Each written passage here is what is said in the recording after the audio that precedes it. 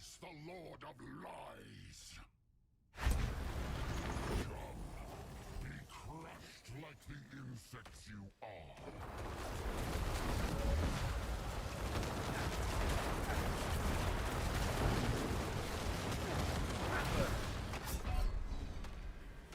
This Huh? realm will be mine.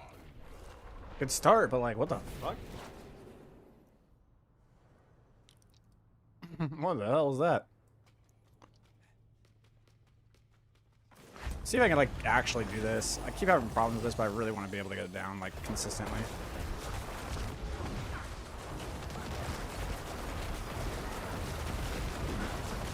Yeah, see, like there's something weird going on with that, because like sometimes I can do it and other times I can't, where you dash across his shit, but it's not happening very often.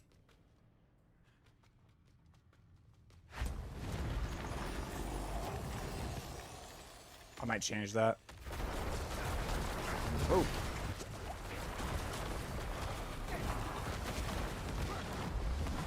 Alright, damage.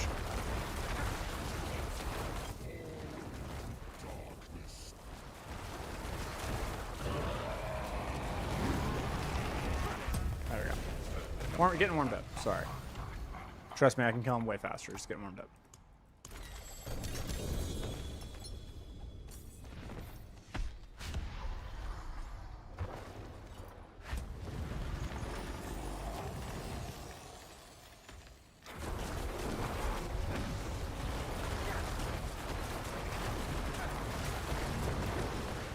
Oh, so that's what's happening. Okay, yeah, no, we need to take Metamorphosis out. I'm done with it. Hold on, I'm going back. What's happening is, okay, Metamorphosis has this problem. It's always had this problem. It's different from Teleport. So Teleport, the way it works is that if you were going to teleport to a position where, like, okay, let's say I was standing, like, here, right? Let's say I was standing right here, and I wanted to, like, go here, right, in this direction.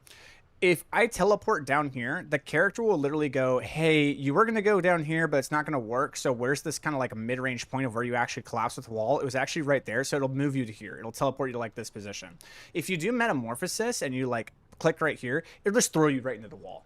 So you actually have to be a lot more accurate with Metamorphosis in order for it to work. And it's kind of actually fucking me. So let's actually go fix that real quick.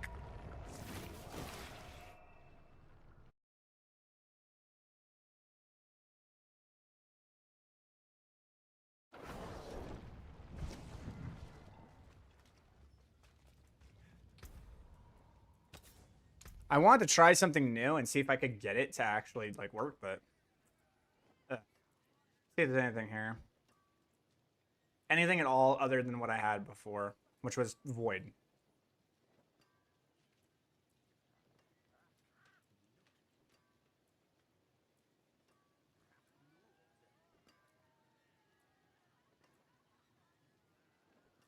No, I don't think so. I think everything was exactly what it should have been.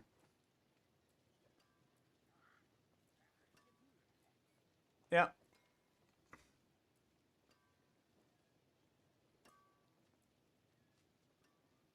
Yeah, no, it's just void. Okay. I just wanted to see. Not that void really did anything. But it is unfortunately doing less for me than doing more, so.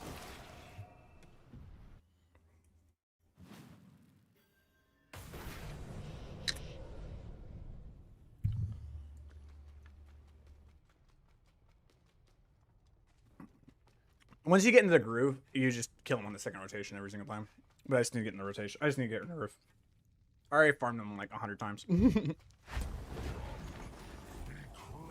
like the insects you are.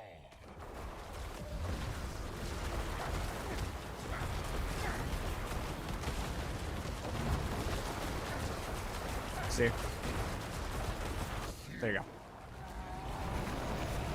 Yeah, it turns out just moving, like just using your legs apparently is better than being able to turn into a mythological swarm of bats moving at Mach 50. Who would have thought?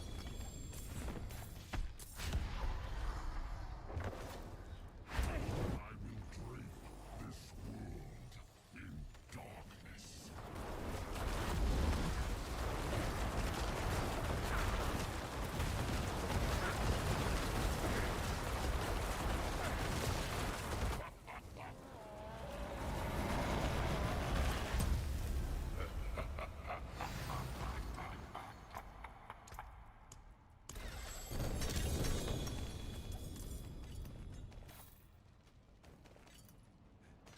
No upgrades this round. Welcome, peoples. Welcome. I'm just doing Belial farming for literally the next 3 hours. So if you have any questions, please feel free to ask. This is conversation mode. This is a conversation stream. So if y'all have anything to talk, bitch, moan, complain, or like, hey, Otter, how did you get 400 Belial mats? Pretty easily. Very easily, actually. You just gotta know how to manipulate the market a little bit.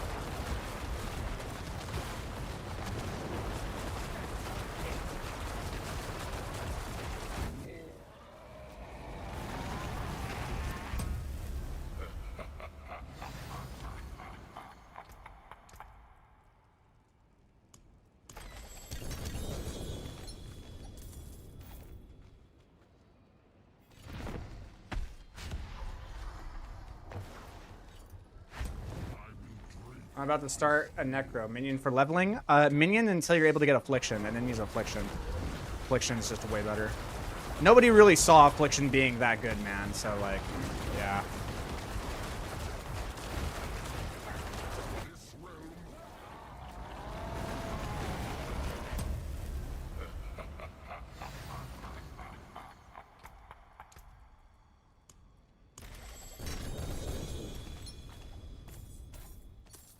Yeah, Affliction came out of the left field and just caught everybody by surprise, dude. It was wild how good Affliction was. I can't wait to make a speed leveling build for that. It's gonna be so fun. Or not speed leveling, yeah, just a speed farm.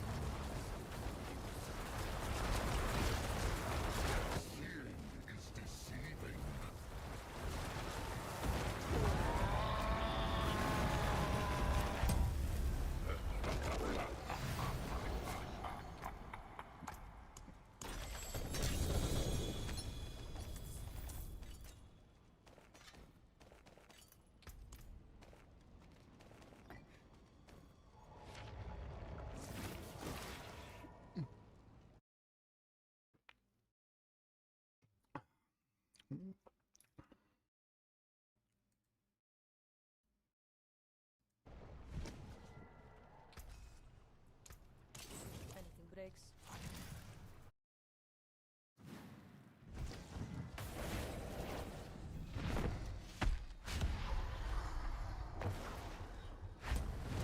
drape this world in darkness.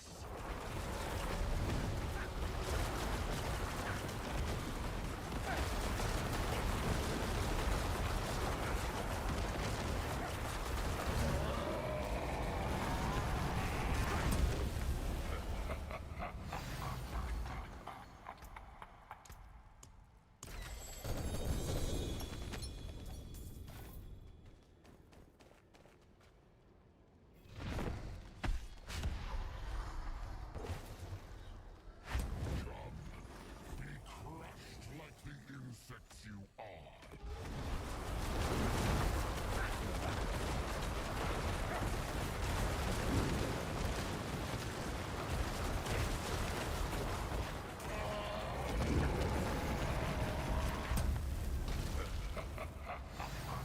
This is like, this, you might not like it, but this is peak gaming right here.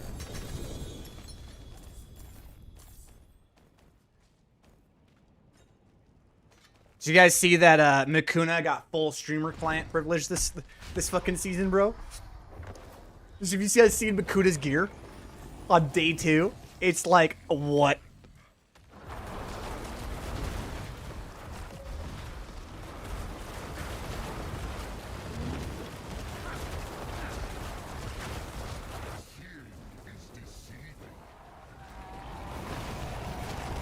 What are we farming Belial for? We are farming for Era Perdition and a better Ebon Piercer. So I will deal with a double roll GA of Ebon Piercer, but if we look at Ebon Piercer here, you see that we can have a greater affix on certain things, right? We want a greater affix on at least it must be chance for blight projectiles to cast twice and Reaper's Pursuit. We need both of those. We need them. Not I would like to have them, I need them. Okay, in order for the build to literally function that much better, you need that. Because right now, this is an 8 out of 12 Masterwork Ebon Piercer. It's giving 7 to Reaper's Pursuit. Did you know that a GA Reaper's Pursuit triple Masterwork gives you 15 ranks of Reaper's Pursuit? Do you know how big of a multiplier that is? I'll save you the bullshit. Every single shadow skill you have on your bar gives you 48% multiplicative damage. I have 5. It is a 250% multiplier just off of Reaper's Pursuit. But then you also have ranks to Gloom. And the thing is that when you have a GA in Gloom and you fully masterwork this, this is going to give you 5 ranks to Gloom. Well, what does 5 ranks to Gloom look like? Well, 5 ranks to Gloom, every single one that you get is going to increase your damage by 6% multiplicatively because it's 3% on the top, 3% on the bottom, all right? So 5 ranks is going to give you a 30% multiplier.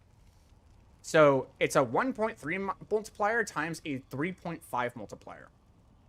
So if you want to do calculations on that one, that would be 1.3 times 3.5. It's a 355% multiplier.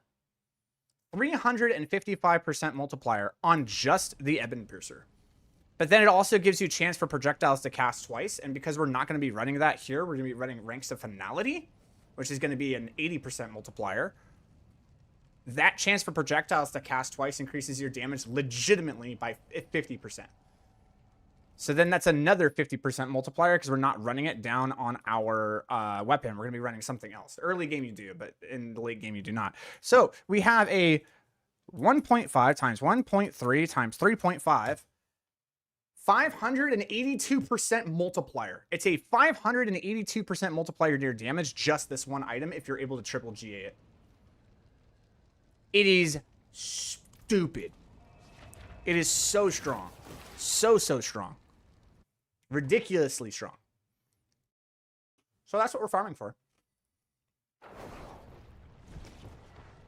Need something forged? Right now, if I got it and I triple masterworked it, it would literally double my damage. Like, compared to the Ebon Piercer that I have right now, that Ebon Piercer would double my damage. Straight up. Like the insects you are.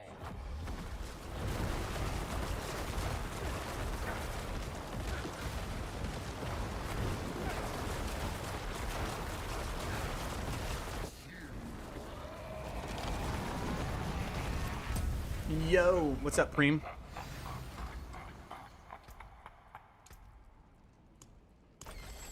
Did you guys have any more luck on your runs yesterday?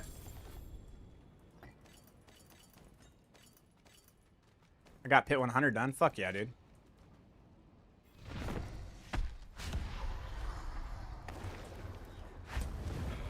Did you get a Pit 100 done? Or did your friend get a Pit 100 done?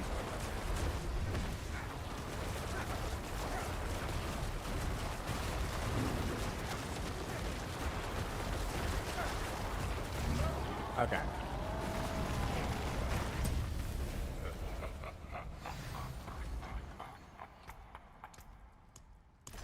Yeah, you thought you got lucky with items, and then I saw Rob short of him showing off Makuna's gear on day 2. Did you guys see Makuna's gear on day 2, dude? Does that not make you want to vomit in your mouth?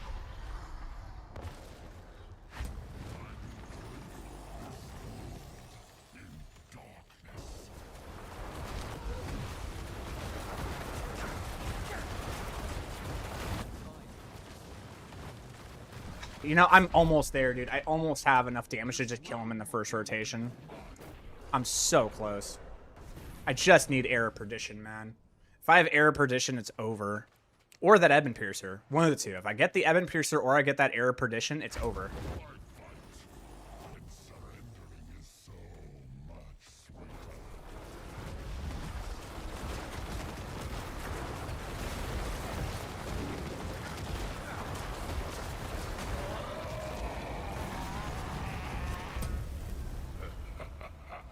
My damage still has room to grow by like a factor of 20, dude.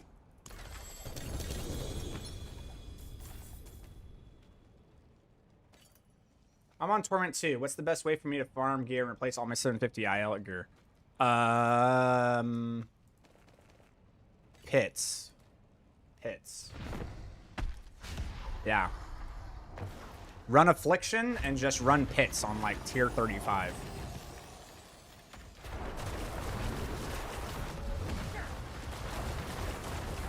Damage, damage, damage, damage, damage, damage, damage, damage.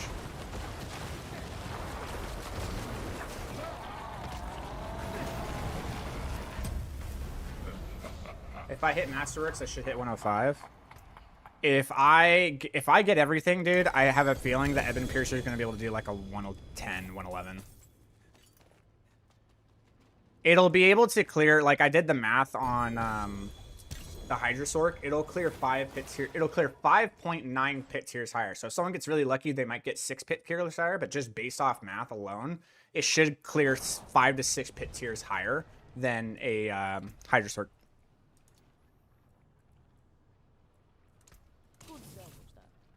I really do think that EbonBlight's gonna take first place this season, dude. I really don't think there's a build that's gonna bypass it. But it's pretty hard to gear, and that's all. Be crushed like the insects you are.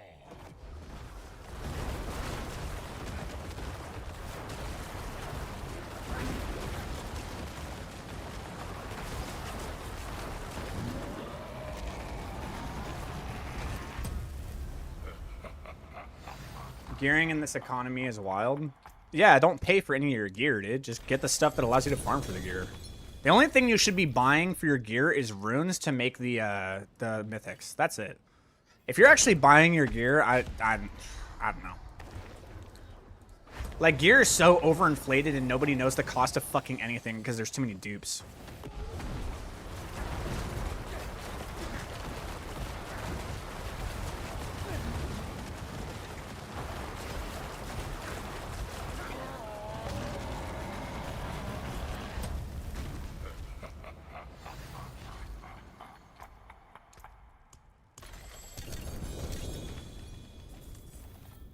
I swear this amulet doesn't exist, bro. I'm telling you. Yeah, I haven't even gotten, like, a big toke item at all. Like, at all. Surrendering is so much sweeter.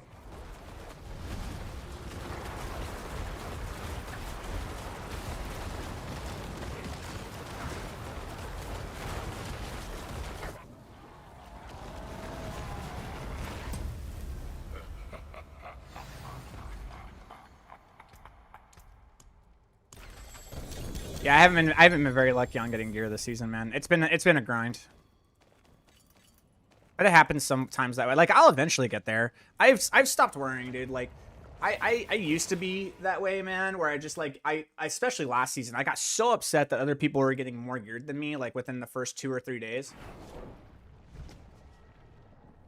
I got so fucking salty about it, man. And then Lurkin called me out. Lurkin was just like, you're kind of being a bitch. Like, straight up on stream, literally used those words exactly. It was like, you're kind of being a bitch. And I was like, oh. And then I kind of rethought about it, got myself together, and I was like, you know, yeah, I'll eventually get it, dude. I'm not playing the game in any wrong way. It just, you know, RNG is RNG, and sometimes shit just happens. You'll get there. It'll be fine. And sure enough, I did.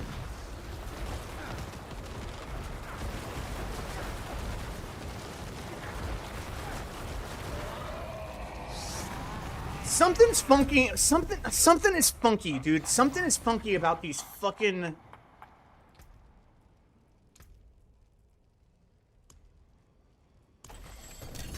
Something is going on with these blighted corpse explosions, man. Like, it is... They are giving... I'm good. I want to try something.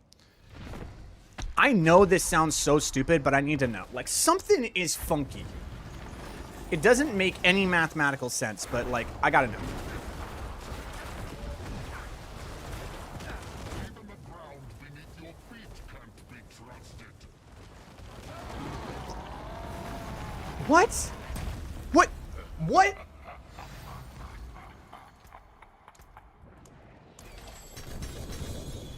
What is going on?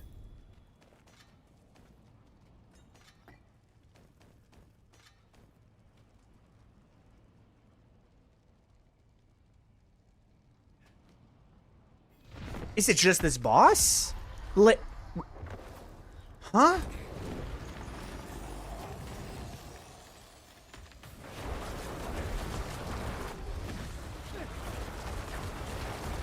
Watch, I'll just...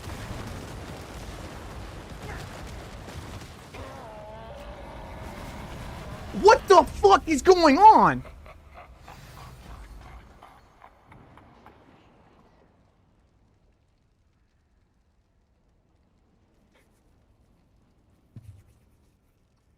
What? Nah. We're going to... No. We're going to the training dummy. What? Nah. We're going to the training dummy. Hold on. Hold on. What? I'm only blowing up one corpse at a time.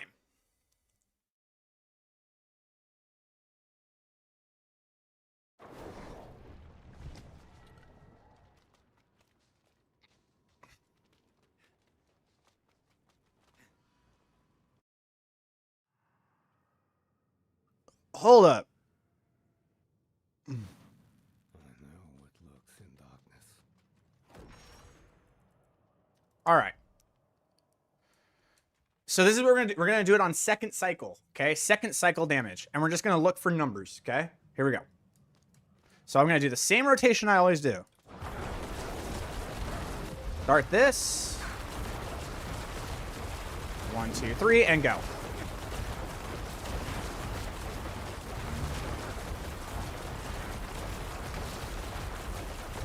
It's kind of hard to see the numbers. Not gonna lie.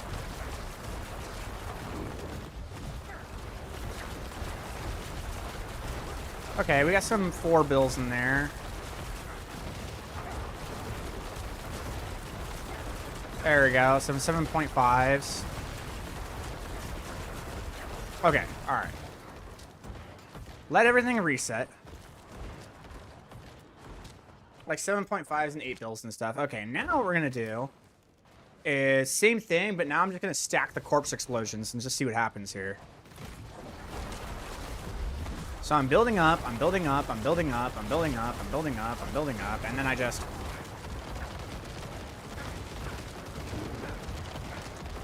No, it's not doing more. It's definitely not doing more. For sure. I don't know what that was. I think what's happening is there's damage happening as I'm moving, and that's just better than the Ebon Piercer at that moment. I don't necessarily know how to explain it, but like...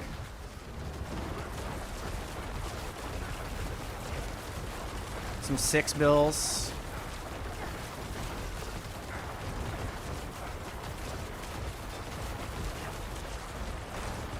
Hold on. 1, 2.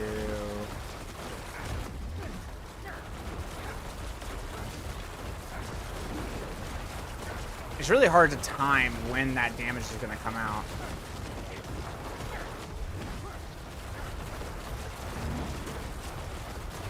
$7.8, 7.6 bill. Okay. Yeah, that's weird. I don't know what was happening. It was just a... I don't know. It's just, that's just the way to do Belial, I guess. I don't know what's going on with Belial, but it's definitely not working with the training dummy. So I'm not out of my mind. Just something's happening with Belial with the corpse explosions, where like, because the damage is continuing after I'm leaving, it's continuing to stack up the blighted aspect, and like they're just going out of control and hitting really hard. That's all it is. I was like, dude, I was losing my mind, bro. I was like, what the fuck? Why is it, like, killing him so fast now?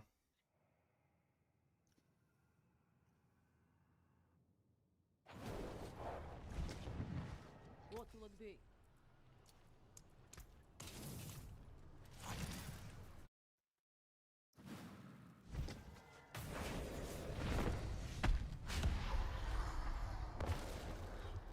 What is reality?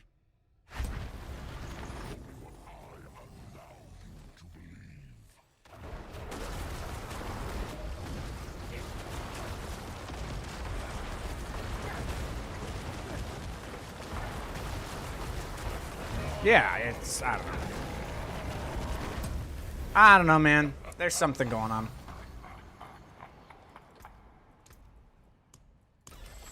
But he definitely drops a lot faster when you use corpse explosions on the second part of the rotation. I don't know why, but he does. So we just run with it.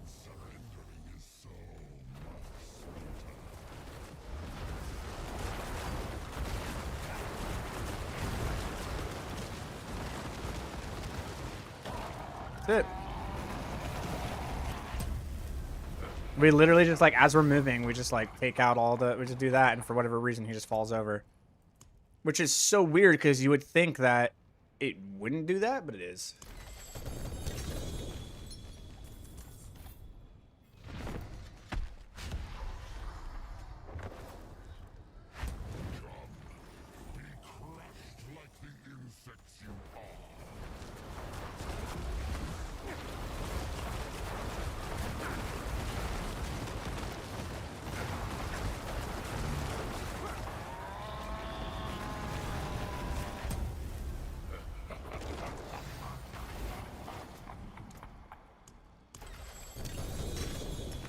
I got an axe. I saw the A, dude. I saw the A, and I saw the 3GA, and I got so excited. Ugh. Oh, well.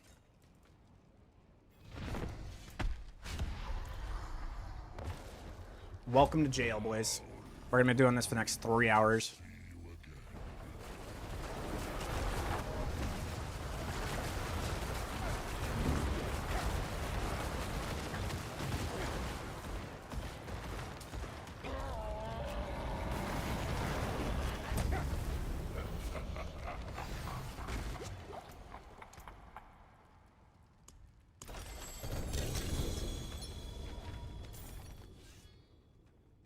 At least the good news, and you know what the other thing is that we can get 2 amulets from here, I think.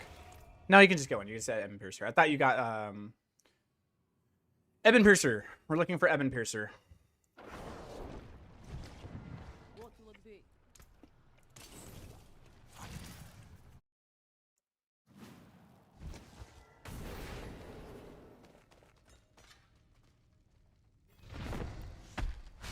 And then after Ebon Piercer, I'm going to be farming for Blood Moon Breaches. Be crushed like the insects you are.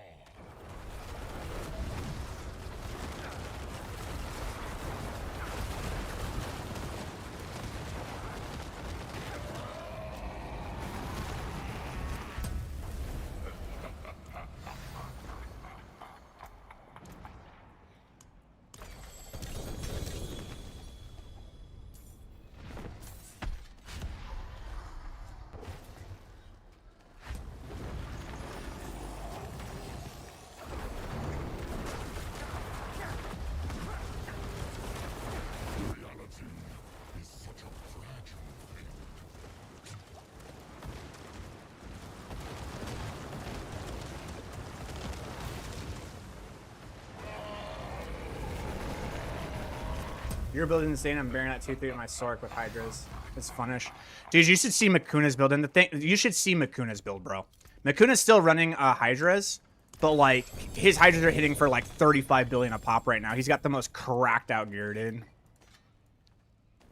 Gear's absolutely fucking cracked. Day 2, homie already has a GA cooldown reduction Harlequin Shaco with a triple hit. He also has a triple GA Ring of Starless Skies triple hit. He also has a, he just has a bunch of shit, dude. It's just stupid.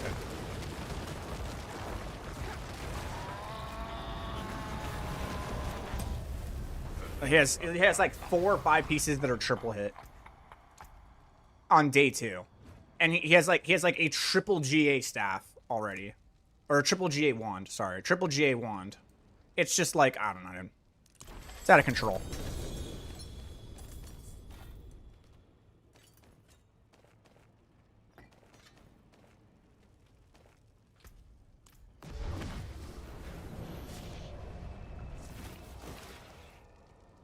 Yeah, it's what happens, man. Like, if you know how to play the market, all you need to do is sell one good item, and you're done. That's it.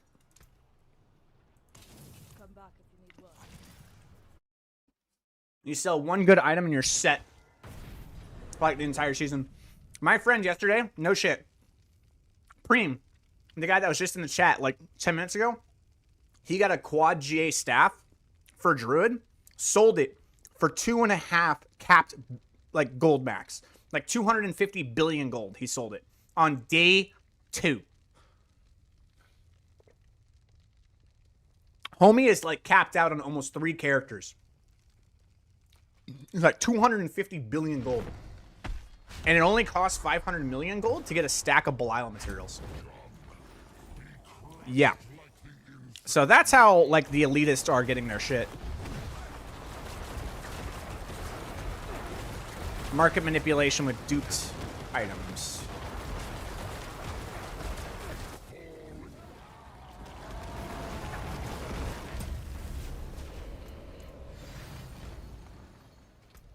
How? Here's how. There's a dupe for Belial materials. And I don't think there's a dupe for gold. I just think that they're like, you have to understand that in China, the rules are very different. The rules and regulations and laws that they have in China are very different, but it is a global platform game. You can trade with people from other countries. And so because of that, because you can trade with people from other countries, that means that like in the United States, it's illegal to like do this RMT shit, and it's also like illegal like for games. It's like illegal to do that as well. It's against terms and services. It's also illegal to have gambling in your games in the United States. You know where it's not illegal to do that? China. China is not illegal. In fact, it's a huge business. It's a huge business to actually have like pay to win in your games as well as gambling in your games. It's a huge business. So they legitimately have farms. And by farms, I'm talking like they have buildings with servers and servers of characters, tunes that are programmed with a bot to literally go into like Helltide and shit and just auto run it and collect all of this gold. And then after like a day, people will log into those, or they'll be programmed to just meet another account and then like trade it to that person and dump all of the gold into one character. This one character now becomes a gold bot, where then they put it away and make like multiple accounts that are only $40 each but can hold 12 characters worth of gold cap. And every single time you sell gold cap, you make your money back for buying the game. And it's hugely profitable. So in another country, that's what they're doing. They're duping the mats, and then they have characters that are botting to go out and get the gold. And by day 2, these companies legitimately have stashes of banks of trillions of fucking gold and hundreds of thousands of these Belial materials, and then they sell them for real money. And so people get huge amounts of fucking gold on day 2 by literally buying it with money. And then what happens is players like Makuna and Rob and Preem and myself and people like us go out and do like a character like Belial. We get one half-ass decent item to drop, and then we show it on the market and go, hey, we'll sell this item for 100 billion gold. I got an item, as you can see, I'm at 12 billion. I bought stuff. I got an item. I was just, dude, all it was an Ebon Piercer with GA into Reaper's Pursuit and GA into Gloom. It was a GA Reaper's Pursuit, GA Reaper's Pursuit, GA Gloom. I sold it for 25 billion gold. It's a dog shit fucking drop. Like, it's not that great. But there are people who really don't want to have to do Belial farming and have the gold, so they just pay exuberant amount of money for it because they can easily obtain it from the Chinese sites that are actually farming the materials. Cool. Now I have 25 billion gold. You know what I can do with 25 billion gold? Now I can go out and I can buy like 20 stacks of Belial husk. And then on top of that, I can also just never have to worry about masterworking or rolling. I can buy my runes. I can do all sorts of stuff with that gold. And that's how you play it. You might not be happy about it. It might not, like, it sounds like it's an issue, right? And yeah, it is sort of an issue. But you know what? You know what gamers will do? Gamers will always figure out a way to suck the fun out of a video game for the sake of being efficient. For me, I play it that way because that's what allows me to get as geared as possible. So then I can tell you guys, however the way you play the game, this is the build you want to go for, right? I now have the build online really fast so that when you guys are like, 3 days behind me and you're like, all right, what do I need to go for now? How do I not waste my time? I have the build fully done and you can be like, oh, I know what to go for now. So that's why content creators have to play the way they have to play.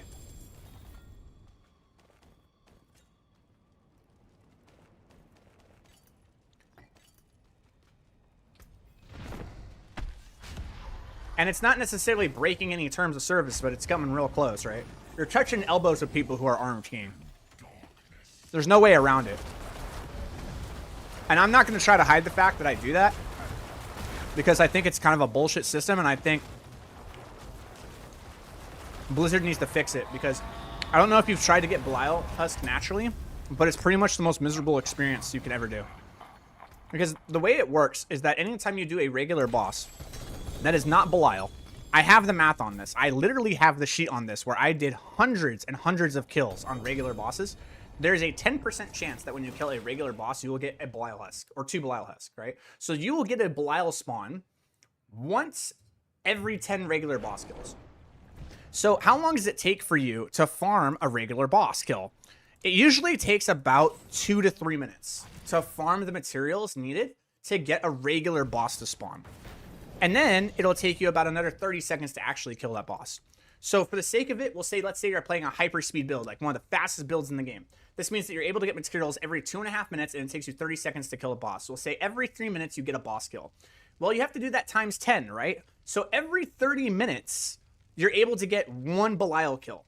1 Belial kill every 30 minutes. But in order to get a mythic, you needed to kill Belial 50 times on average. So that means that you need to do 30 minutes times 50. That's 25 hours on the fastest build in the game. The fastest speed clear build in the game, you have to farm for 25 hours so that you have a shot to get a mythic from Belial 1 time. Until you fix that bullshit, I'm not angry about the fact that there's dupes in this game for Belial Husk. I'm not angry about it at all. In fact, it saves the fucking season. Because holy fuck, it would be the most miserable fucking experience of your life if that wasn't in the game. Which is what opens up the conspiracy theory of like people saying maybe this game is actually balanced around the fact that like people do. And I don't want to open up that can of worms on stream, but like, you know, it's just food for thought. It's food for thought.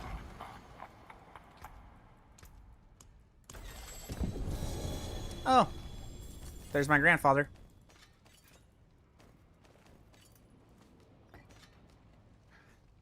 Okay. I don't need grandfather. Grandfather is a useless fucking thing for me. So this is what we're going to do.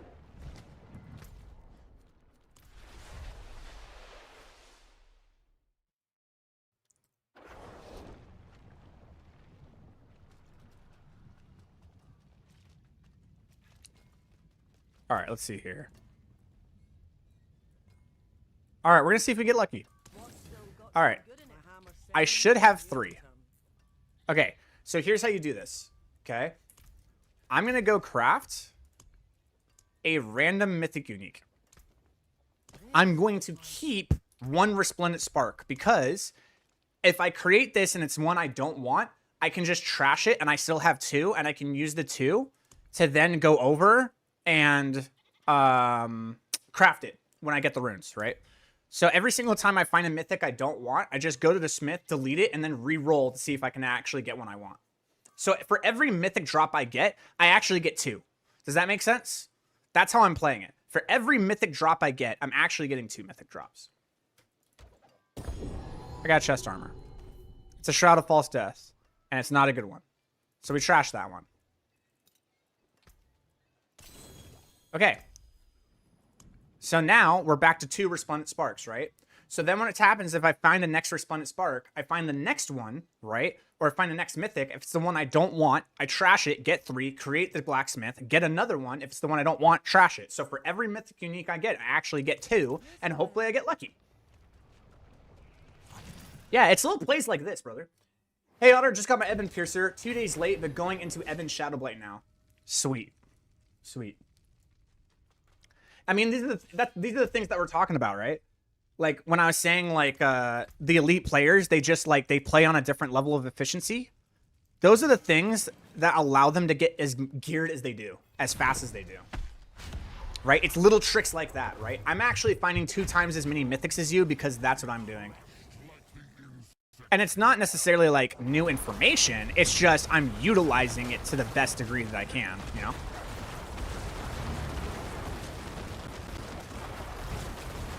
All right, we got a call from the boy.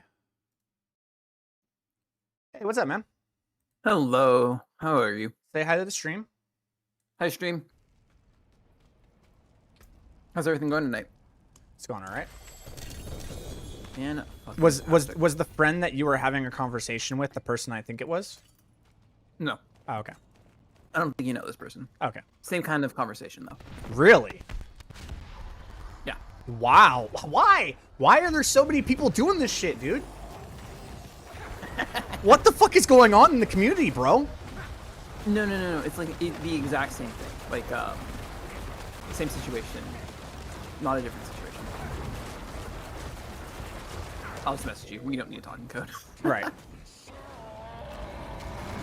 Same situation, as in it's the situation that's happening, but it's a different person that's part of it? Yeah. Okay, got you. Is it someone who's in charge of the situation? Cannot say. Huh? Cannot say. Okay, got you. Sorry, chat. I'm picking up I know what this is very I'm picking confusing up if what you you're don't know putting down, homie. I'm smelling what you're stepping in. It's all good. Andy and Colin start making me talk in code and shit. They're sitting. Write that down. Write that down. But no, everything's good.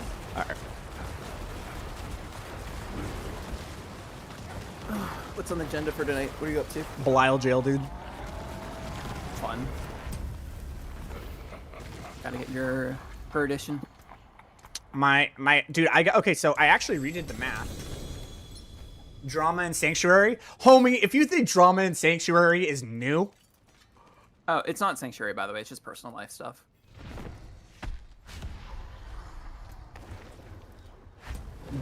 Drama in Diablo is like mac and cheese, dude. It's the spice that goes on the mac and cheese, dude. Yeah. But no, it's just personal life stuff. It's nothing important. And nothing Sanctuary related. Good guess, though. There's always Anyways, there is math always drama in Sanctuary, my dude. Yeah. I wish I've never been involved in Sanctuary drama. sometimes I wish viewers see some of the fucking drama that goes on within content creators, dude. The web of content creators, the drama that happens. What is the math you were talking about that you did? Oh, on Shroud of False Death. So remember how I said it was a 60% multiplier? It's more than that. I lied. I lied real hard, dude. You forget to carry the 1? Yeah. Like, unironically, yeah. Yeah, that item's a little fuck it up. Yeah, I redid math and actually applied Memento Mori. Turns out that fucking passive is actually just so goddamn broken. Yeah, that passive is literally. It's not just a 20% multiplier, dude. It's a 20% multiplier across three things that are getting multiplied by 20% that are multiplying back across each other. So it's a 20% to the 3rd power multiplier. It's like just 20% on Memento Mori gives you 83% multiplicative damage. Is that not the most ridiculous fucking thing you've ever heard of in your life? No, just let's that also alone. take into the fact we didn't even talk about sacrificial. No, but sacrificial is the same shit. Yeah, it's like there's just more of the same shit. It's like The that combination of Memento Mori plus Sacrificial plus Shroud of False Death is legitimately the peanut butter and jelly of every single Necro build that will ever exist. It makes minions just absolutely like worthless. Like the multipliers that minions have to be fucking decent at all is kind of sad. Dude, it sucks for golems because that's the only place you get golem mastery is your chest. Oh, dude. Yeah, you could still actually run Shroud of False Death. No, you couldn't run Memento Mori because it wouldn't do anything to Golem. Memento Mori doesn't do anything to the Golem sacrifices, but Correct. it's still so wild. Oh, I got a double GA amulet. Holy crap, and I actually get it this time. Good luck. Yeah. I've gotten like 3 of them, but they haven't hit what I want to hit. Nope. Reaper's Pursuit and Gloom. God damn it. Wait, isn't that what you want? Nope. You want Reaper's Pursuit and chance to cast Blight twice. Makes sense. Now, you would want Gloom on a triple GA. That would be great. Like, I would love to have a triple GA. You said, dude. Yeah, for real. Have you checked the trade sites to see how much they go for? Nope. They might be cheap because people don't know, dude. You know what? You're right. People don't know. Hold on. I have a feeling that the people who do know, but you know what? I'm going to check. Let's check together, chat. All right. Should have been checking yesterday. Because every day you wait is another day. Yeah, every day you wait. That's right. Hi, why are you not using Withering Paragon board? Because none of our damage comes from Wither. You got, okay, so like here's the question, right? Shadow Blight. Does Shadow Blight profit off of Wither at all? I want you to answer that question first. Does Shadow Blight get affected by Wither at all?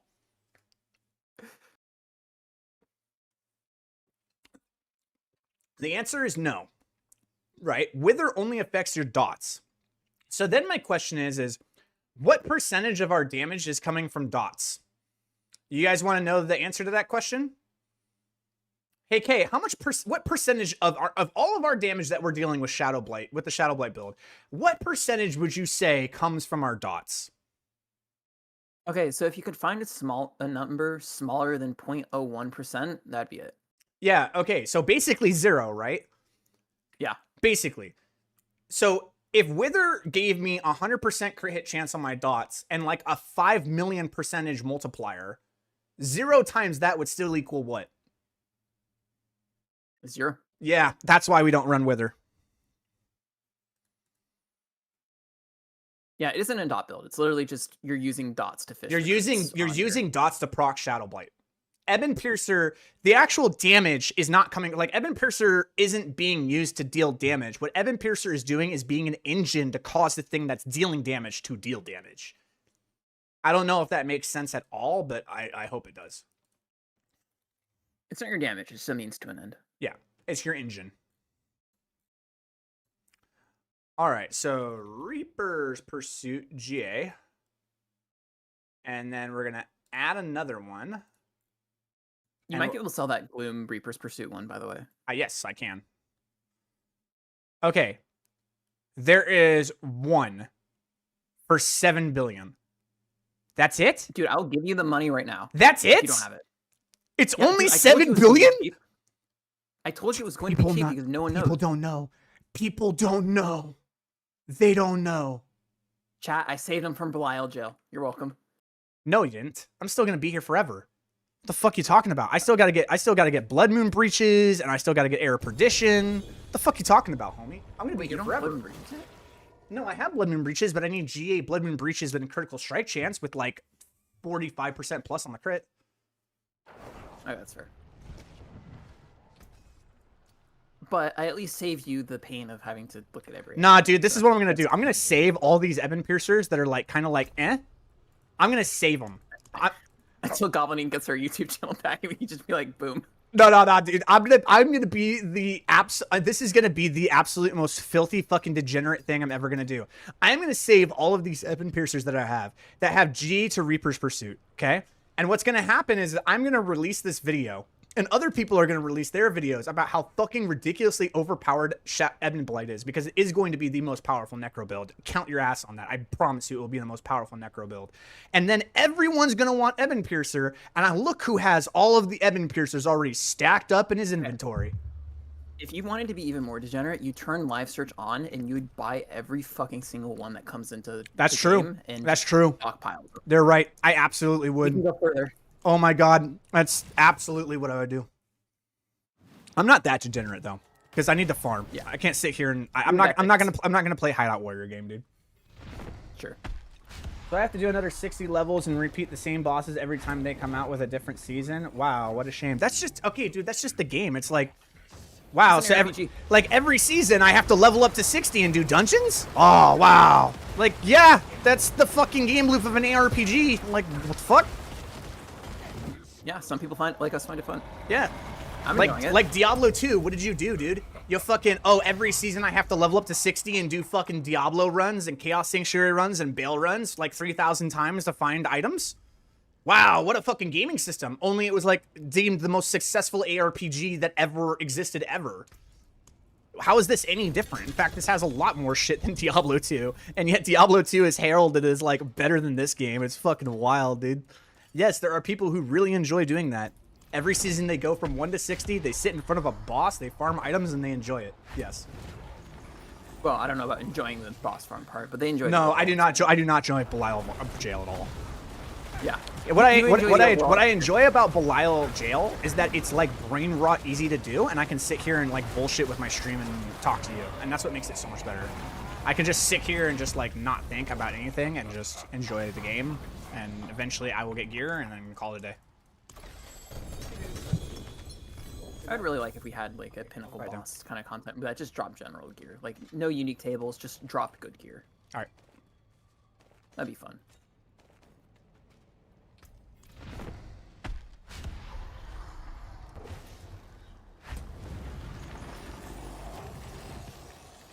Like for me, you know what game I really hate? I hate battle royales. I hate battle royales so much, dude. I find them fun with runs, but I would never play it by myself. I don't even like them fun, like, at all. You want to know why? And the reason why I don't like battle royales is because so much of the game, unless you are, like, legitimately god tier out of it, there are two things I hate about it. Number one, the whole idea of it is you can play two ways. If you're not skilled, right? If you're not, like, a god gamer at, like, gunplay, there are two ways to play battle royales, right? A, you drop into a hot zone and hope to God you get lucky with a good item and you just kill everybody and then you have really good gear and then you can play the game. That only happens 5% of the time. So every single time you play and you drop into a hot zone, do you know what you're doing after the first 15 to 20 seconds of gameplay? You get eliminated, and guess what? You go back in the queue and you wait another 3 minutes to get into a game again. I don't like sitting in a loading screen hoping to only play 15 seconds. Not one of the things I like. Some people love it. I don't. The other thing that you can do if you're not a god like gunfighter is you drop into an area that's not a hot spot, and then you try to play farm my gear for the next 15 minutes, and then you'll all get into the one hot zone, and you all fight for about 30 seconds to a minute, and then that's it. So I'm playing like farmer simulator for like 15 minutes and like trying to play a stealth game until the last ring, and then I actually do gunplay, and if I lose, I lose. Now, if you're really good at the game and you have like really, really good gunplay, that's not the case, right? As soon as you drop, you're in gun game. I've seen Apex Legends, dude. I've seen people who are some of the top players in the world. Those guys are always in gunfights, and they are going. And I wish I was that good where I could enjoy the game to that degree, but I'm not. I'm not good at first-person shooters. I'm just not. It's not a game style that I'm good at. And so because of that, I just really suffer at that. Woo, I got another Mythic. Nice. Not the one I want, but oh, and I got another double GA amulet. Nice. Here we go. All right, save yourself 7 bill. Gloom and chance for projectiles to cast twice. Damn. Didn't save himself 7 bill. Yeah. You should probably buy that amulet before it goes, by the way. No.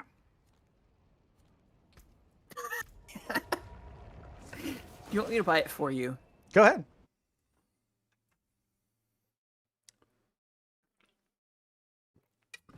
I'm not going to be using that amulet. I don't want it. I have you don't understand. I have enough gold to do Belial like 3,000 times. Do you think I'm ever going to stop doing Belial until I get my 3 GA Reaper's Pursuit? Or I should probably just buy a shit ton of Belial mats. I sold a ring for 25 billion, so I'm just like, I should probably just buy Belial Yeah, mats. dude, just literally buy like fucking 10 stacks of Belial mats. You know? Yeah. All right, let's go ahead and forge a Mythic. See what we get. We got a ring. And I don't want it.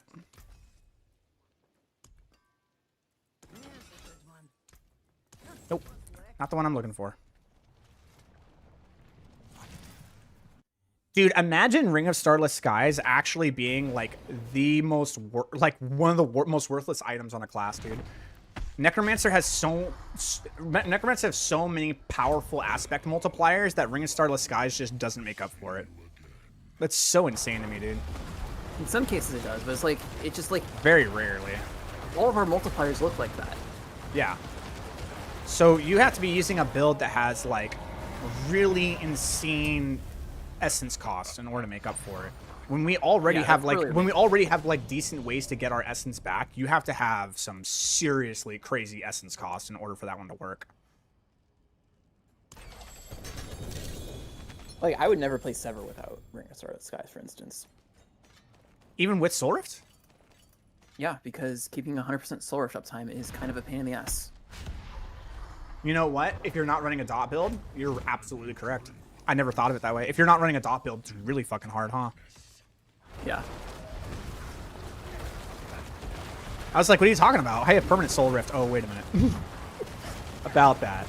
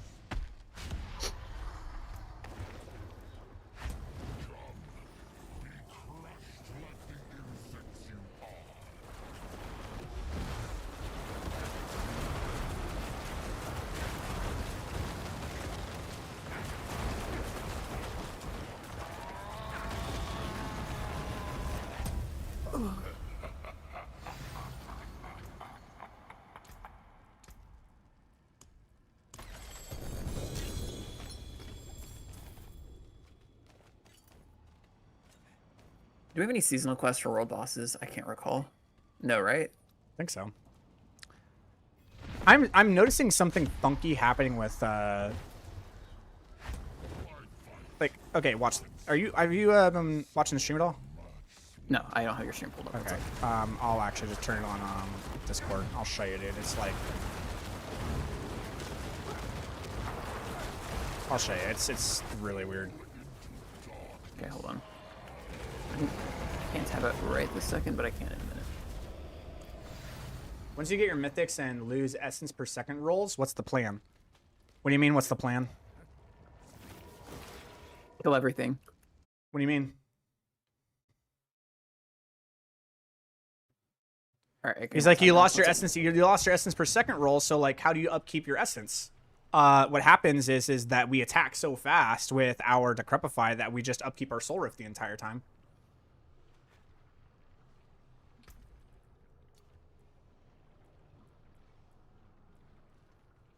We get to a point where we can just upkeep Soul Rift. Yep. You just press your buttons, and your buttons come back. You run Soul Rift duration here. You run Soul Rift duration here. This becomes error perdition. You don't need the essence per second, and you just attack so fast with your blight and Decrepify that you just restore it, even against a single target. It just resets. You don't need to worry about it at all. All right, let me stream on Discord real quick.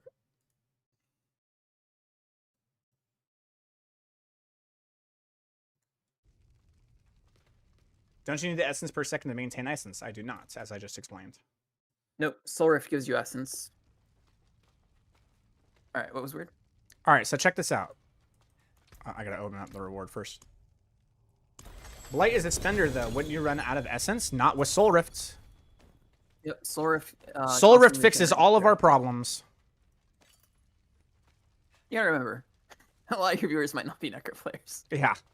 So read Soul Rift, right? Every 0.25 seconds, you absorb the souls of up to 3 enemies. Gaining 2 essence, you absorb 3 souls at a time from a boss. So that means that you get 6 essence times 4, which is 24 essence every single second against a boss.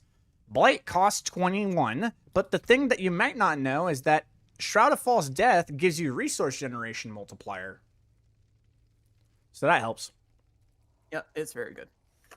And if you want to go a step further, you can also run resource cost reduction on your two-hander and not lose basically any damage. Right, I actually have one that's set for that, just to see if that will actually be better in the final version, because I'm attacking so fast and I do lose that. I do have one that's intelligence with essence cost reduction or resource cost reduction GA, and I'm saving that one to see if I might need it. Historically speaking, it's almost always better to go resource cost reduction over an additive for your third. Right, that's what I'm thinking, right? Especially against the boss, like just to absolutely verify that like any downtime at all is bad. Really, really, really fucking bad for this build. Like if you are not attacking, it is so bad. You have to be permanently attacking. So if there's ever a point where like, oh shit, I might not be able to reset this against a single target when we're doing pits, then maybe the resource cost reduction GA might actually be better. I think they'll like it overall. I think it might be. I think it might be better. Yeah, yeah. All right, so you ready? All right, so here I'm gonna do. You had to pick right when the world boss spawned. Oh, okay. I'm not doing the world. I don't even know what the world boss gives you, dude. Like why? Like why? Like everyone's like world boss in this long. I'm like, what does it give me? What does it do? I don't know. I haven't killed one this season, so I'm like, all right, let's go find out.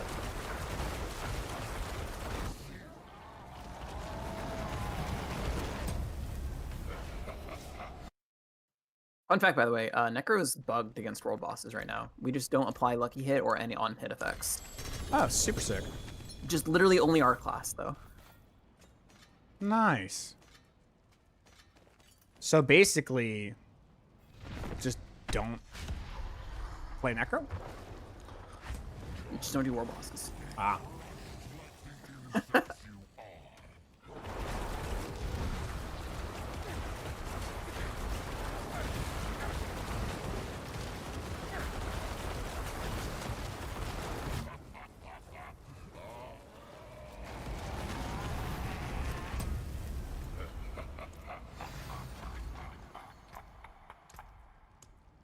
Just let me know when you're done with it. Oh, okay. Look. Okay. Look. Triple. Look. You got this. This is it. All right. Look. Okay. You have to understand that we have a 75% chance, okay, that this could be what we want. Or sorry, no, it's a 25% chance, right? We have a 25% chance that this could be what we want. 25% is basically 100%. No, a 25% chance is what we need. Yeah, it's basically 100%. Come on. All right, full send. Fuck! It was so close. Sorry. Love you. I'm sorry. I'm done. Sorry. Okay, the screaming, like, it's too much for the rest of us in the house. Okay, I love it. Sorry.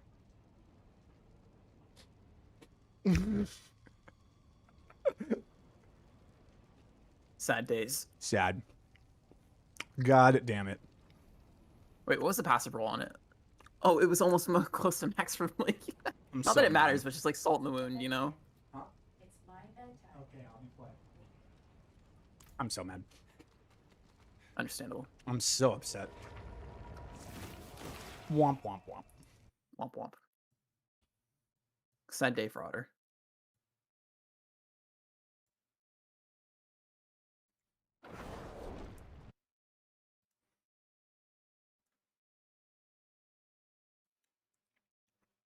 I feel like the elite from Halo, dude. But instead of wart, it's womp womp womp. I can't even sell it, dude. Like, it's missing the most important GA. I mean, you can. People aren't going to be the most. How should I put it? Oh, no. If it doesn't have a GA on Reaper's Pursuit, what's the point? People might not know. Never underestimate what you can sell to people who don't know better. Yeah, not worth my time.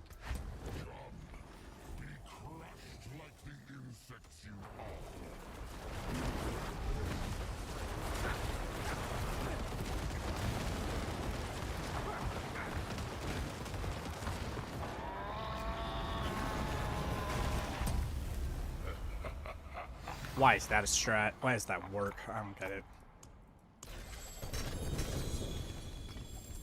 That was my first triple GA Ebon Piercer too. The problem is that it has a 25% chance of it being what you want. Like, one of the 4 rolls needs to not hit, right? What's my crit hit chance? Like 87%?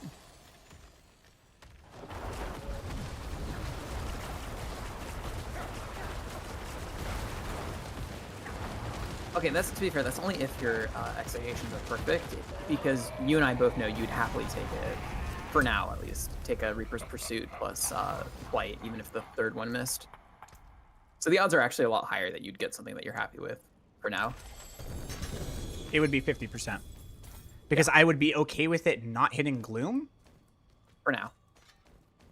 For now. But I would be okay with it not hitting Gloom, and I would be okay with it not hitting Blight. But it has to hit the other two. Day 3. I mean, Race of Blight is literally just... Day 3, 87% CHC. Nice. Nah, dude. You don't understand. You can get 100% CHC in this game. Especially on without like opening your eyes. Like, I could legitimately play this game blind with 1 foot and get 100% CHC on Necro. Yeah, like I was at 100% critical strike chance on Necro at Lake right after I unlock my Paragon. It's not, when you put effort into it, it's actually really easy to get your critical hit strike chance up on this character. Yeah, Necro is just kind of out of control. Good character. Yeah. What I will say is I'm very excited to not have to run Myriad or Aspect of Power. Yeah. I'm running Myriad right now, and it's kind of a bitch. World Boss gave jack shit, by the way. That's what I'm saying, right? Like, what's the Would point of not doing recommend. it? I don't know, and there's so many people there. It's just for fun, I guess. Like, World Boss is so useless.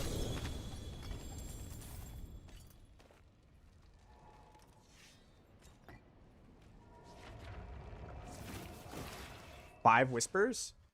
Okay, but the problem is that they've scaled world bosses to legitimately take longer than 2 seconds now. So the Yeah, fact it takes like 3 Belial kills. yeah, it's like, why?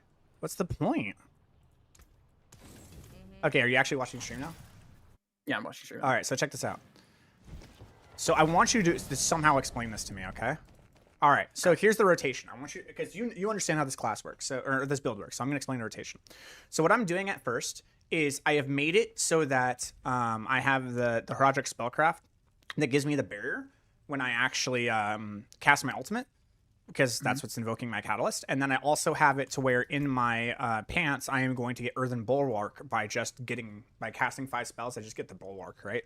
So I get this shield, and the shield is enough that when he does his first punch, it doesn't kill me, right? So that just allows me to sit there and just put blight stacks into the target, as many as I can, right? And I will get 2 things of Flesh Eater and just start pumping. As soon as he goes to do his little laser attack, that's when I move to the side, I consume the Flesh Eater, recork them, and then just go into my blight cycle, and that should be the big one, right? Because the first cycle is like little, because you're stacking up the dot instances, and then the second cycle you have all the dot instances, so now you can really go big on it, right? Okay, so here's what I'm going to do. I'm going to do it just blight, okay?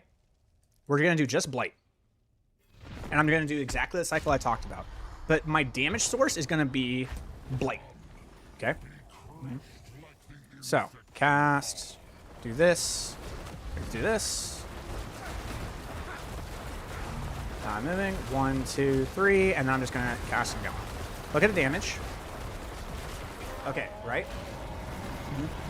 All right, we saw damage. All right, so now what I'm going to do is I'm going to do the same thing, but when I move, instead of me casting Blight, I'm going to cast Corpse Explosion.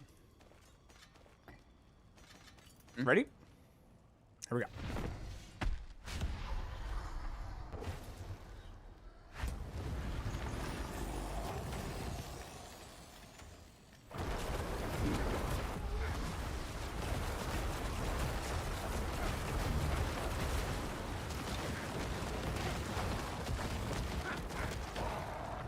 Okay. How Do does me a that favor. do? How does that do equal amounts of damage? Okay, do me a favor next time. Yeah. Cast 1 Corpse Explosion, cast Blight. Cast 1 Corpse Explosion, Blight. And then cast your third, and then Blight, and then full Blight. Okay.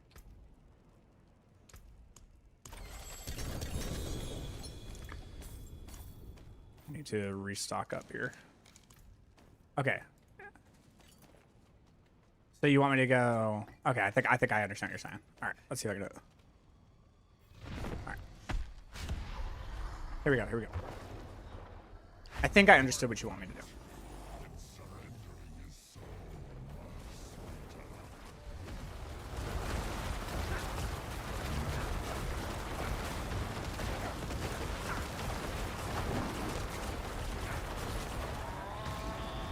Did I do that right? Couldn't help.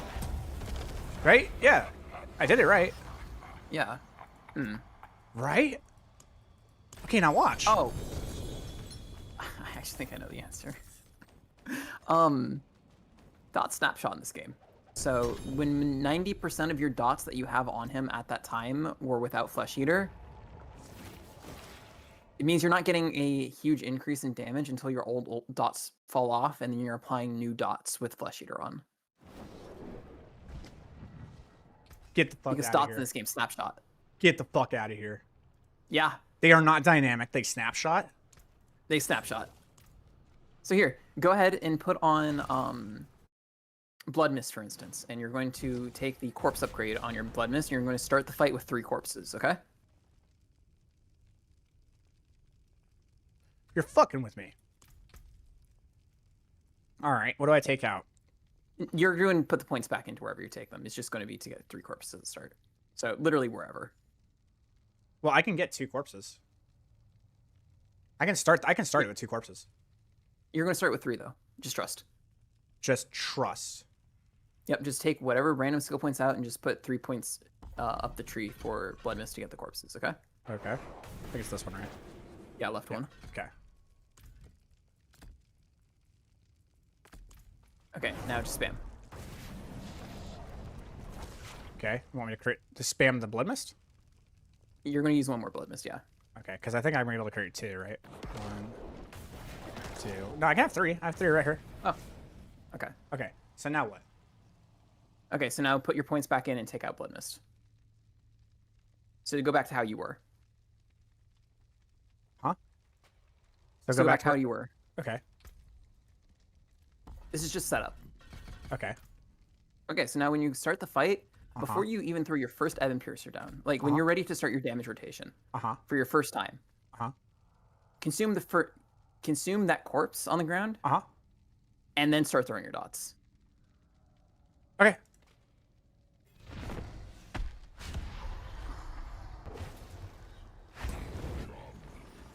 Crushed like the insects you are.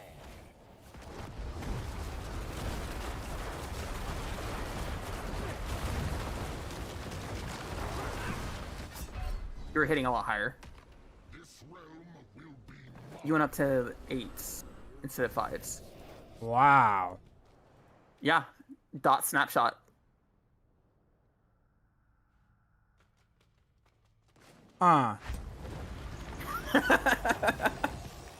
Little fucked up, ain't it? I really thought they were dynamic, homie. Nope, they snapshot.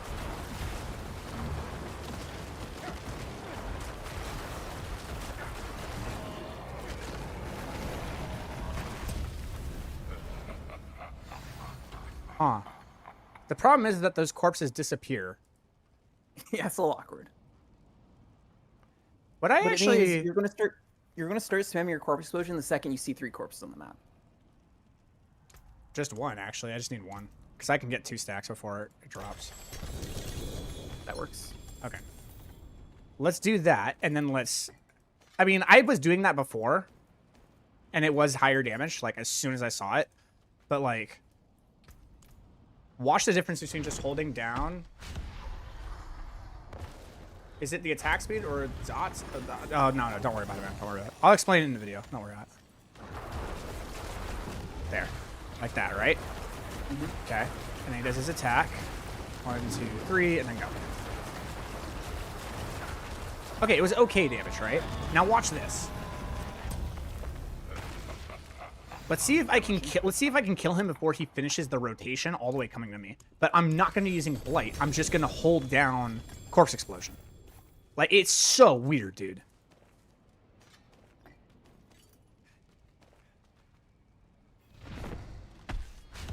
What's the best way to get boss mats? You buy them. They're really, really, really cheap, so genuinely the only viable way to get them that's cost efficient is All right. Just buying. Ready? Yep. Explain that to me. I think this boss is just jank. I think it's the boss. Because when I went into when I went to the fucking training dummy, I could not replicate this shit. I swear to God, I think something's happening with the corpse explosions where because of the way that this map is like curved like this and how big the boss is, I have a feeling he has multiple hitboxes. Like the way he's programmed, I bet you he's like segmented into like 4 separate hitboxes, and every single time I cast a corpse explosion, the corpse explosions are actually hitting like 4 separate hitboxes. It's got to be something like that, dude. There's something so janky happening with this boss with corpse explosion. Boss is just jank in general. It really is. But yeah, that's the best way to kill him. It makes absolutely no sense whatsoever. Like that. If you want to go have fun and with snapshotting dots in the training room and just to see what that looks like, super easy to test. Yeah. So like, okay, the knowledge that dot snapshot really doesn't change our gameplay loop at all when we're going against a boss. No, it just does mental damage. But it does do mental gymnastics on you because you think that you need to play differently knowing that dot snapshot and you don't. But no, it doesn't make a difference for a boss kill that lasts 5 minutes long, but it definitely can make a difference in a boss fight where the boss fight only lasts for like 3 to 6 seconds. That it absolutely can make a difference in. It also changes your approach of like, I mean, I guess not at your investment, but like, when you're running through a dungeon, you know, when you set up like big combos, right? You know, you do your corpse explosion, you pull them all in, you're ready to like go bop, bop, bop, bop, bop. You want to lead with your blight, you know? You don't want to like... I don't get it, dude. I just don't get it. Yeah. Boss is jank. That's all I got. Yeah. Boss is jank, confirmed. I really thought that today's stream was going to be so small, dude, because I'm doing Belial farming. I am in Belial jail. Nobody likes watching this shit. Turns out many people like watching this shit. Oh, how many viewers you got right now? Yeah, like a fucking 25, which is the most I've had this entire season, coming back to Necro. Oh, shit. Yeah. Hi, chat. Thank you for supporting small streamers.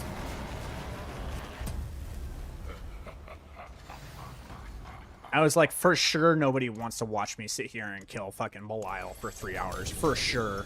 Well, you know what? So few people are playing this broken-ass Necro build that, like, I can imagine it's actually just cool to watch somebody playing it finally, you know? It's the same that happened with the Ebon Piercer build back in Season 4, dude. Like, when I was playing this and everyone was playing Minions and I was playing Ebon Piercer, like, everyone really, really liked how this build was playing. And I just never understood, you know, what was going on, but...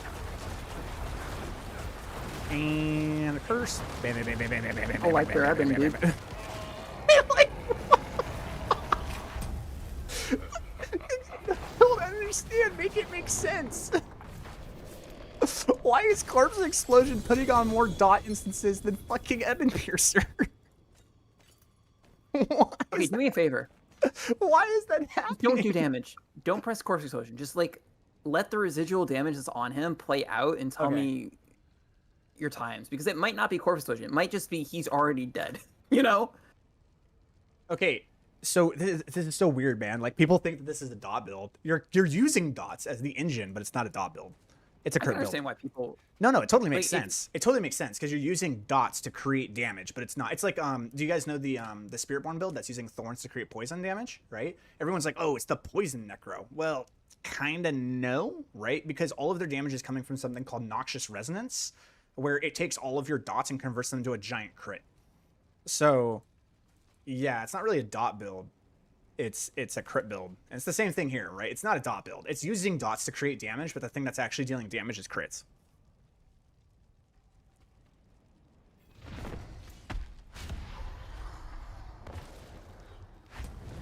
When they decide to actually make dots actually deal damage, then like I can be excited again because I love dot builds so much. But all right, so we're just not gonna do anything, right? Oh shit, I'm gonna die. Okay. If I don't do anything, I also meant... Yeah. My brain, like, I heard don't do anything, and my brain was like, understood. Yeah, my fault for not specifying. He's a good soldier, chat. He did his toll. Specification not specification not listed. All right.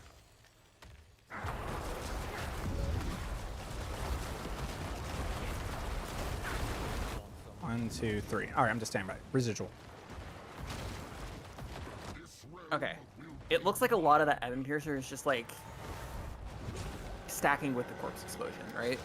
Yeah. You want to see if you can do mechanics correctly, boys? Try to survive this boss right when he's doing this shit. This will give you practice. Corners are broken. All right, let's see if I can do this. Right here. Okay, now he'll like mix attacks with it. So now he's gonna do a close attack, so we go there. Now he's gonna do a far attack, so we have to go back.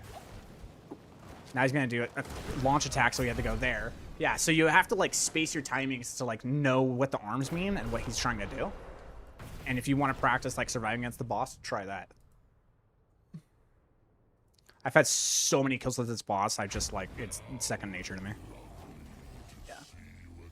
Honestly, it's probably one of the best full design fights they've had. For it is. It's actually a nice fight if they decide to want to actually make it difficult.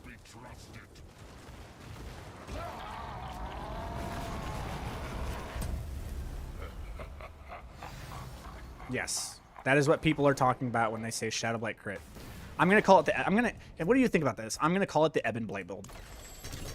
Does that work? So my only concern is, what is your ability that you're pressing called? Blight. What's your unique called? Ebon Piercer. Okay, so doesn't that just sound like a regular dot blight build? Yeah, but the thing that's dealing damage is also Shadowblight. Yeah, but when you say EbonBlight, you think I'm casting Blight with Ebon, right? It's not really telling you if it's crit or dot. No, because people just call that the Blight build. Because the Blight build uses Ebon Piercer. Why would you not, right? So, well, if you're going to change the name of it, you'd want to change it to something that specifies, like, hey, this is a crit thing. It's not dot. Okay. Well, here's the problem. Shadowblight Ebon or Ebon Shadowblight is just too much of a fucking mouthful. No, I agree with that. Kind of a problem when they decide to name everything on the Necromancer fucking Blight. So you're just like, okay, are we talking about Shadowblight the key passive, Blight the aspect, or Blight the skill? You know, it's like it didn't really give you a lot of options to work with. Yeah. But, I just call it crit Shadowblight. I think crit Shadowblight is probably the most straightforward way to put it. It's got to be something better.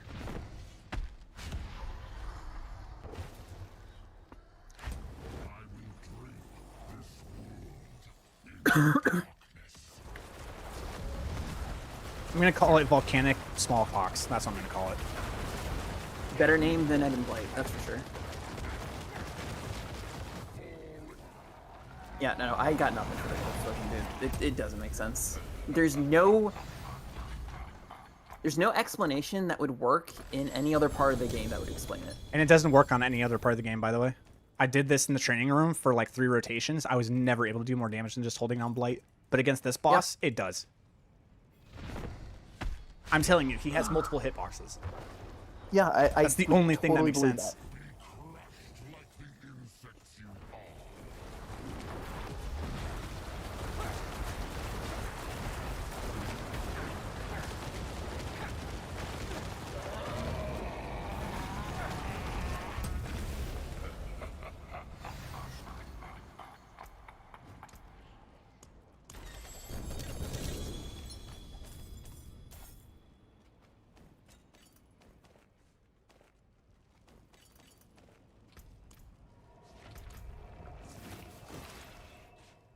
Dumb question, but why the pants if it has summon stats and this is a sacrifice build?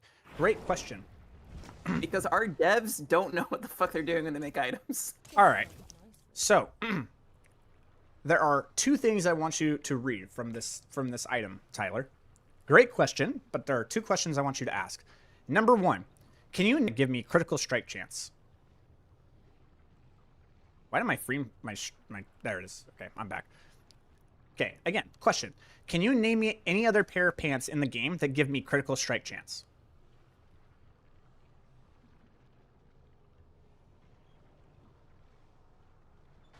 I'll answer that for you. No. There are no other. The bigger part of it. The bigger part is, can you name me any other pants in the game that give me a 50% damage multiplier? It doesn't say your summons deal 50% increased critical strike damage to an enemy's infected. It says you just deal 50% increased damage to enemies that are cursed. Can you find me any other pair of pants in the game that give me a 50% damage multiplier? Cool. So these pants give me crit hit chance.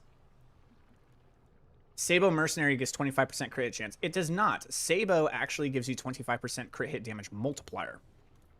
If we look at Subo, no crit, no crit. He gives me 20% movement speed after dealing damage to an elite, which I don't really need. No crit. You deal 25% increased critical strike damage for 4 seconds when he does cover fire. Cover fire has a 20-second cooldown.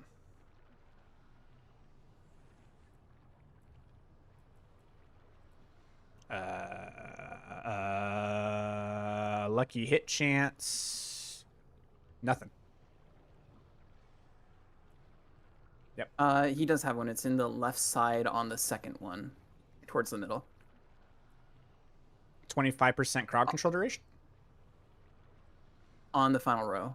Hold on, I can't check right now. In combat. I'll check in just a second. Where?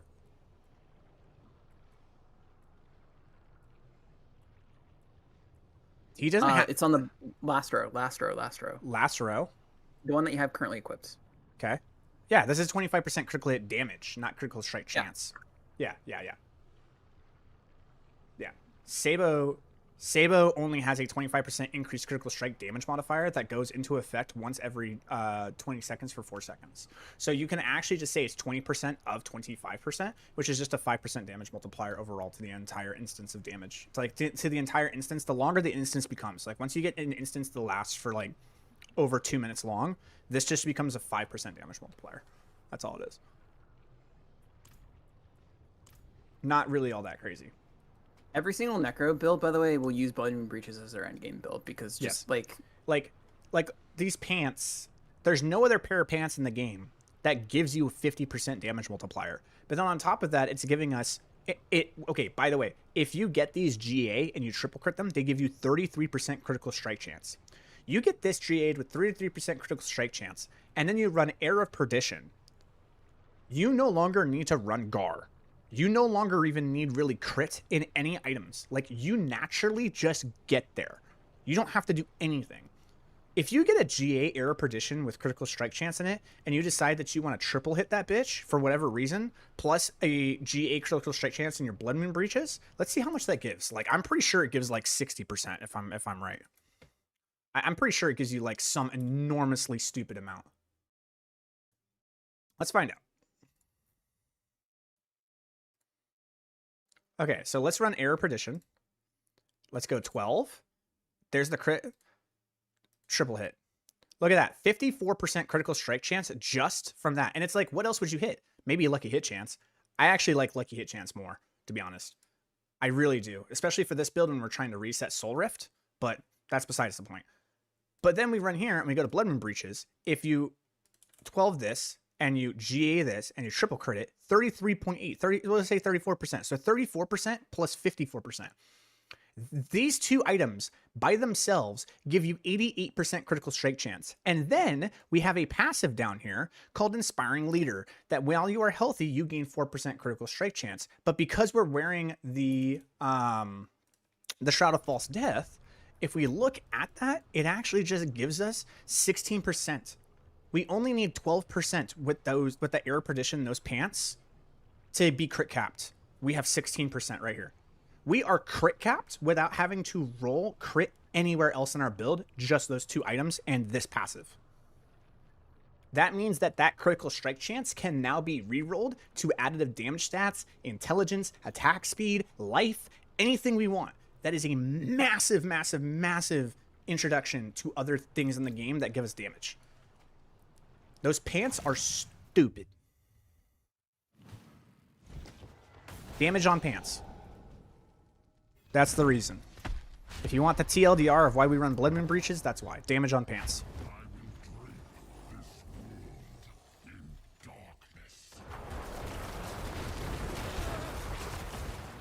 Oops, I fucked up.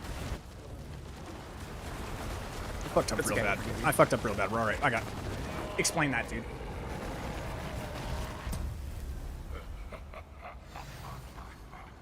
I'm telling you, this boss is so bugged with Corpse Explosion. I don't get it, but I'm gonna abuse the shit out of it. It don't make sense, but it works, and because of that, I'm gonna continue to use it.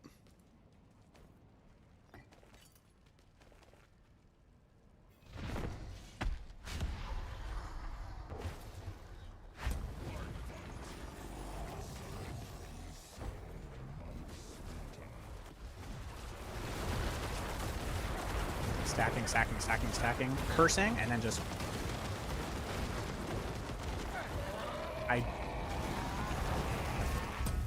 Thanks, I'm a casual player, so I like to learn this stuff when I can. No problem. We love our casual players. Spiritborn devs. It says, and we're like, hear me out. Damage on pounds. Okay, the crazy thing is Blood Moon Breaches used to be even more broken than this, by the way. This is like the nerfed version of Blood Moon Breaches. Yes, this is the nerfed version of Blood Moon Breaches, by the way, guys. Blood Moon Breaches used to be more broken than they are now. Because it gave an overpowered multiplier. And overpower used to be... 120%. You know, yeah.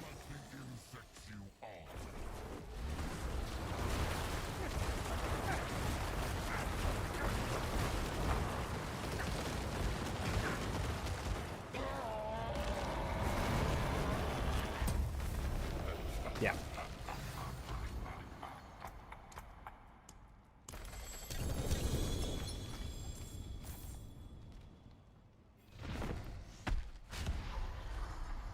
If you guys ever want to know what purgatory feels like, play Diablo 4 and put yourself in Belial jail.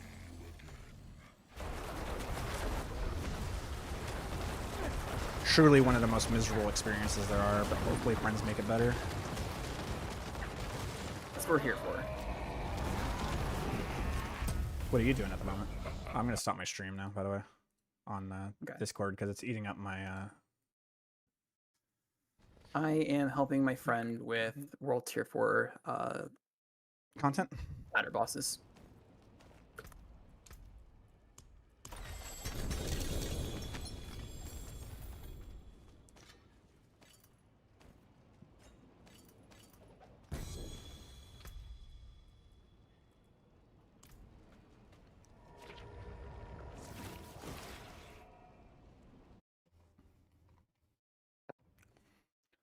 I wonder what's going to happen to that certain individual, man. Probably good thing, or hopefully good things. I'm not upset, you know? You're not upset? No. It's not worth getting upset over.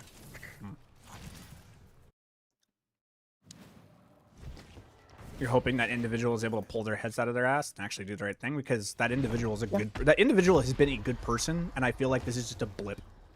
Yeah, that's why I hold no desire for them to have bad things happen. I just hope. Right.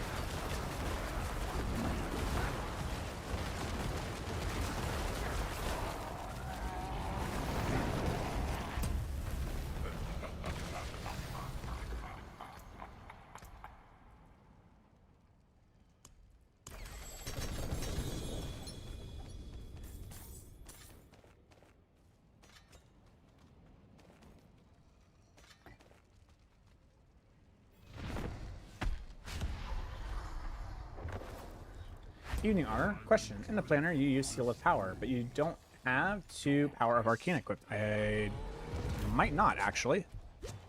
If that is true, that is a bad thing. Hold on. I might not, because I changed things. I think you're right. I have Denial, I have Power, and I have Power. No, I have 2. Let me check the... Hold on.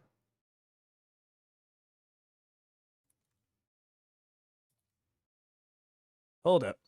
Wayo. That's denial. No. Denial. Oh. Yeah. Touching out of find. Yeah.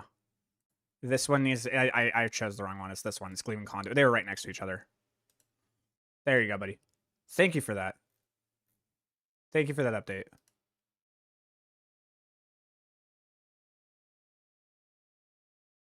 Good job, chat. Sometimes I mess up, man. Like, I'm only human. Little things like that can happen. This is why we like chat. Mm-hmm.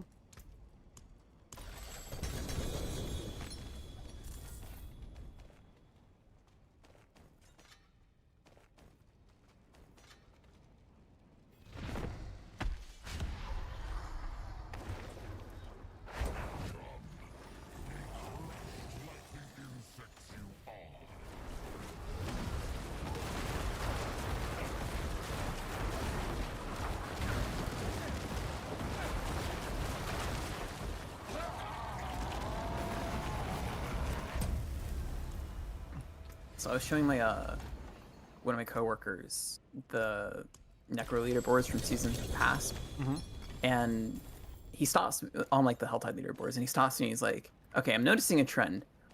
Are all of your skills just useless, and everyone's just picking shadow skills that don't do anything?" And I'm like, "Yep, yep, yep." It's sad, dude. Like, So- as much as I like having a ridiculous multiplier, Pause one quick, better. I'm answering a stream question. So there is otter math to it, Alex, and the otter math is that the one that I chose, being that you remove the damage resistance aura, is the one that we want eventually. But we can't run that yet because we're not crit capped. So we choose that in order to get more crit, which is really important for Shadowblight. But once we have Error Perdition and we have GA Blood Moon Breaches, we no longer need that, and we can put in another Haragic Jewel, and we can put that power that removes the damage resistance aura, because those damage resistant aura champions in pits, if you can remove the aura off of that, the amount of damage that you get is absolutely wild to your runs. So I will never play without that damage aura shred. yeah, that damage aura shred is absolutely insane. Go ahead, continue. I'm sorry for interrupting you. Oh, nothing. It's nothing. So I was showing him builds, and he recognized like Reap and Decompose as like basic attacks, and he's like, "Why the fuck are all the Necros using basic attacks? I didn't think they had basic attack builds." And I explained, Reaper's Pursuit. Reaper's Pursuit. And he's like, "Do you guys just not have skills?" I'm like, "Yep." Do you guys just not have skills? Actually, yes, we do have skills. It just turns out that the skills aren't more powerful than just like a free 50% damage multiplier for every skill on our bar. In the one that we do have, we can just have it as an aspect, so we don't have to put it on our bar.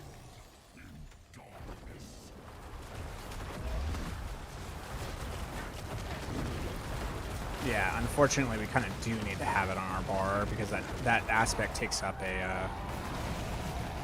Is it a utility one?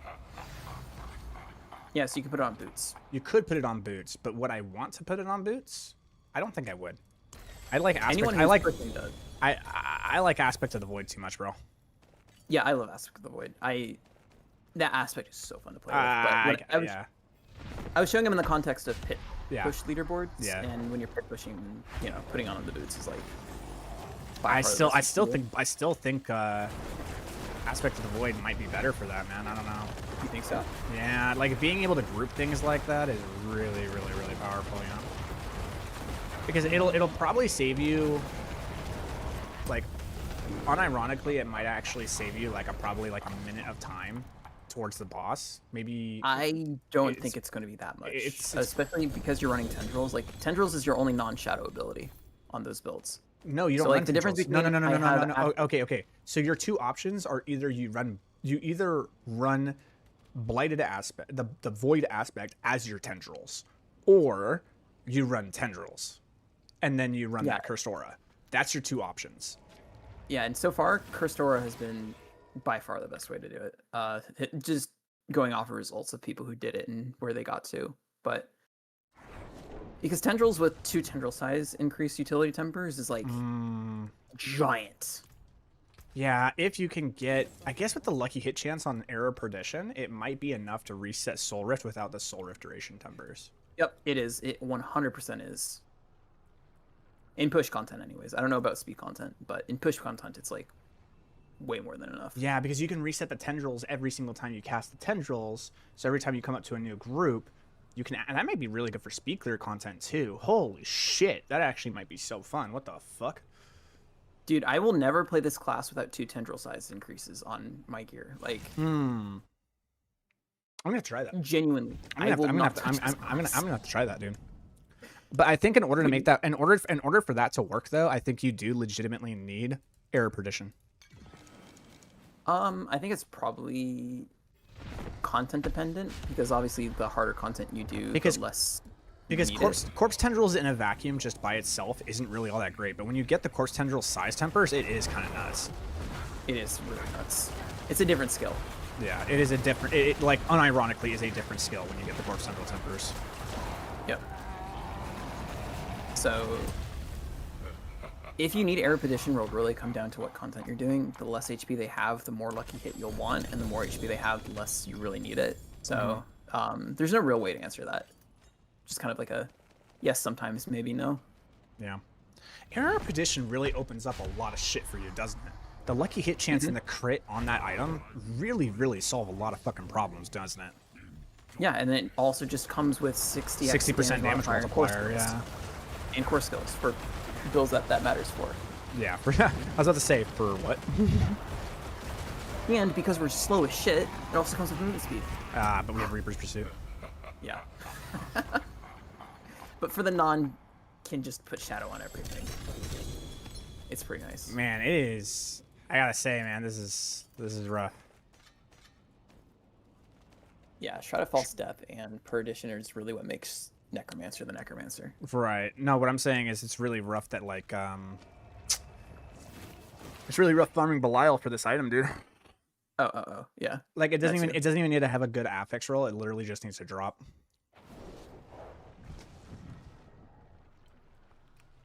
Why didn't you keep that 3-star GA amulet? I can't believe you dusted it. Here, you want to know why? I said the exact same thing. Some sucker will buy it. Some sucker might buy it, sure, but like I don't care. Okay. So, we're going to go I'm grabbing a drink. I'll be right back. So, let's see here. If I have the old school, hold on. I'm trying to find it. Lightning Spear. Do I have my Lightning Spear built here? Hold on. Fire Dot, Toxic Crit, Ebon Piercer. Okay, hold on. Let's go Season 8. Let's go Sorcerer. Okay. And then what I'm going to do is I'm going to choose Sid's Bindings. Okay. Oh, it doesn't show it. Okay. So in this game, they fixed it. So this used to be 4 when it was GA'd. So if you got a GA, it would be 4, like this. Okay. But Sid's Binding, if you got 3 GA tempers on it, would go all the way to 18. So it would give you 18 to Primordial Binding. All right. So here's my question. If you got this item and it was rolled like this, would you keep it? The answer to that, absolutely not. Why? Because the only roll that matters on this item is that one right there, the GA Primordial Binding. Okay, so now let's go to our Necromancer and let's look at Ebon Piercer. All right, so we have all of these things here. Which one of these stats do you think is literally the only one that matters? It's Reaper's Pursuit. Because if you get Reaper's Pursuit GA, and you triple crit it, it gives you 15 ranks to Reaper's Pursuit. How strong is that? That's 30% multiplicative damage for each shadow skill on your bar, which means that if you have 5 of them, that is 150% damage multiplier, just that one stat in a vacuum. That's it. Now, what would we like to have? This one. And then what would we like to have after that one? This one. We don't care about ranks to blight. But this is the one that we would want. This is legit right here. This is what we would want. Right? So when I got that 3 GA Ebon Piercer, I got this. I hit everything but the one thing I needed. So what did I do? I handled it emotionally like a man. I took it to the blastsmith and I hit it with a hammer, like the printer from Office Space.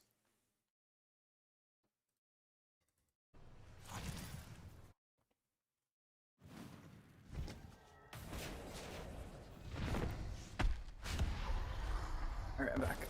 Welcome back. How goes the stuff and things? What I miss? Literally nothing, dude. Me venting and over-explaining things for the sake of over-explaining things. So my favorite part.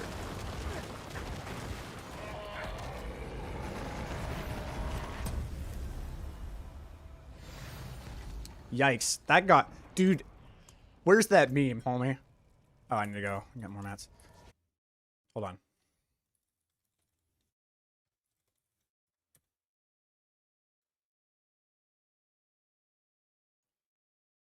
Dude, why is Shard of Earthiel so expensive this season?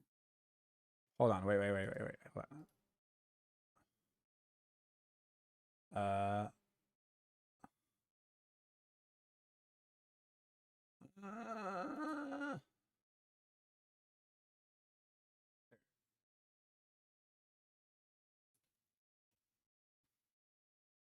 That's what just happened, dude. Even though he spelled escalated incorrectly. That's the best part of this meme. The best part of this meme is the fact that you spelled escalated incorrectly. Holy crap.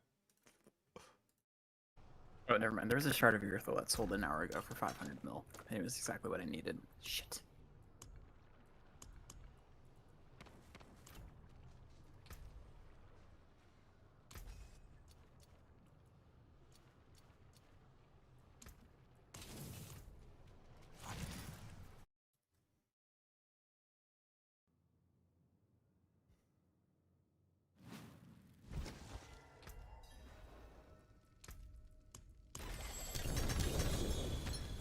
Oh, okay. You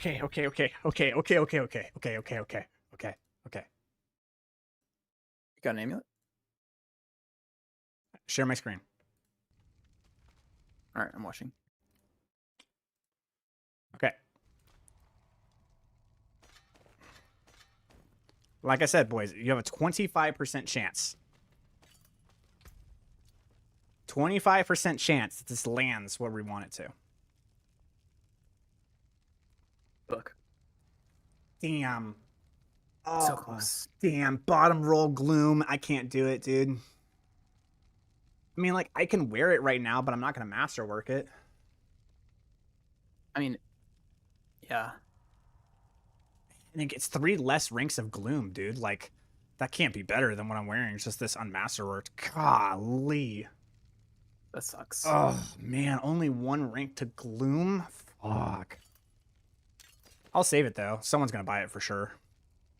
Someone would absolutely buy that. You can see why, even though the amulet hits with 3, it's like, okay, cool.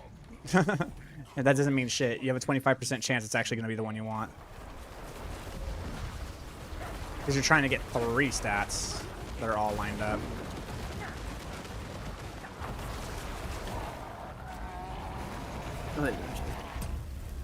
Yep. Either buy market or buy drop. I'll get it eventually. I'm just waiting, dude. I'm just waiting for that amulet to drop with 4 GA, and then my pain will be over.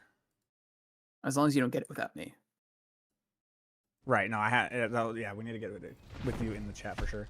I double hit mine non-GA and it went to 11. What would a triple crit non-GA be? I don't know the answer to that question, my friend. I'm sorry. Probably like you can open 12? up max roll builder and you can simulate what your rolls are and put it on your person. That's the easiest way to look at it. I don't know. I mean, we could definitely find out. Let's see here.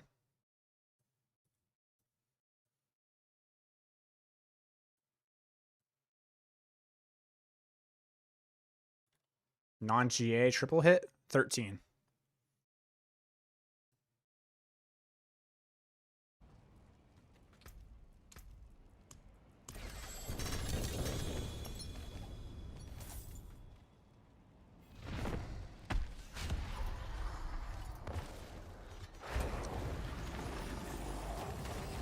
Yeah, Ebon is wild.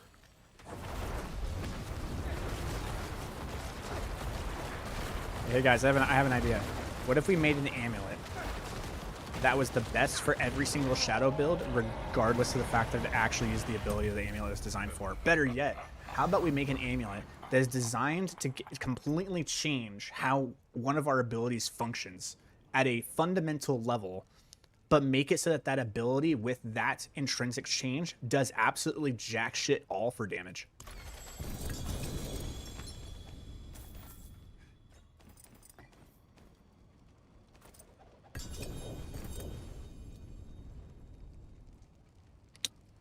Poop.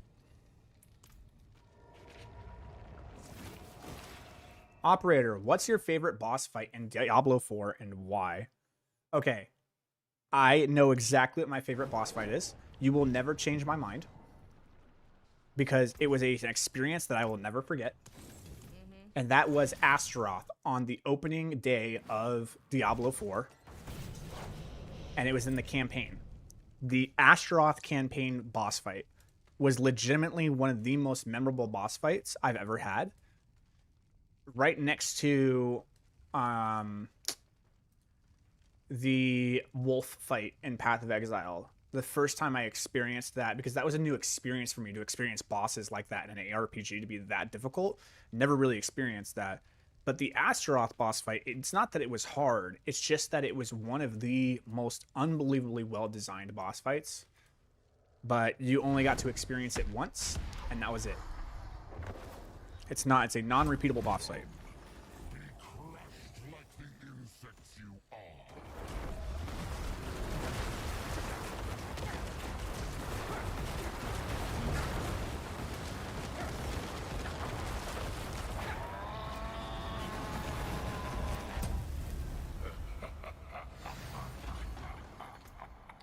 I think anybody who played Diablo 4 when it first came out and got to experience that boss fight agrees that that was like the best Diablo 4 boss fight that was ever made. I haven't met anybody who's disagreed with me. I agree with it.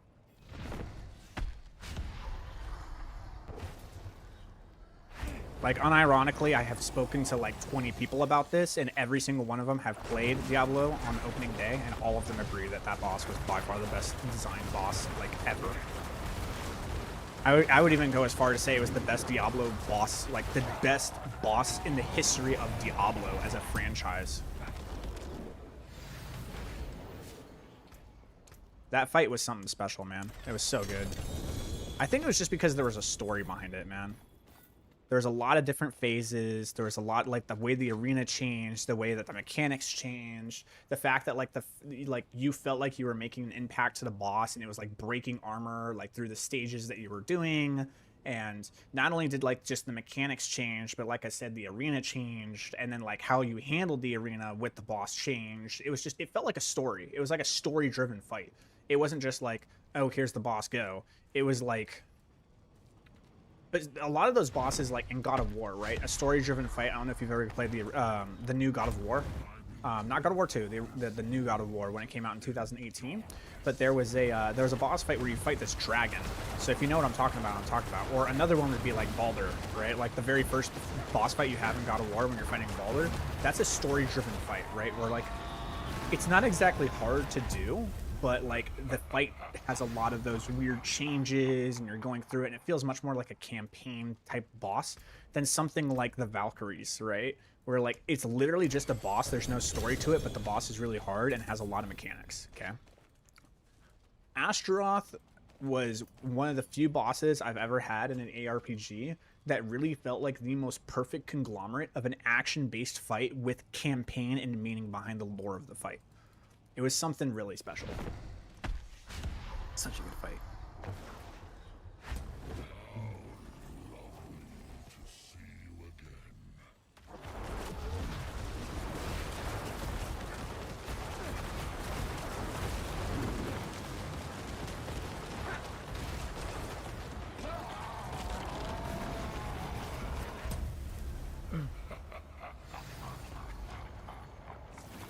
Great question, though.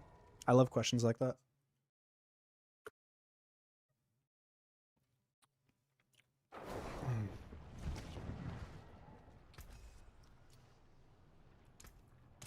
Here's a question for you, chat. Including all of the Diablo franchises, if you have played Diablo 2 and Diablo 3, this will count.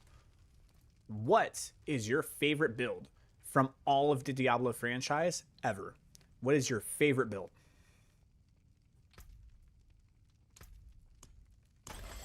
The most fun you've ever had on a build in the Diablo franchise's history. What build did you have the most fun with? Season 3 PTR. Didn't make it to live. All right, I'm listening.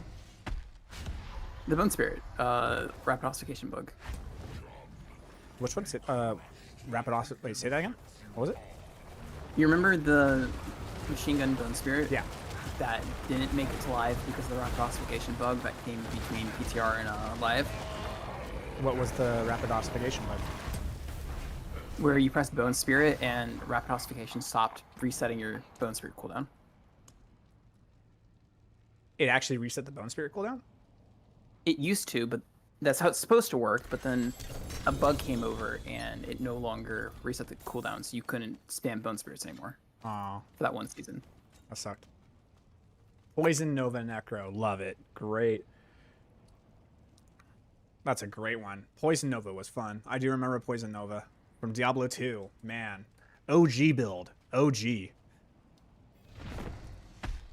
I like it. Anybody else? Anybody else want to share what was their favorite build in the Diablo franchise? Kay said it was the Bone Spirit from Season 3 of Diablo 4.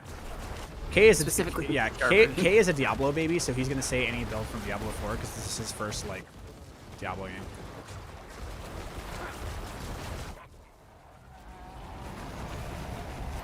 DI Apocalypse? What was that?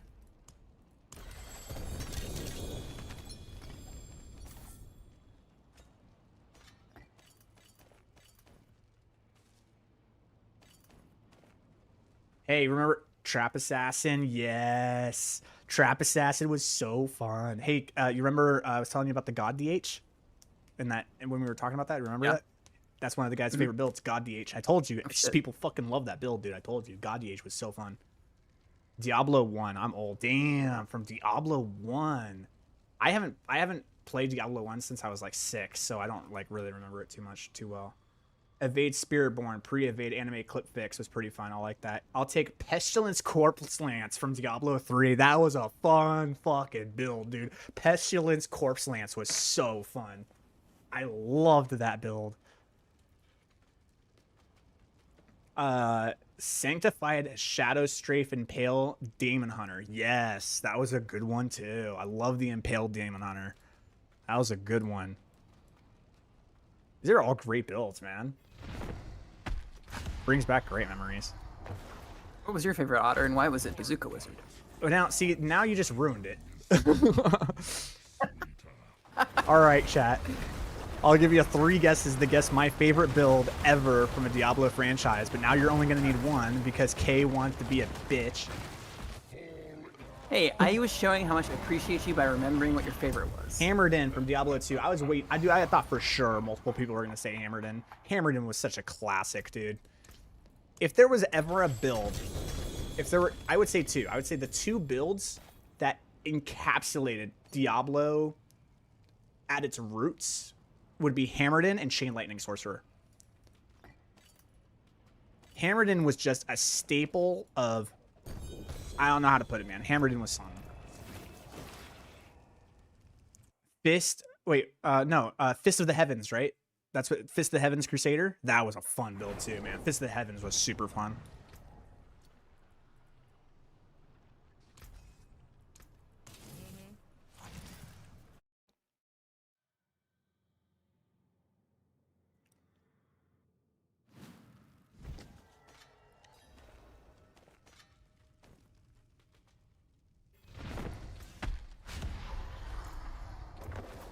All right, check it out, boys. This is a Necro stream, right? So here's how this is gonna work. We're gonna play a little game. Now, Kay already told you what my favorite build ever was, which was the Bazooka Wizard from Season 16 in Diablo 3. That was my favorite Diablo build ever. But if anyone can guess, my second favorite build from all of the Diablo franchise, you win this triple GA Ebon Piercer that has the chance for Blight Projectiles at it twice and the GA in Reaper's Pursuit. I will just give it to you for free. If you guys can guess what my second favorite Diablo build ever was. It was time. I won't cheat. Good luck.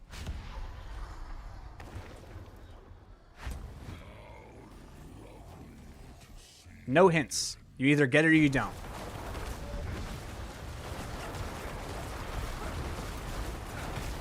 Good guess. Not Rat Necro.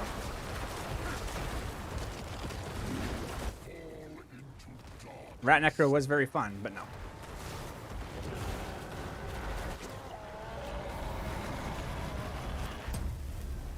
No, not the Poison Dart Witch Doctor.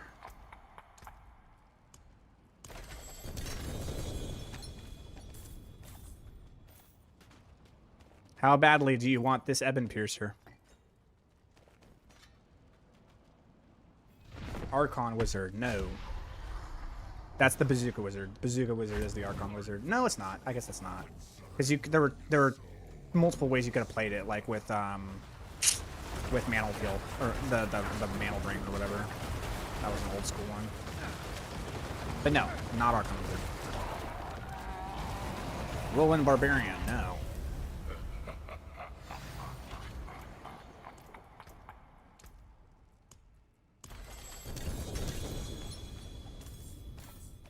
Hold on. Hold on.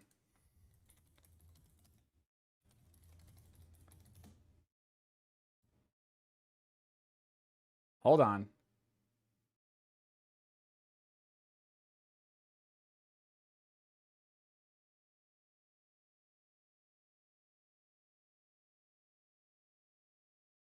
One second.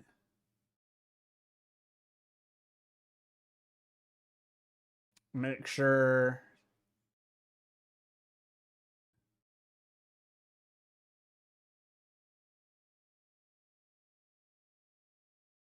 Who said it?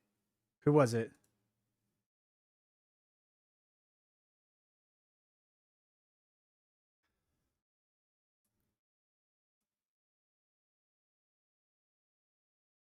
Congratulations. Dim and Dark, drop your gamer tag, homie. You get the Ebon Piercer. That was my second favorite build ever, was the Lightning Fury Javazon. Well done, dude. What a guess. I thought for sure no one was going to get that. Homie just nailed it.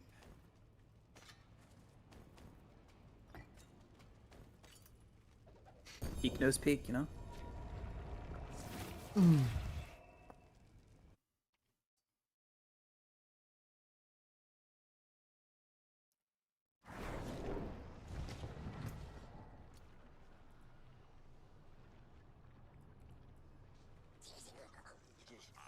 Father bless. What do you need? Drop the gamer tag, homie.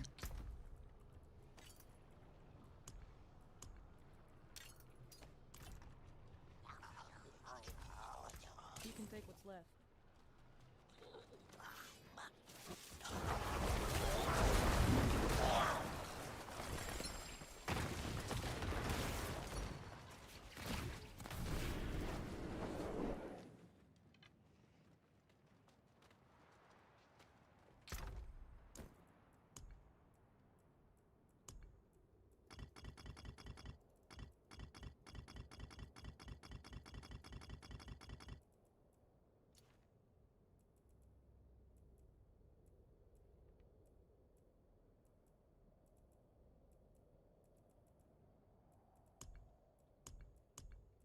So I need that. Do I have any?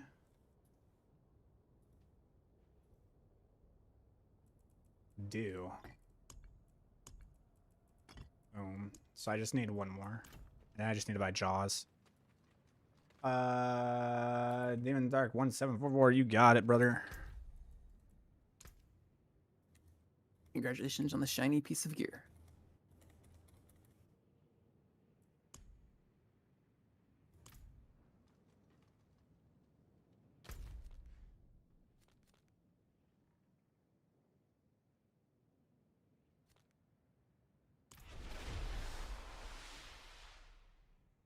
Hey, you earned it fair and square. No hints, no nothing. We could use the respite, I suppose. Don't sleep on Apocalypse, OG banger. Yeah, well, I did say Diablo 2 to Diablo 4, so technically you wanted to break the rules, and I'll never forgive you for this.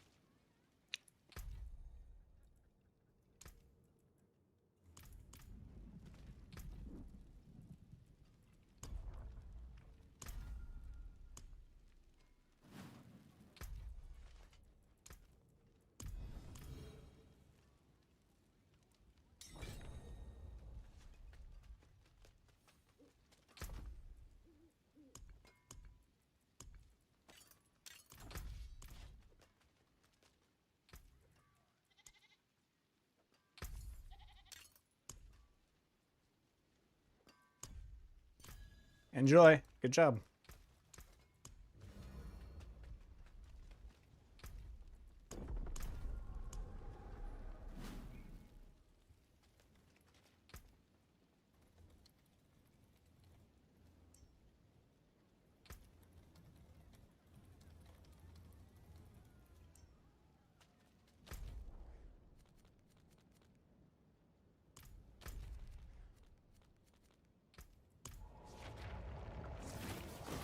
I found a Griffin's Eye last weekend and rolled an Amazon foreign. Season 11, DCR is just a week old. Wow, you got a Griffin's Eye?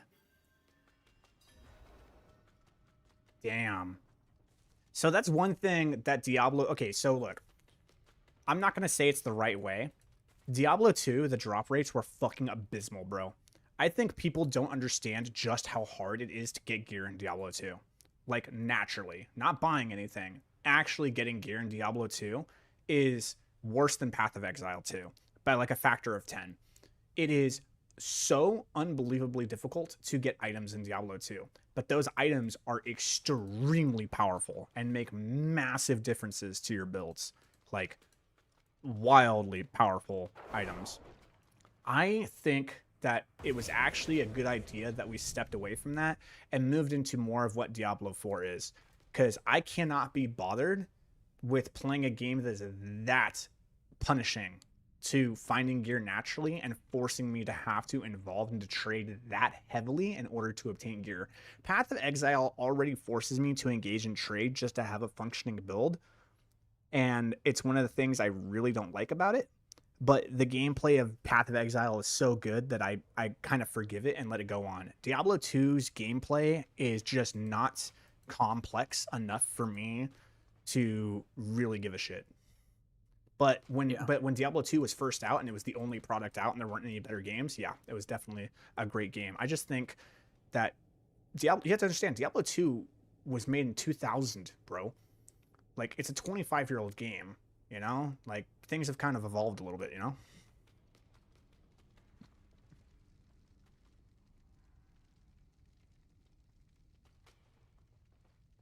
I honestly feel, and you know, you are more than welcome to disagree with what I'm about to say here, but I honestly feel that the reason why people like Diablo 2 is because it's a pseudo casino, dude.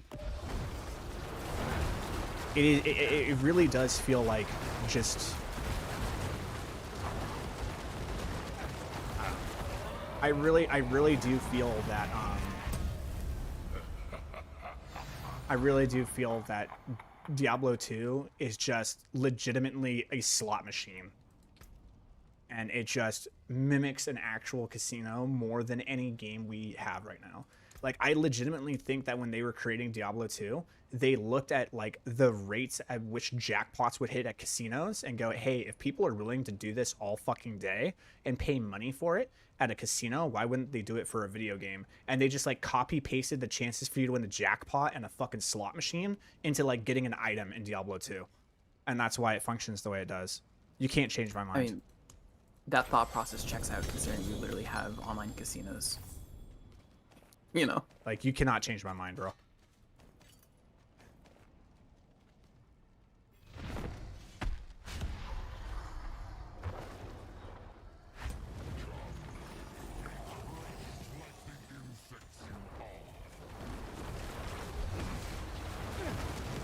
Reality is such a fragile thing.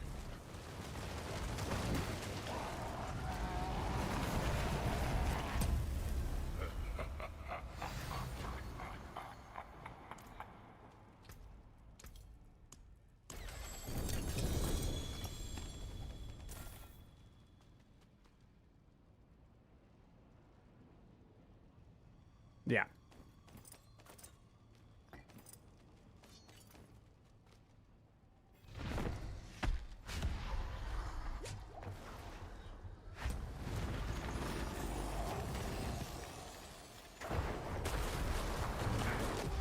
There's so many practices in video games nowadays, dude, that I go like, what is literally the difference between that and a casino, man? One dodges more laws.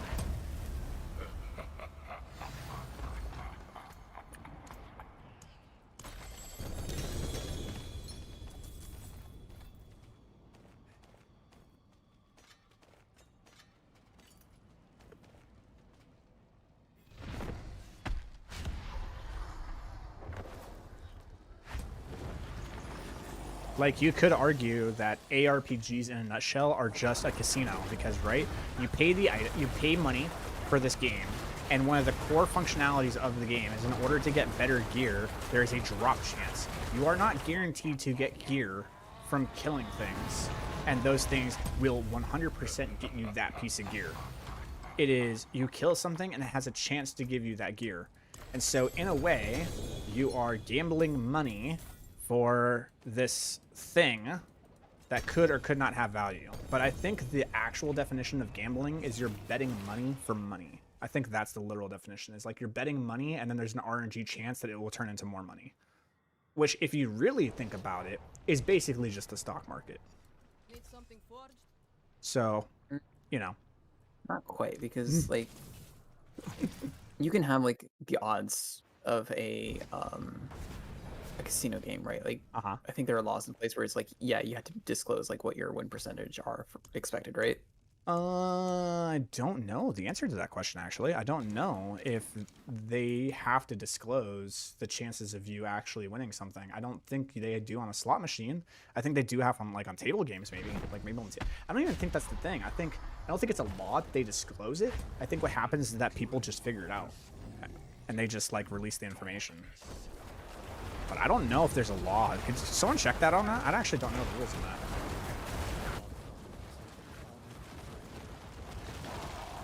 Does anybody know if there's a law that states that casinos are required. Casinos are required to disclose the overall average, but not the rate of individual slot machines. So yeah, they do have to, at some level, like tell you what the overall odds are. Which is kind of what the stock market does, in a way. I mean, no, the stock market is unpredictable to a fault. Yeah, and if you decide that like, oh, I'm gonna know the odds in a casino game, they just kick you out because, oh, you're just winning and you're gonna take money from us. And if you do that in the stock market, it's known as insider trading. So that's also illegal. Depends who does it. Depends who does it. Do you have enough money? Then it's illegal. It's fucked up, dude. If you make enough money, nothing's illegal, guys. Be successful. Be the change you want in the world. Oh man, it's so dark. I mean, if you think about it, as long as the punishment is money, like paying money, that's the cost of doing business, not against the law. If you have to spend like, $3 billion settling lawsuits, but you make $20 billion, that's just cost of business.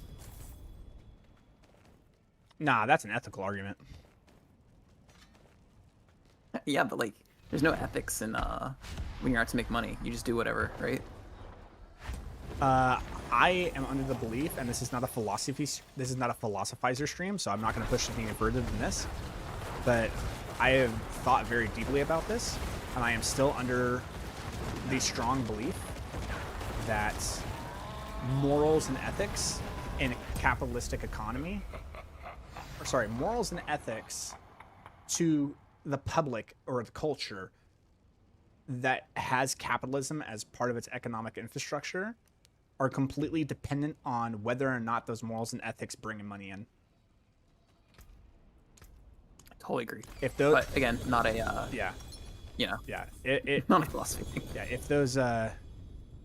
if those specific morals and ethics are profitable, then that's what becomes the morals and ethics of that culture.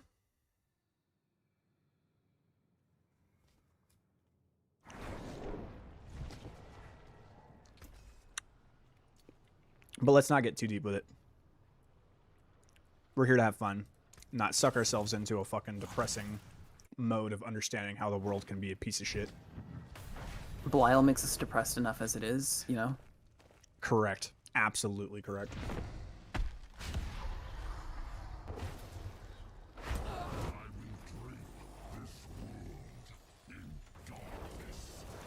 Dude, have you been seeing those YouTube shorts where the AIs just make like the absolute most heinously like racist and like offensive jokes?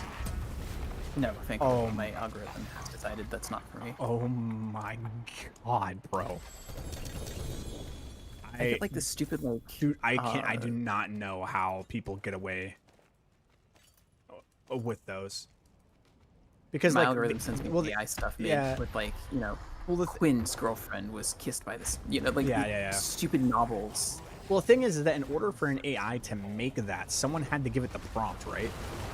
It's not like the AI just made it out of thin air, right? Yeah, we're not there yet. We're not. You know, so AI. It's just very interesting to me that like YouTube allows, I don't know, I guess there's freedom of speech, but like at the same time it's like it's a private company, so they can actually put like, hey, if you decide to say this, it's against the rules, right? I think it's probably just slipping under some radars, and it has to be, dude. Or filters to adjust. It is the most offensive jokes I have ever heard in my life, dude. I was like, how there's no way that like this can be allowed on YouTube. It's that bad. Yeah, I'm glad that's not anywhere near my algorithm. I'm from the Marine Corps, so I don't take anything personally. I laugh my ass off, but I can understand like it's meant for a certain group of people, you know. It's like comedians, right? There's just certain comedians that like have a sense of humor that is like really dark and really inappropriate, and some people love them and other people do not. But this stuff is like, yo. Also, okay, but someone actually did use AI for good though. Have you guys been seeing the shorts on AI with the Sasquatch? That shit's hilarious. The live VOD of the Sasquatch just living his life, dude. Oh my god, they're so great.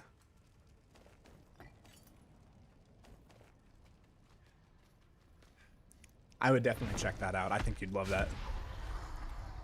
There's nothing offensive about any of it. It's actually pretty chill. But like it's just the way it's designed is so awesome. Whoever came up with the idea of like creating a live like VOD shorts of like the life of the Sasquatch is just absolutely great. It's the normie version of VTubers. They're just not ready to accept that yet. I don't even know how I don't even know how the algorithm chooses me for this stuff, man. It's because you work with it's how you make your thumbnails. I had the exact same experience when I first started. Really? With, like the second I started using AI for work, it was all over. Wow. Man, they have too much power in understanding our decision making, dude. I don't know how to feel about it. God. Okay.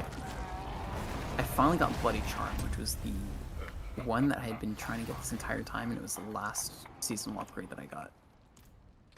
Yeah. It's kind of fucked. I haven't had a mythic drop in a while here.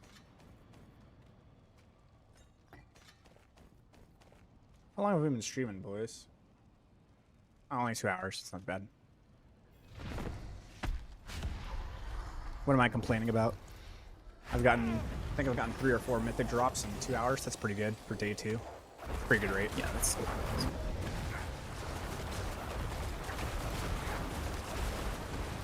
it's only day 2. It feels like longer than that. Day 3. It's just me. It's day 3. Day 3. Okay, that would explain why I felt longer than day 2. My bad.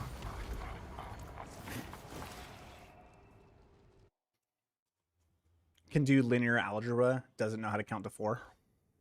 Nah, I feel that in my bones, dude. I can't do linear algebra or count.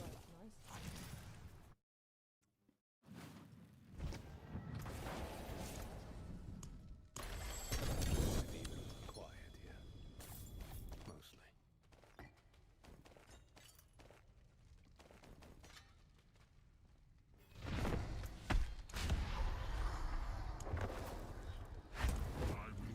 Okay, do you know why focuses just don't ever drop? Like, period, the end? Was that the end of the statement? Yeah, Like focuses just don't drop? Is that what the... Yeah, like the drop rates on focus for Necro is just like a non-existent. Yes, it is non-existent. I have noticed that. You have to actually like get it through like rolling on the dude. It's insane. Yeah. It's not non-existent, but it might as well be. I've gotten a few to drop, but like it's very, very rare. I absolutely agree.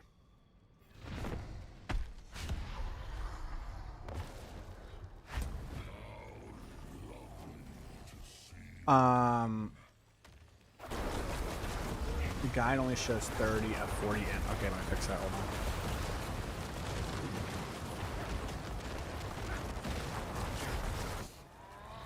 Let's find out.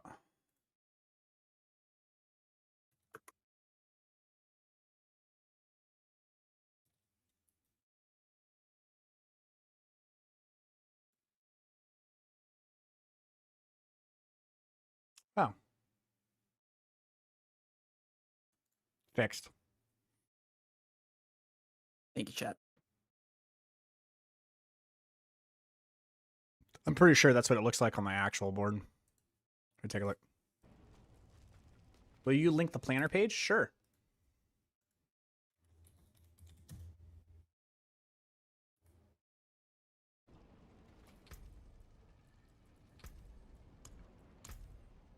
Yeah, there you go. That's literally that's what I'm doing, literally my board.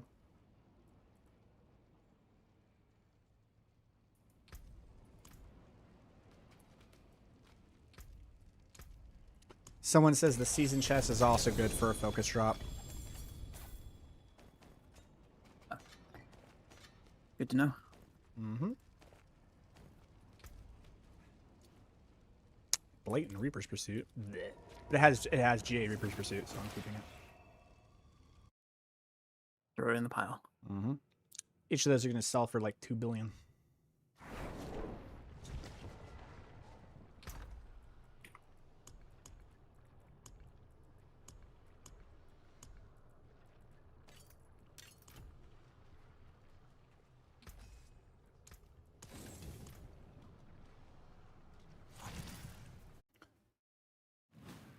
Just swapped from minions today and got my glyphs to 46. Nice. I hear minions are doing very, very well. I don't think anyone's like really pushed Ebon. I'm calling it EbonBlight. Fuck you. I don't think anyone's really like pushed EbonBlight. Yeah, no one really plays the top build. Like this build is like off everyone's radar or whatever.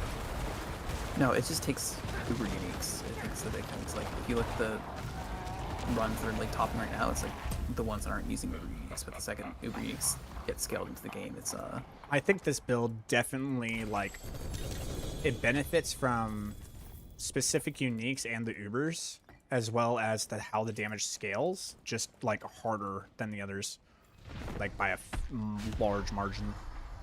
Yeah, the second like the Necro start getting their shrouds and their perditions, it's going to be all over.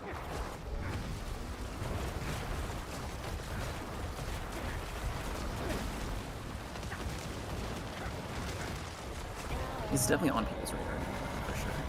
It just hasn't posted any results yet.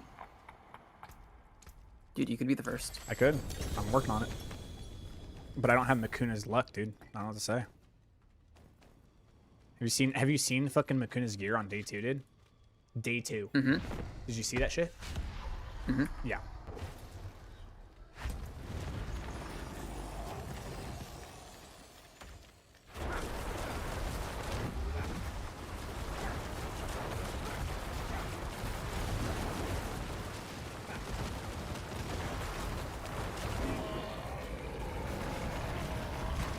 Just had to kick Sarth, ambush, and Nightmare Dungeon. Yes, that can happen. Definitely can happen.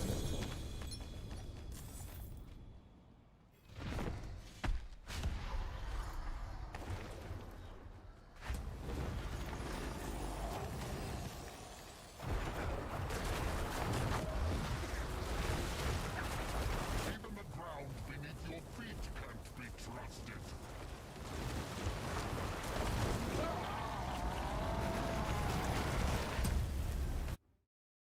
Okay, let's see here.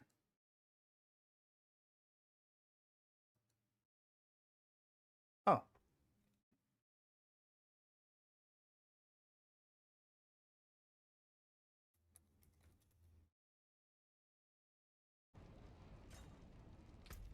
That's rough, buddy. What you just messaged me. That's rough. Let's go. Don't meet your heroes, kids. Oh, that makes me sad.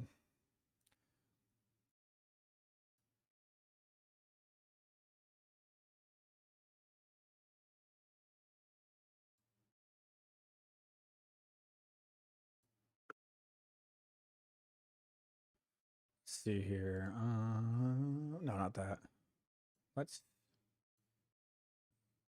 listen to this one.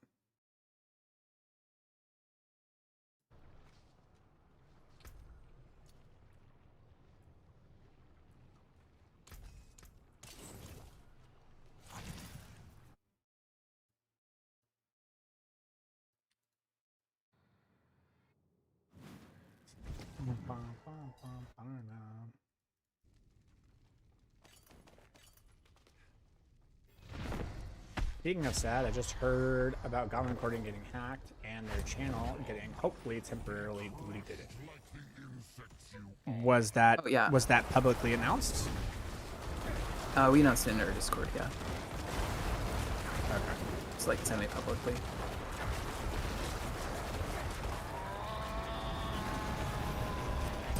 Because I was gonna I was gonna confirm nor deny that until that was that was publicly announced.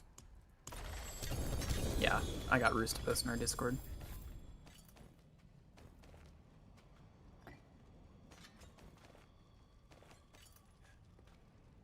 It's whatever, dude. We'll be getting it back soon, though. It's whatever, dude. Goblin Inc was kind of a shit channel, to be honest.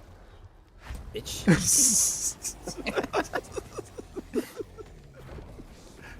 The world will not miss them.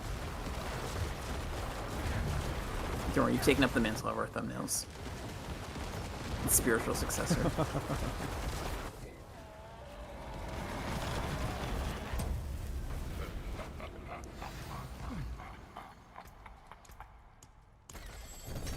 Yeah, it turns out when you're able to afford someone whose literal like career path and lifeless work is to edit videos, your videos come out better quality. Who would have guessed? You do really good for yourself, though. Like, Yeah. we work with an editor, and you make your own thumbnails, and yours are like as good as ours. I'll try my best.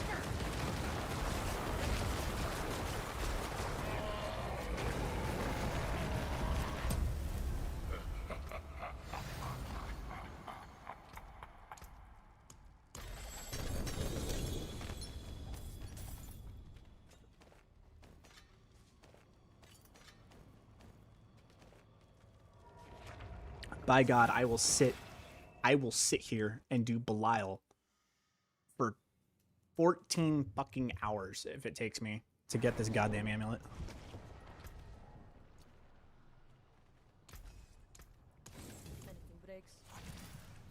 And it'll be worth it. It will be worth it. It just hurts when you've sat there and done like this type of farming for like 6+ hours straight, and then you hear like this one dude is like, yeah, I only had like 2 materials of Belial's, and I just went and did it from the season chest, and look what I got. And like, dude shows a fucking war GA, you know? You're just like, okay. Good find, dude. Congratulations. You're sitting there like, all right, I know the answer is congratulations, and that's the mature way to handle this, but what you didn't know is that I have a PhD in acting 2 years old. And trust me, I'm better at it than any other 2-year-old I know.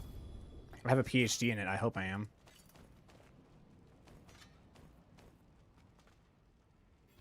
Are you going to try other classes this season? Probably not, man. I mean, there's so many Necro builds to try that I think I'm just going to stick with Necro this season, to be honest. Necro's got like a slew of builds to try this season, man.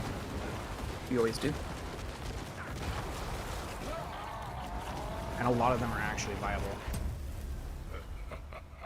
I'm gonna come loudy in that shit, yeah, for real.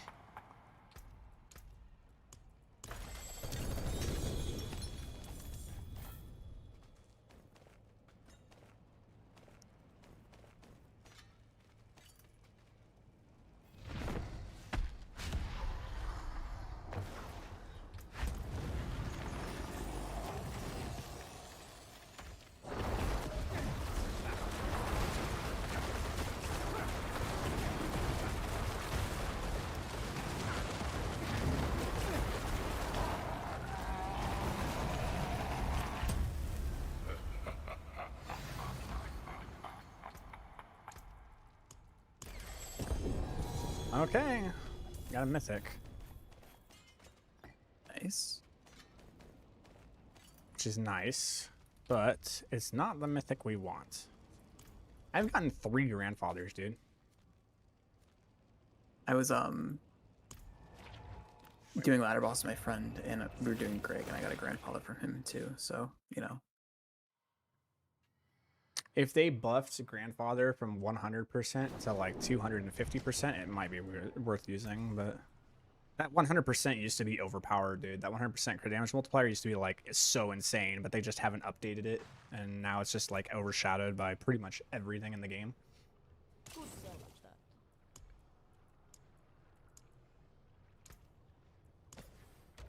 that?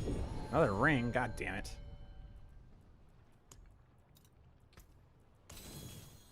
Erg. Back if you need work.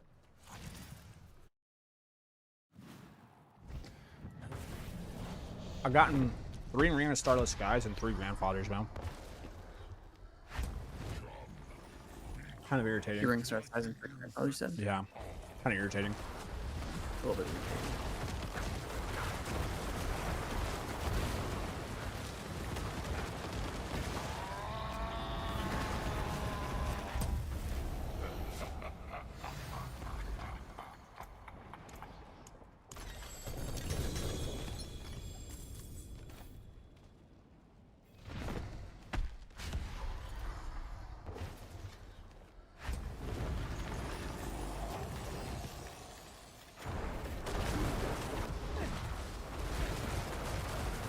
Even the ground beneath your feet can't be trusted.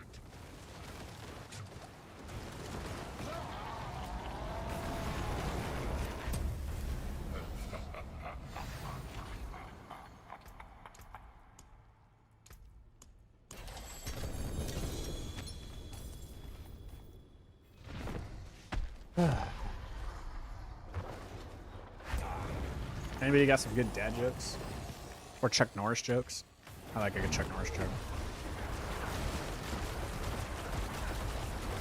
And I swear to God, if any of you say the classics, I can't do anything. I don't ban people for stuff like that.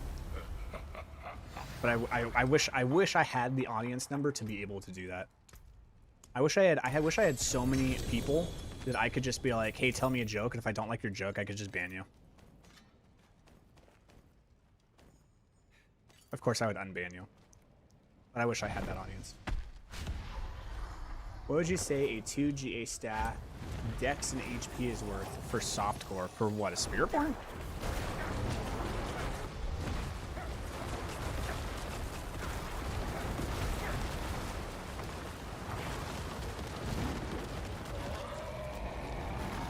Like a quarterstaff? Is that what you're asking?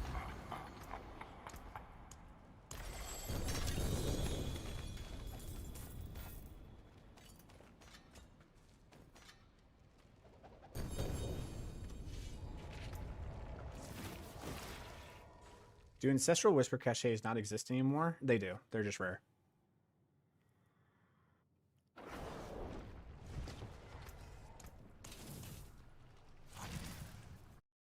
Should I blast dungeons or pits to get to 200 pits? Yep, pits are always better for XP.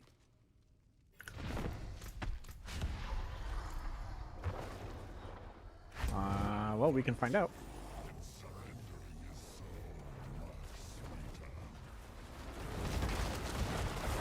The only truth is what I say it is.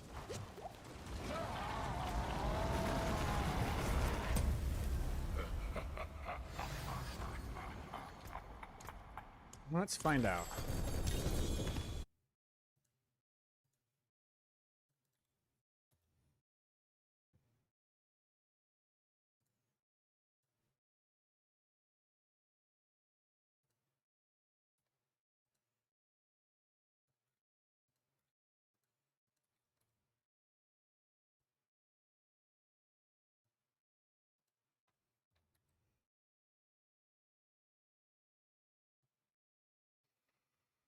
Okay.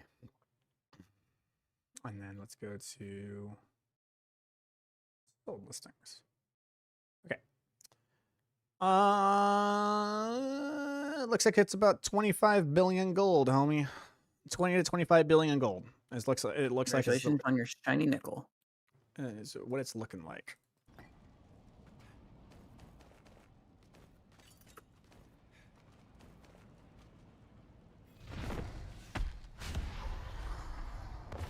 Dude, I've like lost all context of what's a lot of gold. There are no Like, Chuck everything. Norris jokes, only Chuck Norris facts. That's a good one.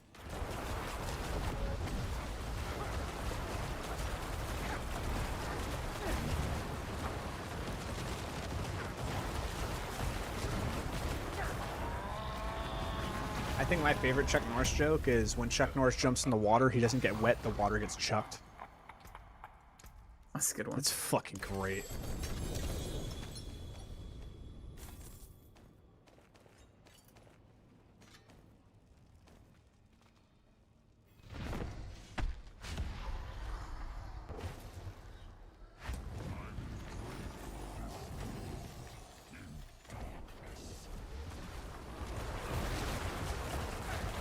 Reality is such a fragile thing.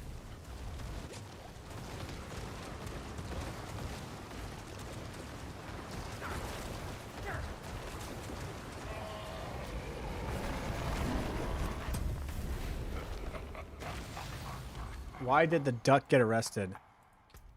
Because he didn't pay his bill. Person.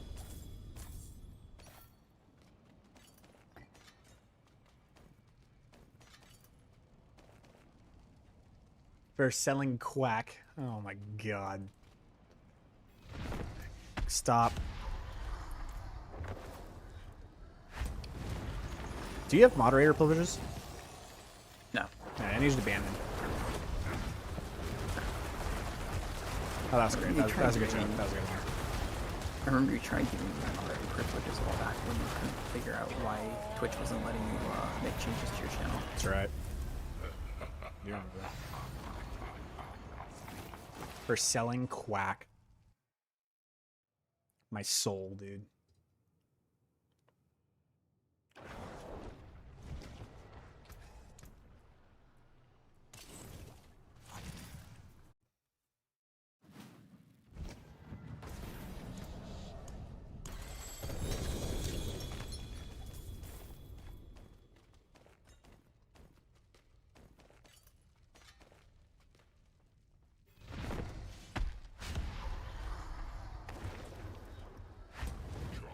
So, Like the insects you are. Split, here's one for you.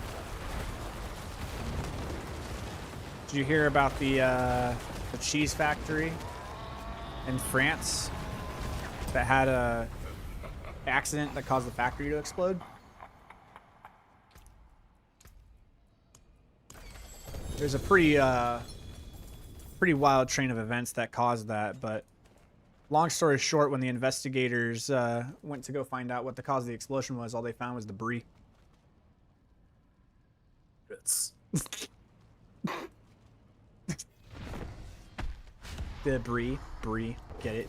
Get it? It's a type of cheese. Laugh, damn you.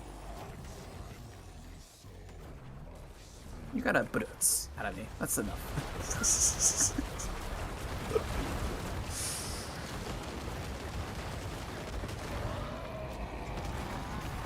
Does farming a stack of Belial mats still take 30-ish hours, or did they fix that? No, it still takes 30 hours. So if you want to do it naturally, it takes 30 hours. Or what you could do is you could go run Tribute of Harmony, right? Go run Tribute of Harmony. And as soon as a rune drops that is a unique rune used for crafting any mythics, so Bok, Jaw, what's the one used for Lith, right? Bok, Jaw, Lith, anything like that, you can sell it for 1 billion gold. And then for that 1 billion gold, you can then buy a stack of Belial mats twice. You can get 2 stacks. And with those 2 stacks, you get 100 more runes. And with those 100 more runes, hopefully one of them is another rune that you could sell to get another 1 billion gold. And then it just funds itself. Ta-da.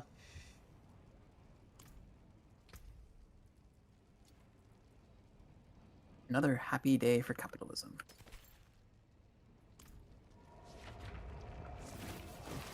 Yeah. It's the circle of life. And it guides us all, dude.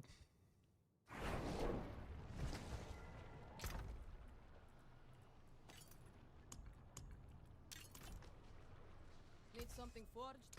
You can take what's left.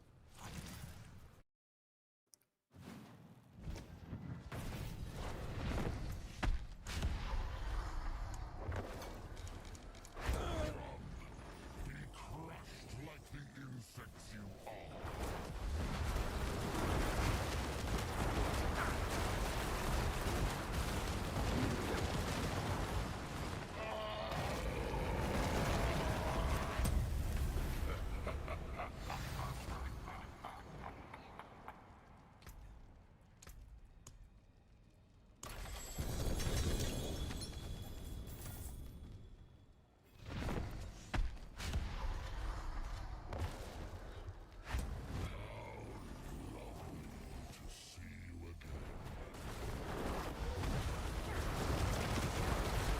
Even the ground beneath your feet can't be trusted.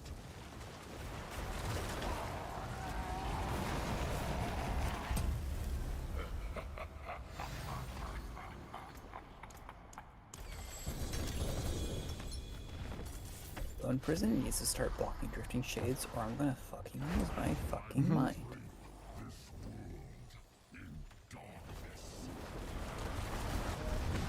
Just checking. The damage of Ebon Piercer's unique affix is pretty meaningless compared to Reaper's Gloom Double Blight. It's not that it's pretty useless, homie. It's more like it's absolutely useless. It might as well not even have that text on the item. Like when you go to screenshot this item and you're like, oh, hey, I want to show this item to people. The way that you're going to do it is you do it like this. And you only show that part of the item. Like you don't even show the blight launching projectiles. That's how useless the damage is. Now, the actual fact that it launches 4 of those things and those 4 things are dealing damage. See, that's important. That's very important. But the actual damage, no. It could say deals 0.001 damage and it's still damage. I just need it to deal damage. 4 GA Tybalt's used to fund seasons, the good old days. Yep, pretty much. Yo, Otter, how's it going, bro? Yo, Carp, how's it going, homie? Hey, Carp. Need something forged?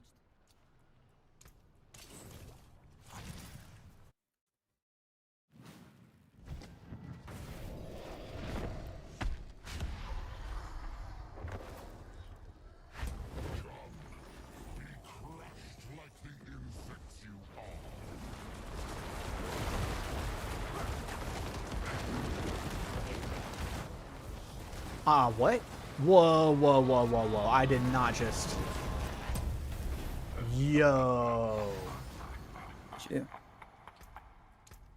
Okay, I want you to watch this. I'll turn on stream on the Discord. Did I just figure out the strat? Like, why did I not do that before?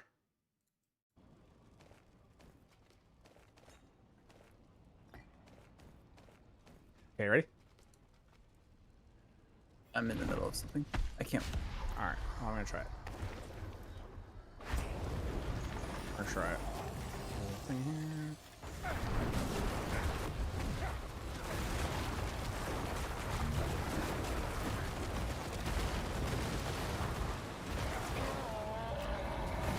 I think I can start a little bit earlier than that. I think I can start the damage cycle a little bit earlier.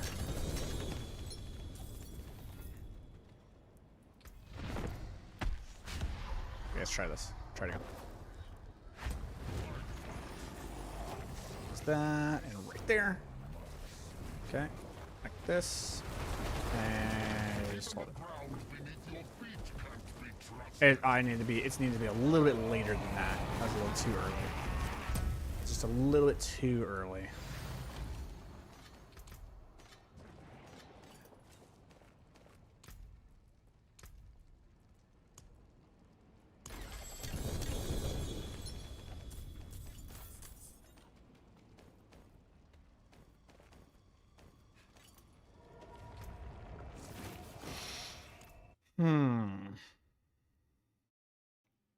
How's season 9 been? Season 9 been's alright.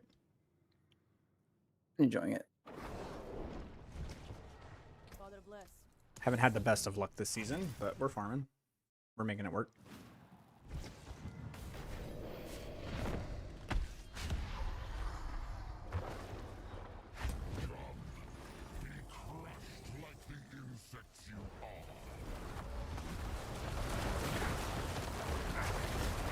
Right now.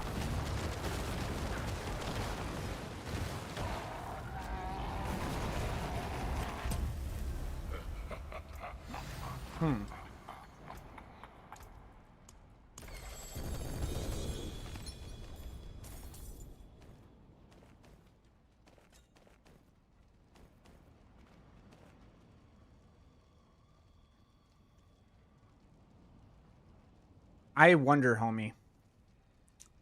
I wonder. What's up? Hear me out. You said Alright, that I'm hearing. you said that dot snapshot, right? Yes. Yes, they do. Okay. What if the changes that they made to Flesh Eater, being that you can stack them, or that like you can reset it, what if they made it with that change where every single time you activate Flesh Eater, it stacks on itself again because the dots are snapshotting? It would be worth. It'd be worth looking into. Yeah.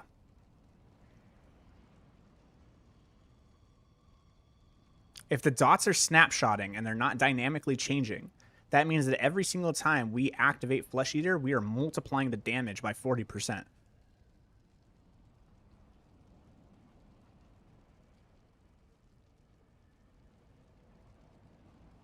And this can apply to Shadow Blight as well.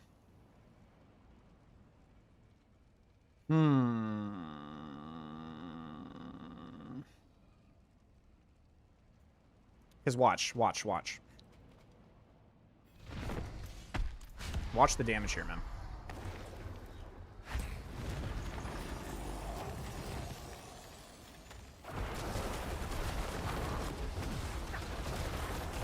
Right now.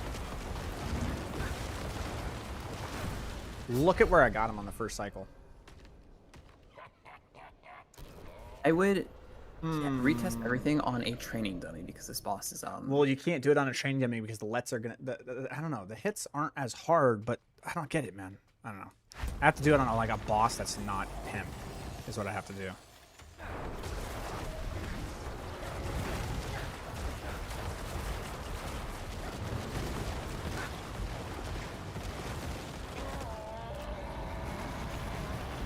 There's just, I don't know, there's just something going on, man.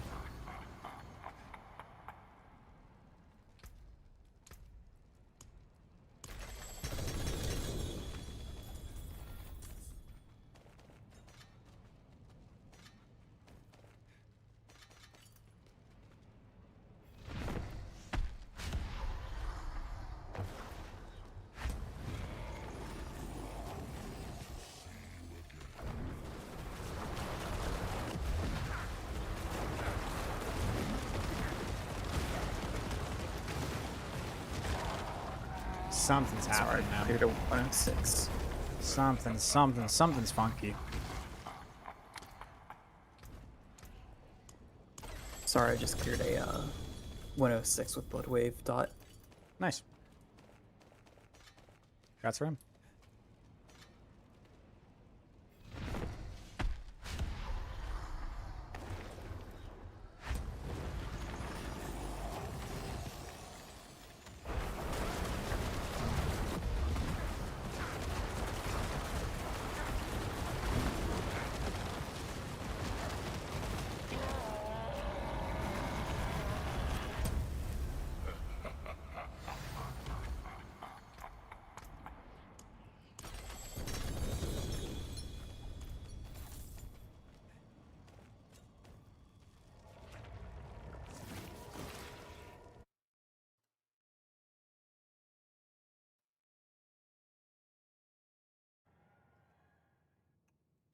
Congrats for the man. Father bless. What do you need?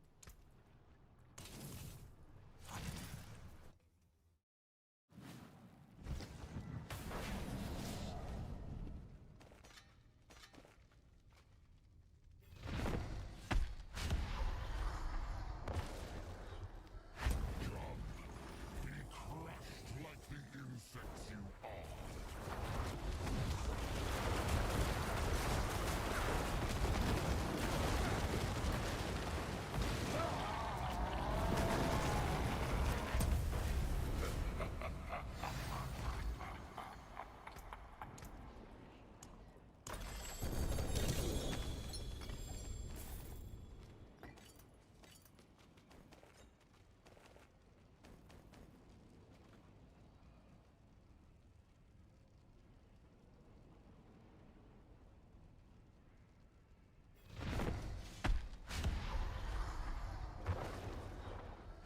Why fight when surrendering is so much sweeter?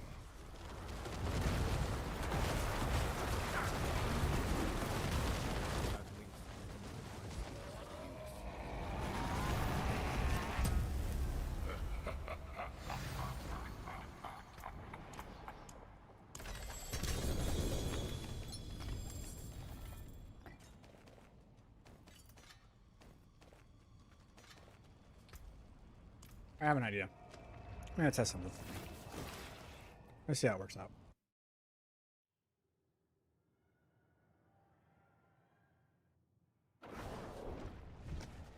Father bless. What do you need?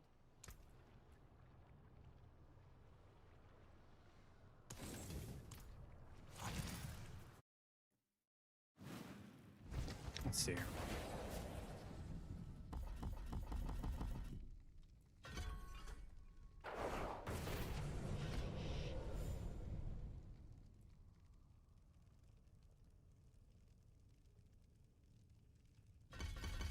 I just want the cooldown to be lower. Okay.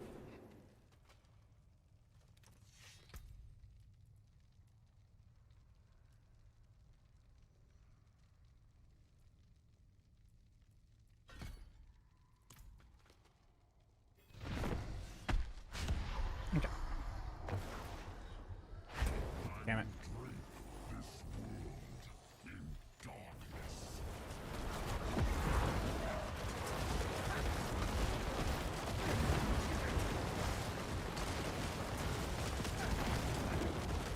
Seeing is deceiving.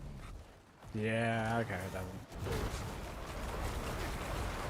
What the plus year things you went or something else?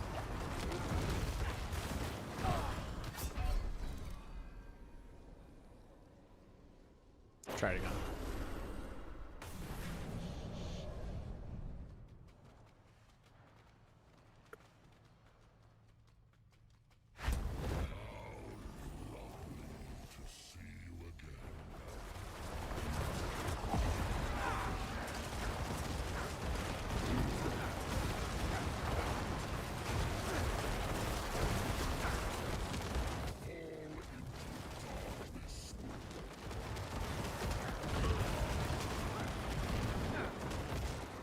Very interesting.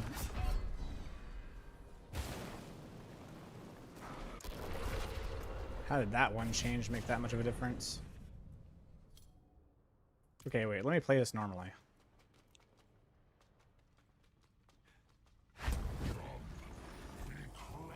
Like the insects you are.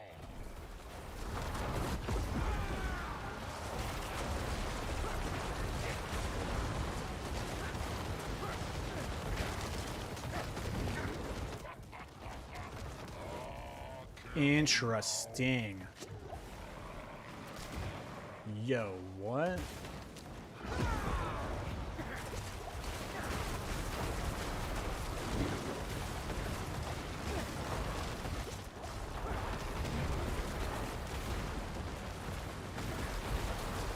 This realm will be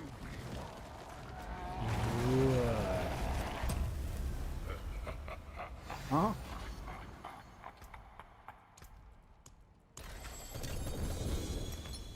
What is it doing? One more time, one more time. Run that back, run that back.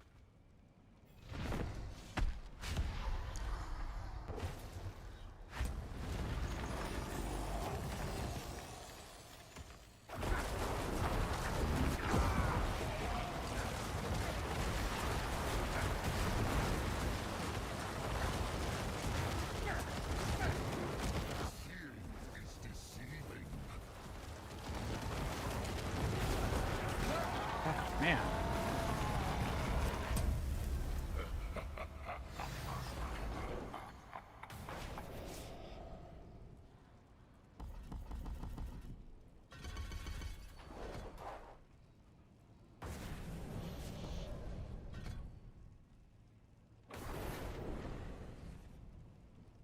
Oh, you know what it is? Is that really it?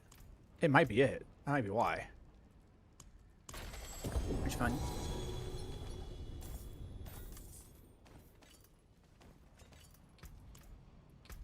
Well, first I found cereals might. Hey, that's not a grandfather or ROSS. We take those. It's Alright, now let's try this. Same thing, same strategy. Why fight? And surrendering is so much sweeter.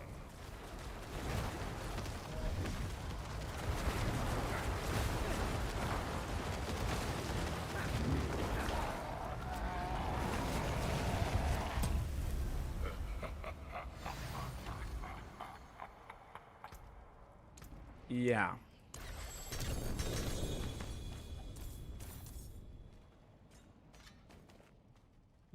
That's wild. Okay.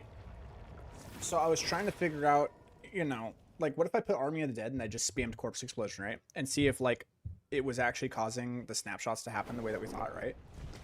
Mhm. TLDR, no. But what I found was I was doing super less damage. And then I was like, wait, okay, if I just spam Corpse Explosion, it's way less damage. Okay, what if I played exactly the same way as I played with Soul Rift? And I played it, and I did literally like 70% less damage than when I had with Soul Rift. I was like, what the fuck? How is that possible? Soul Rift cannot be like literally like doubling or tripling my damage output. Yes, it is. And the reason being is it's applying vulnerable, and that's number one. I don't have anything else that's applying vulnerable, so that's a massive damage multiplier. It's giving me another 15% damage multiplier, and it's actually ripping the souls out of the enemies, being that every 0.25 seconds, it's doing 3 instances of damage, so every second it's actually applying another stack of the Shadow Blight. Okay, so I was like, a bigger thing is a lot of your Not bad.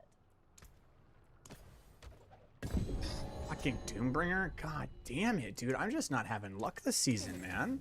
you also get the multiplier on vulnerable from your Book of the Dead, which is obviously Right, correct. getting... That's what I'm saying, right? Like, yeah, I'm getting the multiplier from Book of the Dead. Yeah. Yeah. Because Blight's not applying vulnerable. And that's the big one. That's the major one. Is that I'm getting this right here.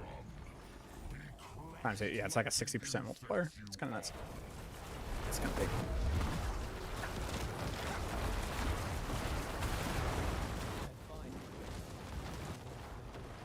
Yeah. Kind of a big deal.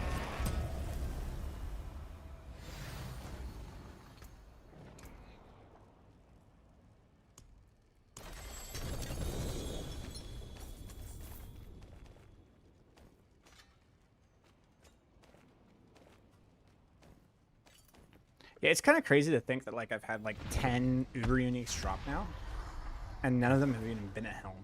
I haven't even gotten a helm to drop. I mean, there's 3 helms that can drop, you know? Hopefully the first one you get is the one you want. The only truth We'll see. is what I say it is. Hey man, I might give season 9 a shot. We usually have the same taste in classes builds, and this season I don't know if I want to play Rogue or try Spiritborn. Do you think Spiritborn have fun playstyle? Yes, I do. I think you'll love Spiritborn. I think you'll have a blast with it.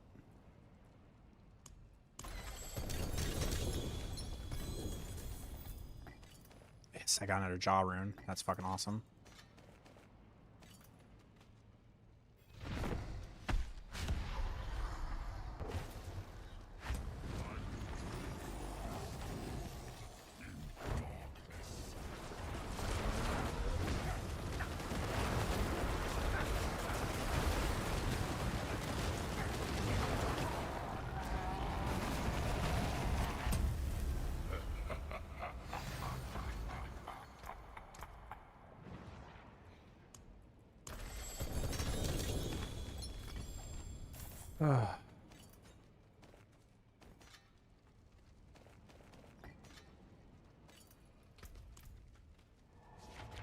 Where is Goblin Incorporated? They're dead.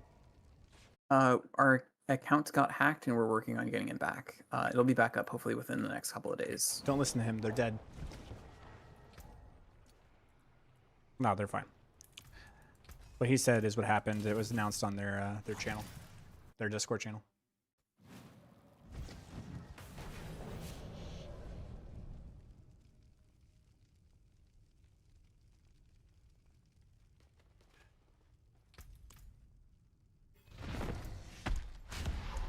Dude.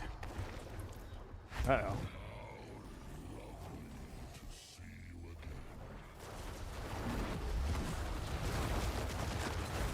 Reality is such a fragile thing.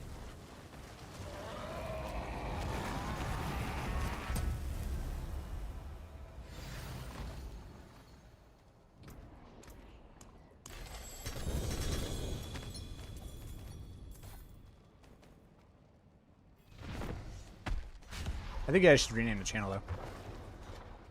I mean, straight with that. It should be Incorporated. It should be mobilytics. Like flow. I don't know if we're allowed to be their official channel. Like Why?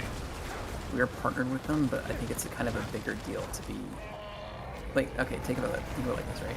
You are like the main head honcho of mobilytics. Do you trust 3 people that you have never interacted with to be like your brand for the company? If we're taking the full name mobilytics, not really. You'd have to like have a lot more oversight into that because we have direct brand control.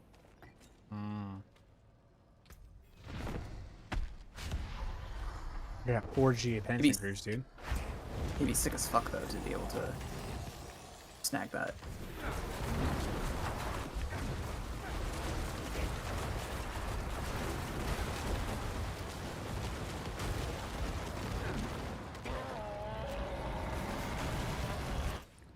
What? All right.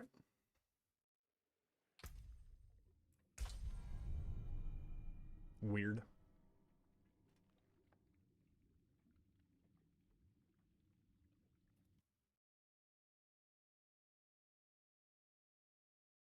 Oh, this is my favorite, dude. I love when this happens.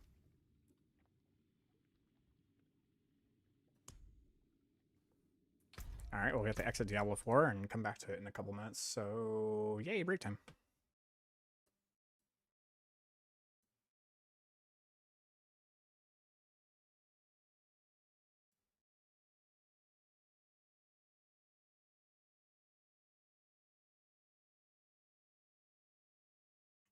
What a nice way of saying Mobalytics thinks Ace is sus.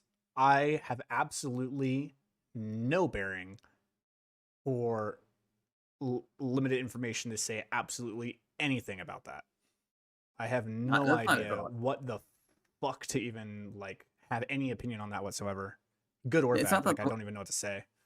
It's not like one of us is a brand risk or something. It's more that it's kind of a big deal to be able to like just take over the full Mobalytics brand name, right? Because that's kind of because that game or sorry, Mobalytics is a lot more than just Diablo 4, right? Yeah, look at It's this shit, League of dude. Legends, it's Path of Exile, everything. So Look at like this shit. They have Diablo 4, Night Rain, TFT, League of Legends, Deadlock, Val, Monster Hunter Wilds, Diablo, like everything, right? It's like everything. And you can also like make this argument like this, right? Maxroll is the same shit, right?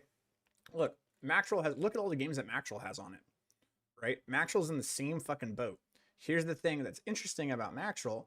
Do you notice that Rax doesn't have the Maxroll tag on it? Wudijo doesn't have the Maxroll tag on him. Macro doesn't have the Maxroll tag on him. They are the content creators for Diablo, but their channel is not called Maxroll. It's their own channel. So I think MOBA is kind of in the same thing. I think they found a compromise. Like they felt a middle ground, right? It's like, okay, we can't have the name of Mobalytics, but we can have all of our content creators share this channel and have all of our resources poured through this channel and be funded by Mobalytics to do it. That's a pretty fucking smart thing, actually. Yep. Because it saves you from brand risk, but you're also able to invest into your success because the channel is directly correlated with Mobalytics. Like if we had to It's pretty smart. if we took the name Mobalytics, we'd have to get so much approval for every tiny video we put out because it'd have to be like scrutinized because brand.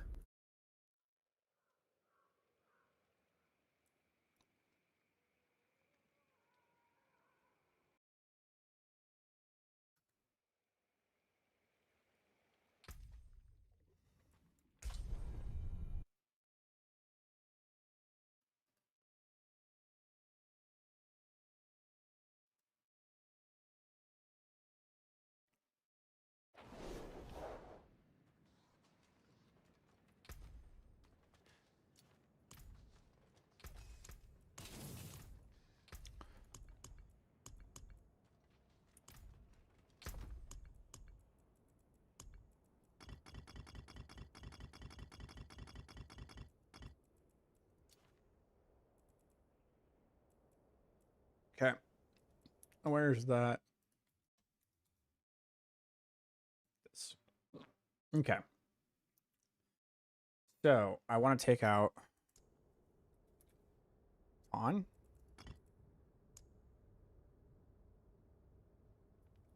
Sem.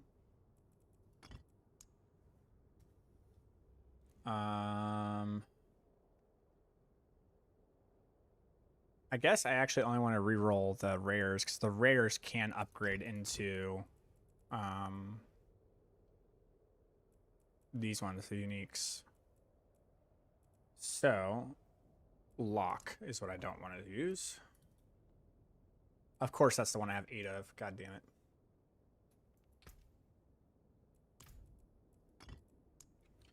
Zix.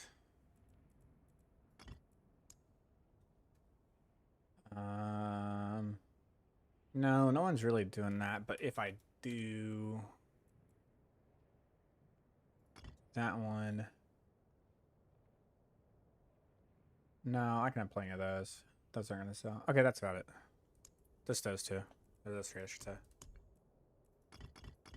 Now, one there, one there, one there, one there. Yeah. Okay. I'm bored. I gotta do something a little bit different. Getting a little late on the East Coast. Y'all doing anything fun for the 4th?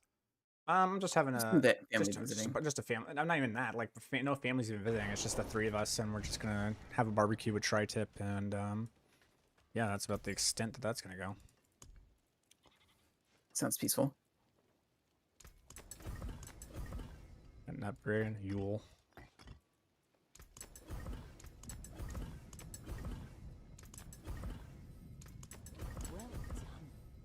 Ham.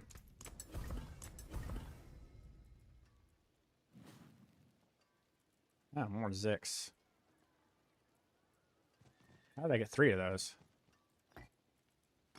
Okay.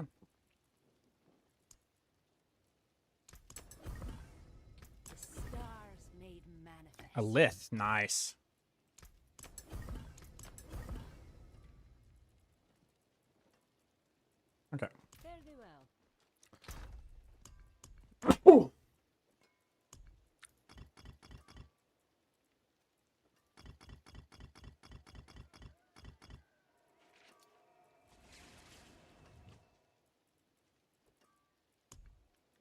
These are like my... These are my money runes.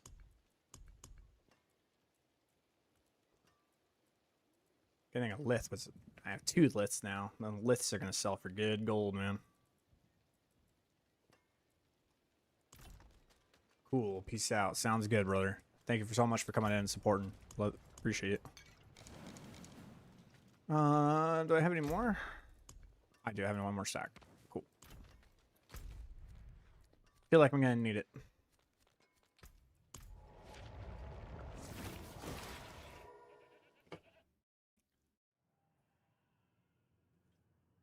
They really should add a rune tab. They should add a lot of tabs the way that Path of Exile has it.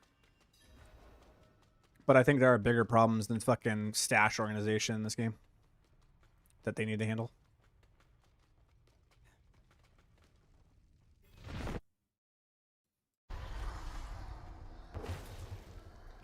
I will say this season is the most balanced it's ever been for class balance. It's almost like you nerf overpower and all of a sudden the balance of the game is better.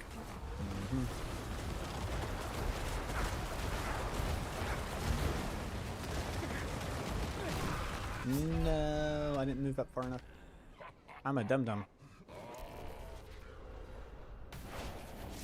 I'm a dum-dum.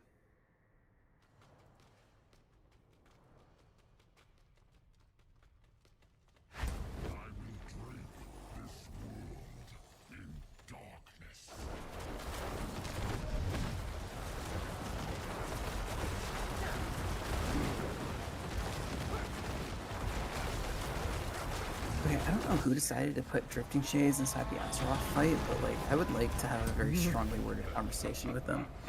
How's Sork doing anything else besides Lightning Spear? Well, here's how. They absolutely gutted Lightning Spear, and now Sork only has really one build, which is Hydra's.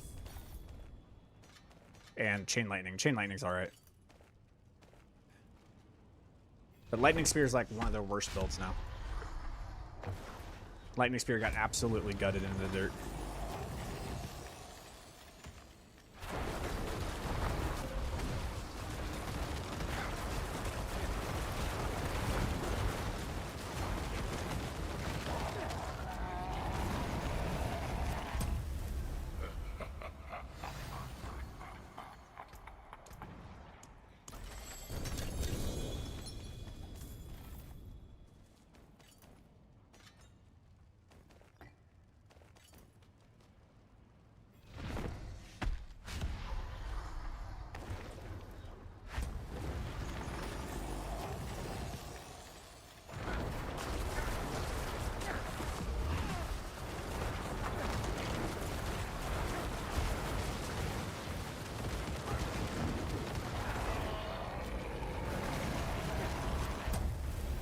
I'm glad we were playing last season. Lightning Spear was kind of boring to play, but they should have brought up other builds. Well, okay, here's the problem, man. All right, we got another chance. I do need to go back to sound, so that worked out. The problem with this game is that like there's 2 variants of builds. You can have a push build and you can have a speed build, right? And the thing is that there's not really a middle ground, right? Still, even with the escalation sigils, there's not a middle ground because they made it so that the pit scaling of the escalation nightmare dungeons isn't really that bad. It's just the Astaroth boss fight. So you need a build that does a little bit more damage to handle the Astaroth boss fight. That's about it. Like it's, you know. So the issue I have is that it's still kind of in this case where it's either speed build or push build. And with a lot of classes, when it comes to push builds, if there's one push build that's 5 pit tiers better than another push build, that just becomes the only build like possibility. Sork has like 2 or 3 other builds, but they're only doing like 97 to 98. And then you have Hydra doing like 108, right? So it's like 10 pit tiers better. And which means it does 6 times more damage. It's just, that's just the way it functions. And then when it comes to speed builds, they have a little bit more variety. Sorks has a lot more variety when it comes to speed builds. Necros, one of the beautiful things about them is that the balance of the builds right now for like a late game Necro is probably in some of the best like states I've seen it. It's really, really balanced.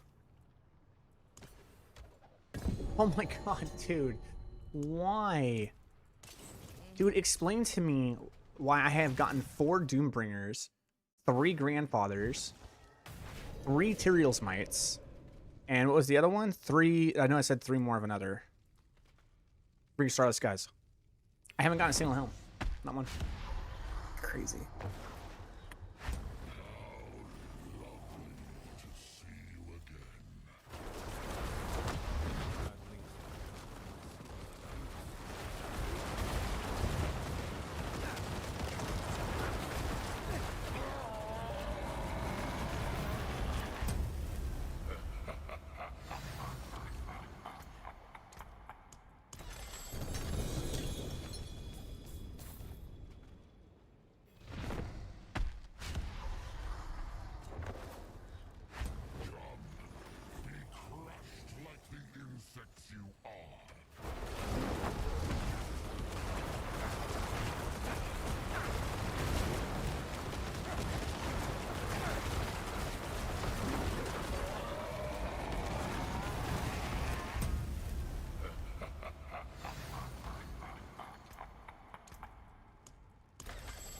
Yeah, this is looking like more and more like I'm gonna have to craft the error perdition, dude.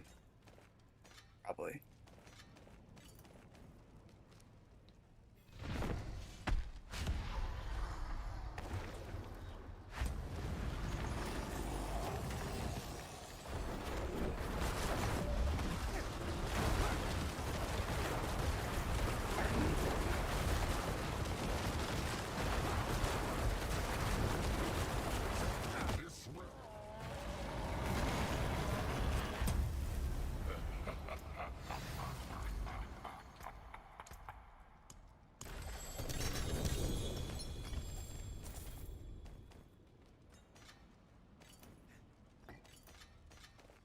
Is that a Kurin? That is. Wow. Okay. All right. We're done. We're gonna take a break and we're gonna play because I have the last rune for Kus. Now I just need Jaws, and I will buy the Jaws.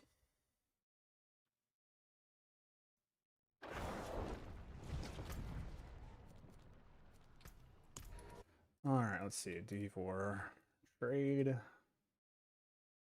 items, filter, runes, jaw.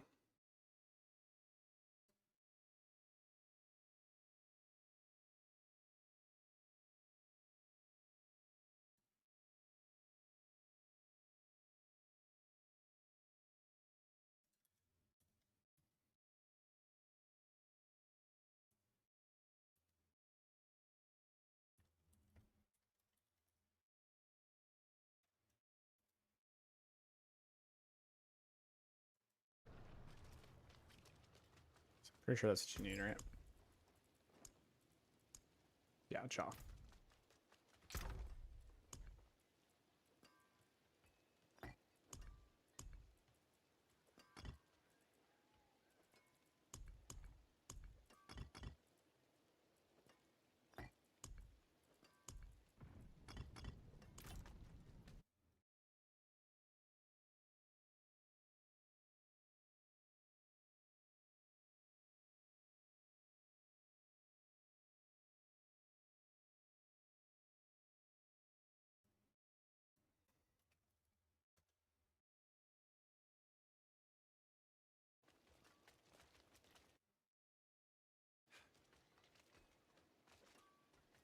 Well, we'll see what happens. Now we have to sit here and play wait.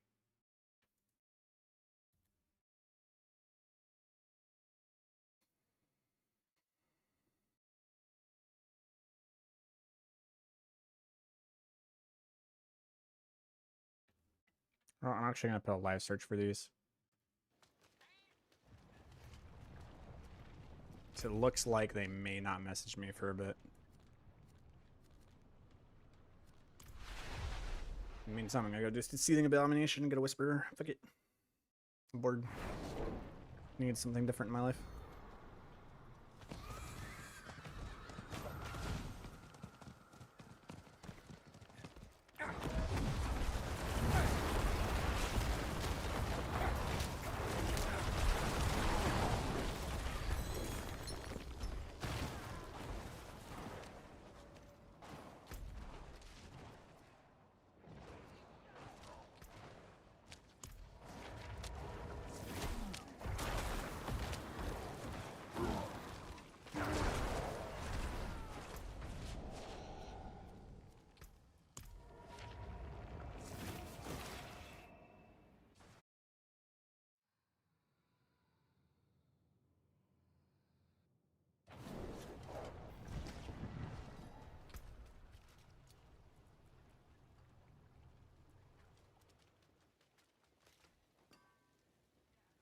forge more than horseshoes and nails. Better than starting from nothing.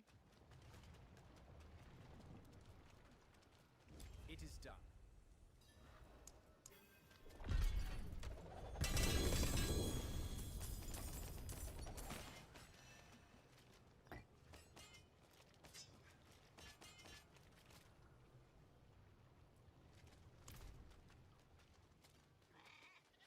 Greetings. How's it? I'll keep my forge hot. Return soon. I wonder how much Look at Azeroth, dude.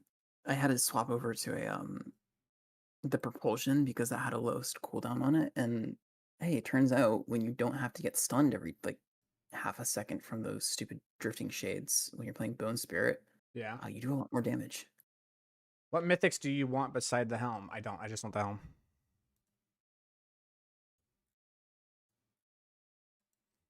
Yeah, that makes sense.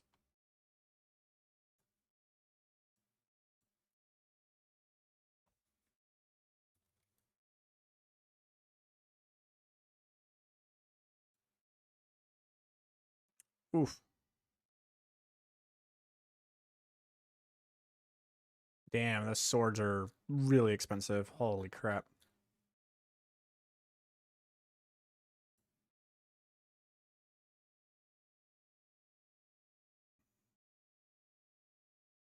Oof.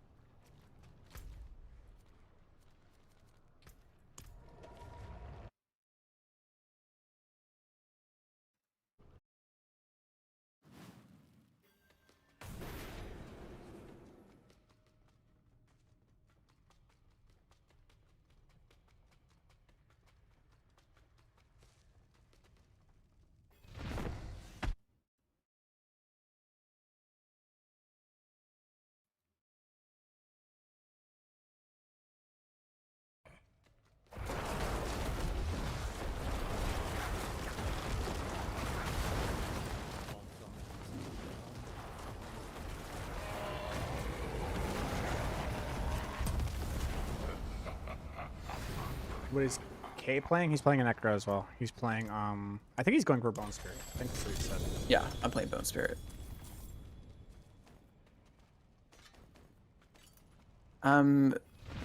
Thinking about swapping over to Shattered Spirit, though. Even with the bug? Yeah.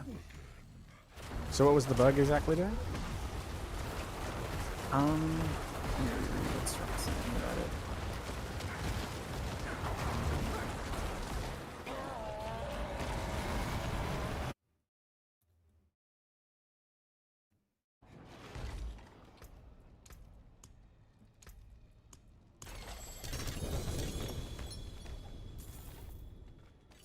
He said, multiple hits of basic attacks don't scale IE splinters, and I'm not sure what the IE in this situation is supposed to mean. Example. Like, example, splinters. So. But what does that have to do with Pain Quarters, though? Multiple hits of basic attacks wasn't ever supposed to multi-proc it. I mean, I think what he's saying is that, like, when the splinters come out, only one of the splinters is getting modified instead of all 18.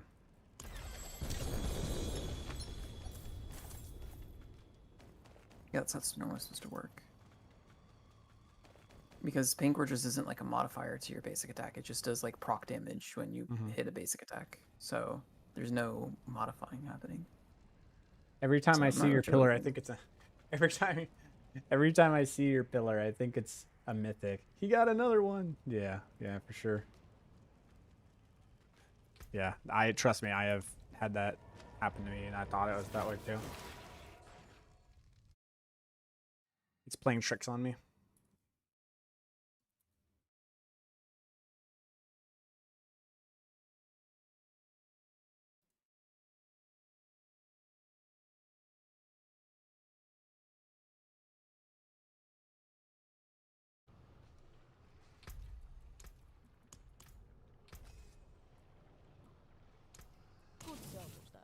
breaks, the forge is hot.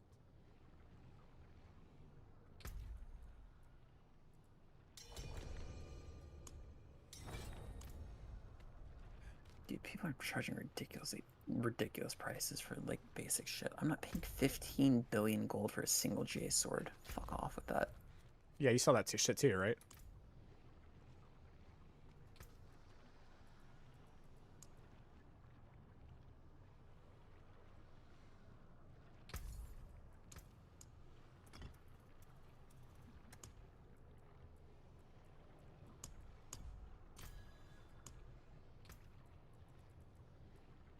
Thank you.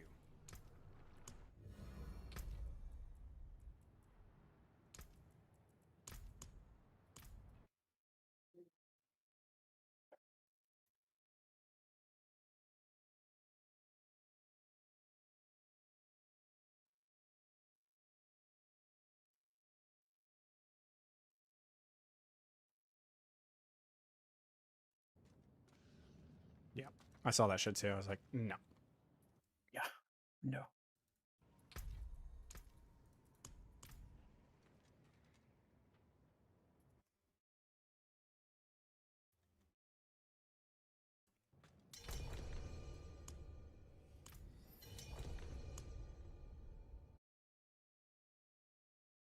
How about no, Scott?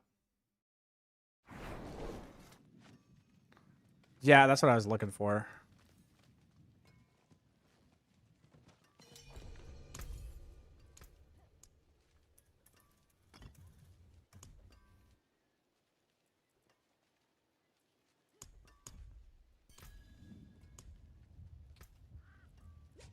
There you are.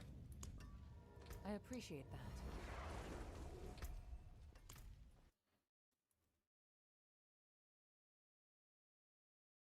Okay, we just need 2 more.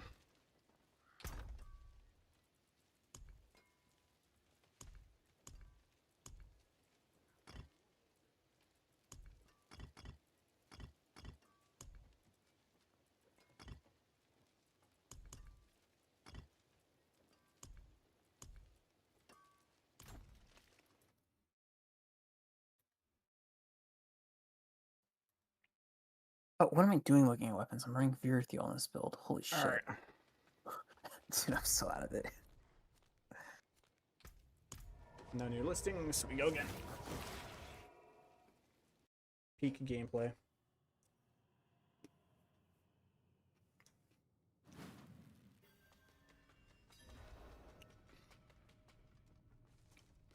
I'm trying to figure out what would be better, GA crit chance or GA lucky hit chance.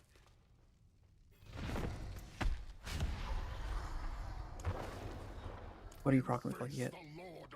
To Cripify for Soul Rift Uptime. I feel like after No, I have plenty. Yeah, I already have the sparks. Okay. I just need burns.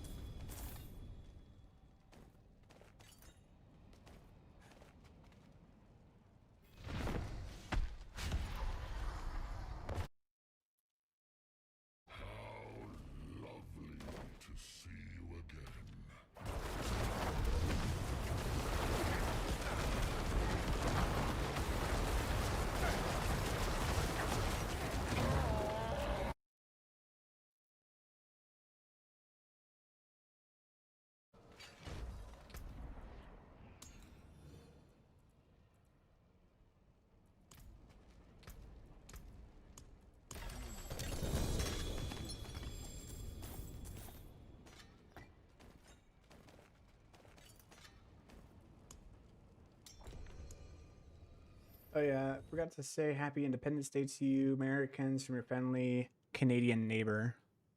Oh, thank you. Thank you, Maple friend.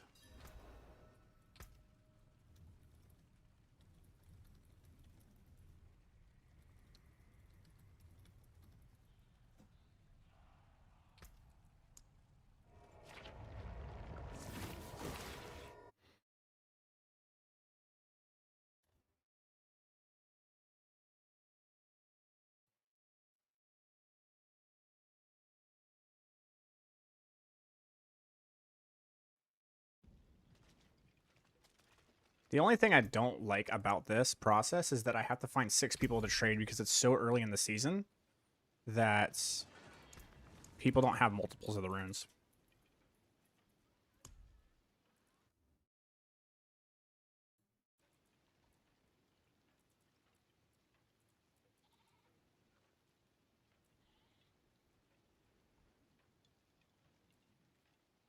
The rune? Homie?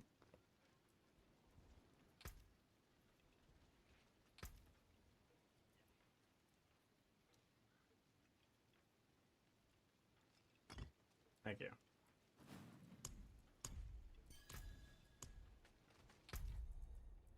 Thank you.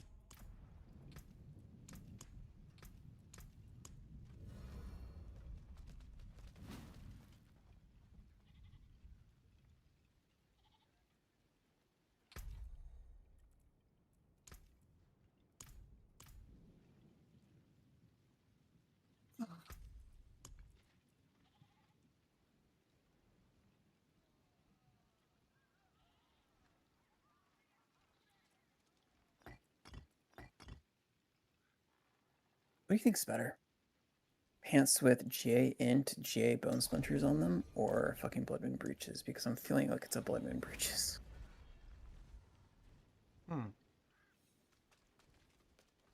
Say that one more time. What do you think's better between pants with J int J bone splinters or blood moon breaches? Because I'm feeling like it's blood moon breaches. It's always blood moon breaches. Yeah, I just don't want that to be an answer. I'm so tired of using these things, dude. On everything. Every season. Give me some cool pants.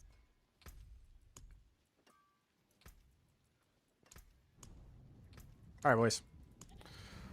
It's time.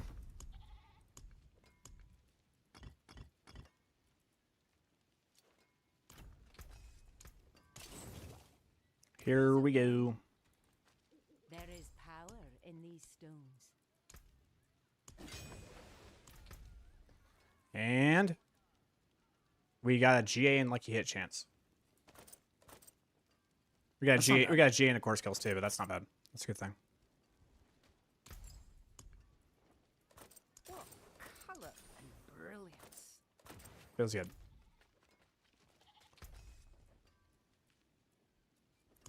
Now, as long as I can get the master working on this, I need to hit like crit a couple times. Okay, well, they just hit crit. We take those. Yeah, for real. I don't know how to feel about that though. I think we're gonna.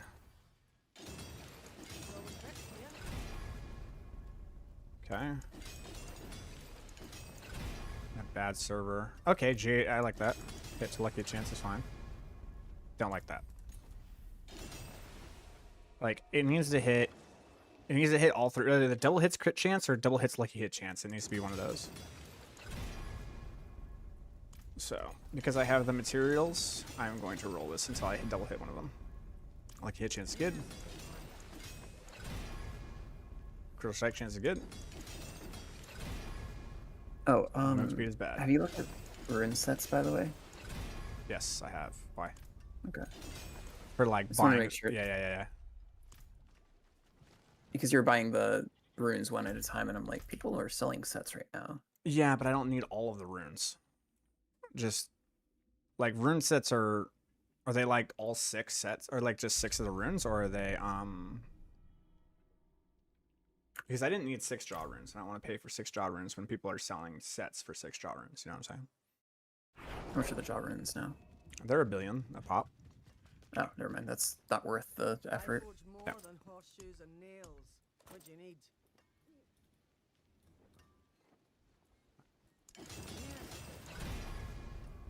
Lucky hit is good. Another lucky hit is good. Wow, okay. Triple hit the lucky hit chance, bro. Huge. That's actually really good for just like guaranteed going to keep it up. Okay, and now because of that, I can switch the soul rift duration for grasping. It gives 29 critical hit chance. That's the problem though. I don't know if I like this because I would need blood rune breaches now. It does replace the Gar, which is nice. We'll see. All right, I got that. So now what we can do is that I don't need Gar anymore. Mm-hmm. So we can unsocket that. Beware the envious,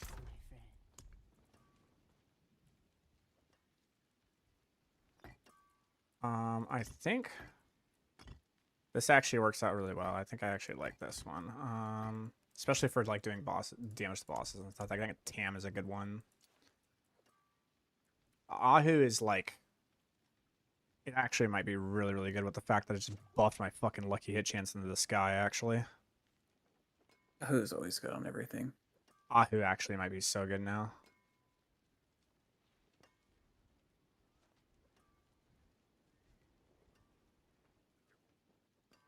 So, what's... And it's 100% chance. So it's just 70% of the time. For every blight cast, instead of getting 25, now for every blight cast, I'm going to get what? 70% of 12 procs. That's kind of insane, right? I'll be right back.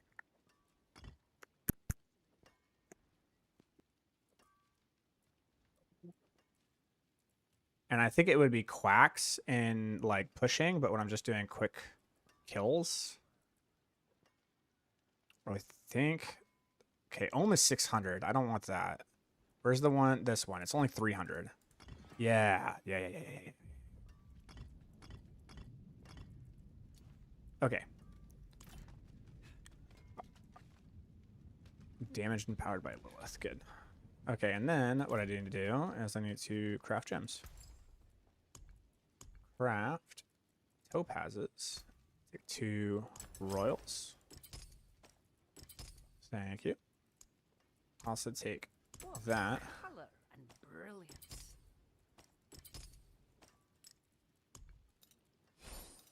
Cool. Where's my crit now? 97.2%. I'll take it.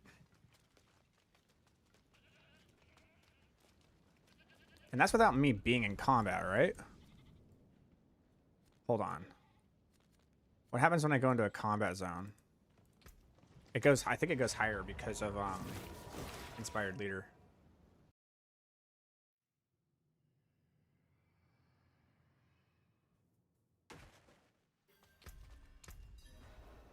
Yep, it does. Okay, so this means I can actually take out crit chance in one of these rings. Let's go.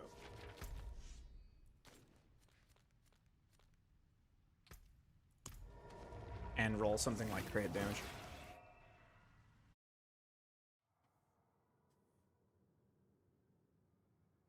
So this actually worked out perfectly. Lucky hit chance is exactly what you want.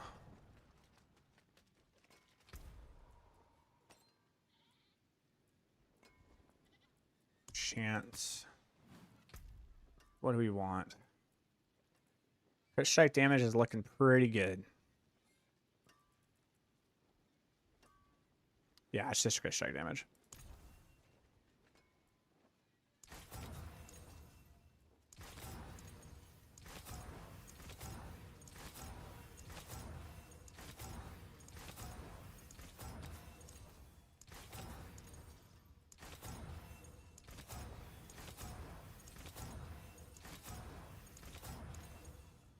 %, I feel like, is really low.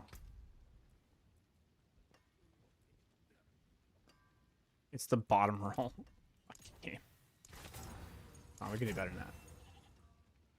69 is a little bit better. I need to be above 70.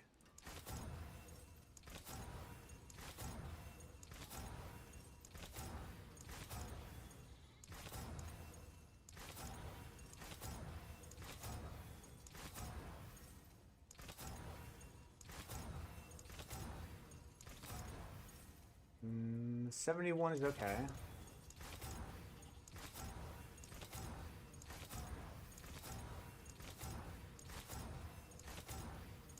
I thought that rolling for crit strike damage would be this hard. Really didn't. Like, this is actually throwing me for a loop. I really did not see this one coming.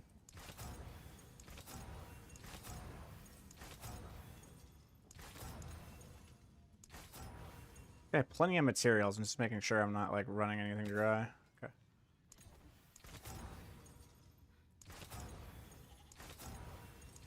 There it was. That was a 75%er. I just didn't grab it because I'm an idiot. That's that crit strike chance.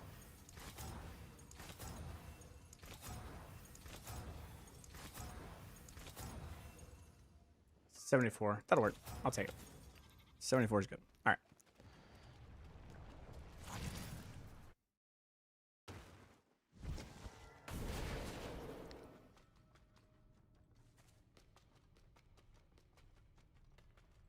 Okay. Let's go ahead and do this. 76% on Blight is kind of crazy. So it'll be very interesting to pay attention to this right here. All right, let's take a look at the damage, boys, and see what upgrades we got here. You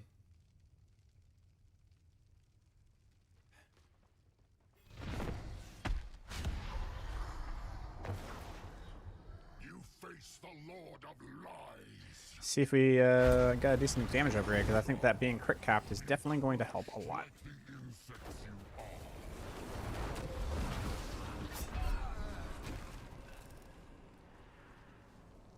Did I not cast enough abilities? I don't think I did. Cast 5 skills. Interesting. I guess I didn't cast enough abilities. But now I don't have Soul Rift, so this will be interesting. I'm gonna have to play at this old school.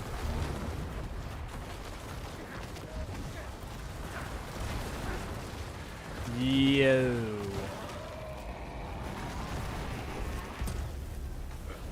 It's so weird how that scales.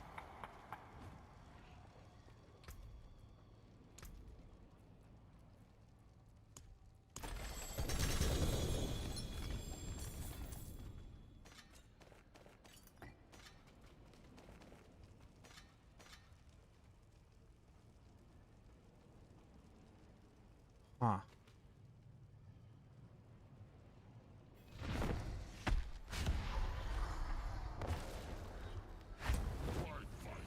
right, let's see what happens here.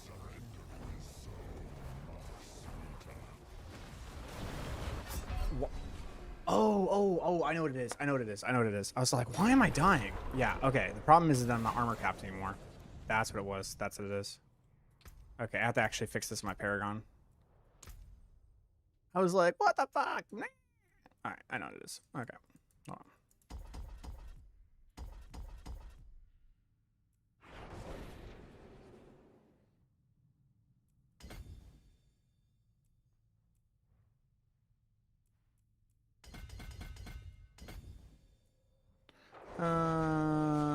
What else could I grab here? All right, I'm back. Welcome back.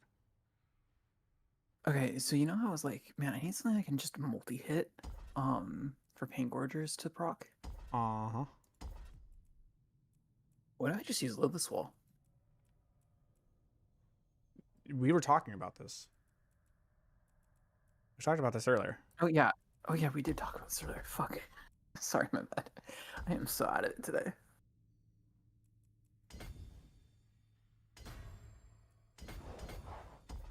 Okay, there's Maybe I'll armor try that. there. Any other place to get armor?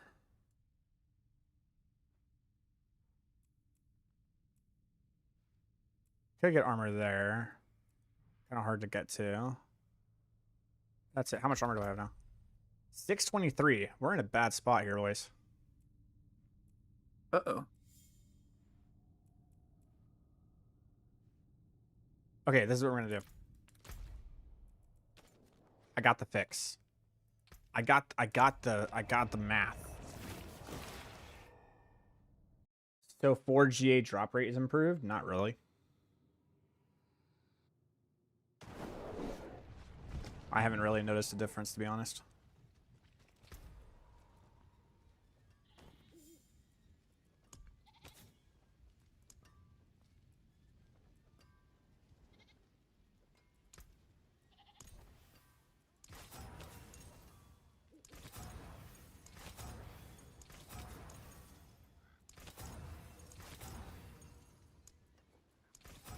Problem solved. Okay, now I should survive. Laughing out loud, instant kip season then? GG? Are you, like... Okay. Cat hilarious, dude.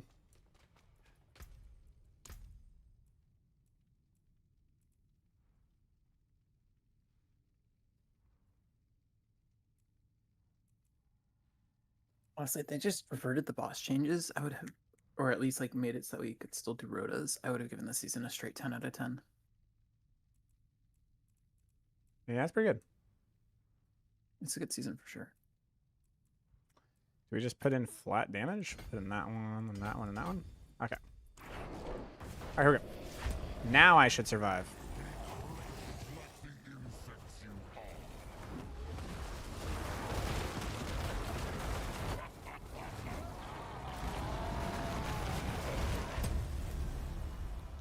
It's more than double damage, bro. Okay, I have to do the math on this because this is actually kind of wild. And I still don't even have my Ebon Piercer.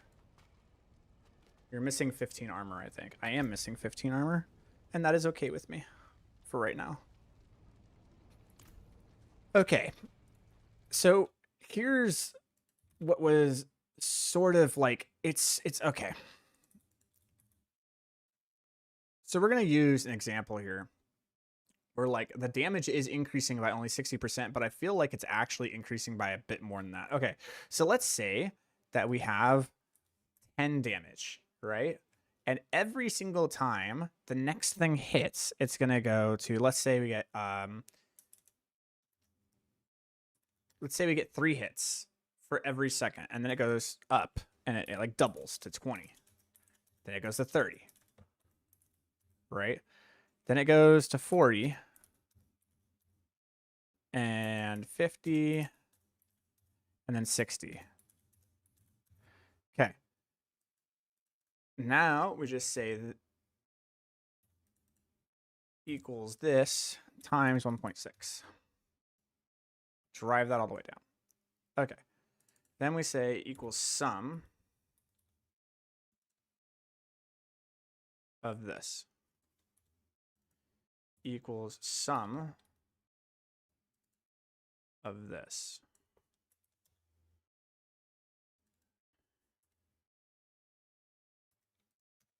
Yeah, it's 1.6. It's still a 60% damage multiplier. That is so weird. There is something else happening here, bro. There is something else happening.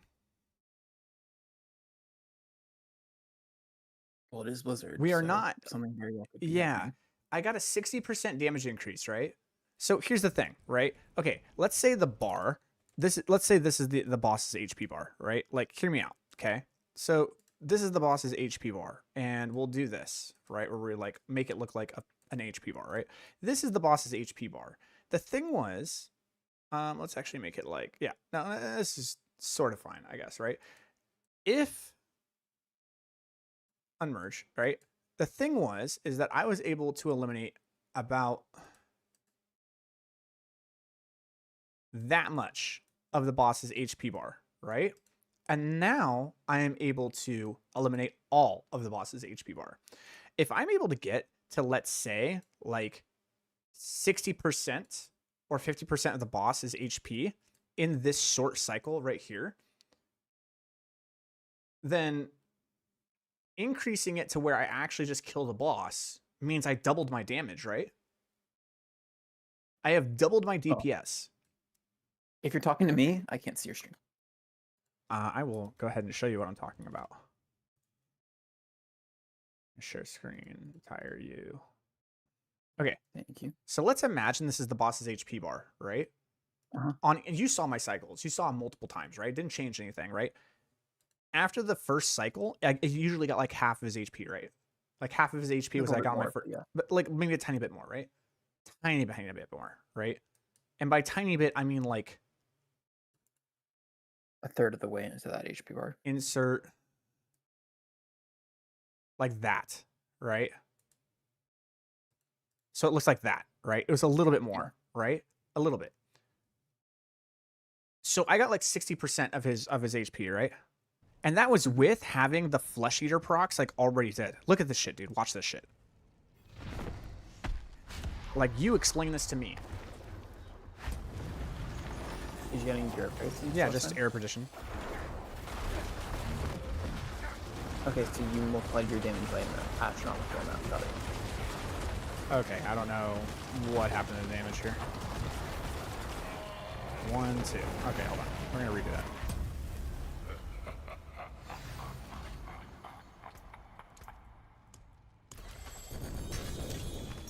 Okay, do that again. Okay, watch.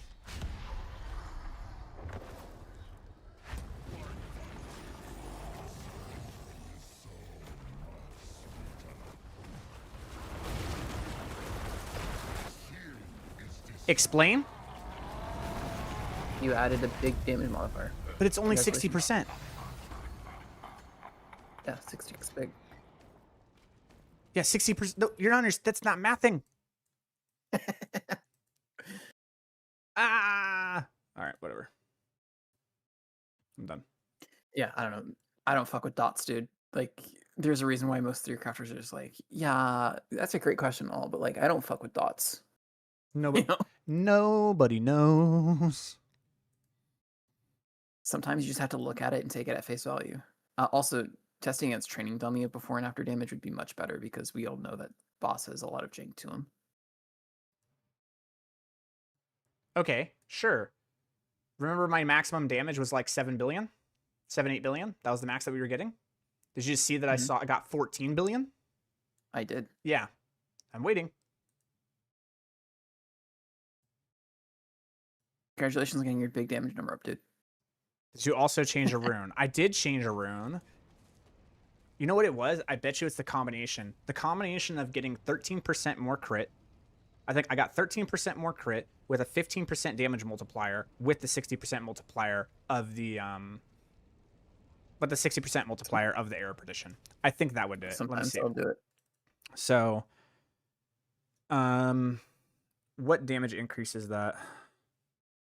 87 to 100%. If like I did technically 0 damage without it being a crit, which I kind of do. I don't really do any damage unless I crit. So if I did 87 instances versus 100, that's just 87 versus 100. What's the difference in damage there? It would be 1.87 versus 2 is how this would work. So the first amount. Okay, so this is a 7% multiplier. That's not right. If it was, no, that's right. That sounds wild, but that is correct. Yes. That sounds wild, but that's correct. Yeah. So we have a 1.07 damage multiplier. Then we had a 1.15 damage multiplier. Then we have a 1.6 damage multiplier.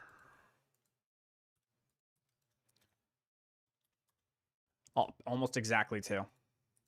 But the only thing I have a problem with is I only modified this times this.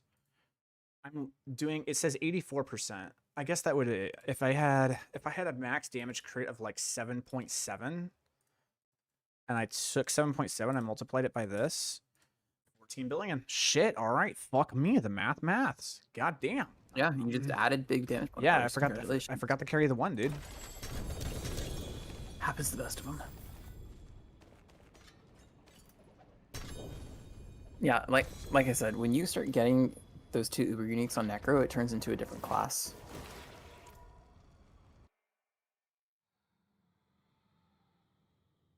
The crit, that 74% crit damage wouldn't make that much of a difference. It's not that big.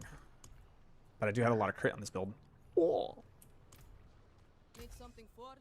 Yeah, this is totally useless now. Don't need it. But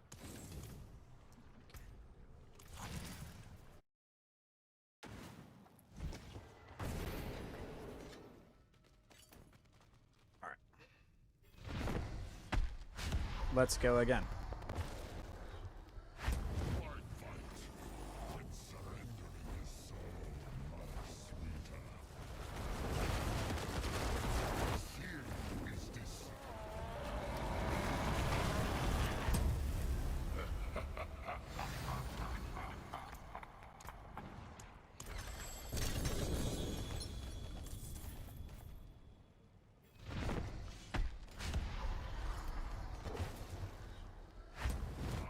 So now the problem I'm having.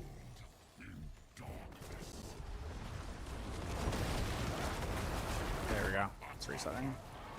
Okay, we're good. I can get even more damage than this, by the way. It's a little unholy, but I believe you.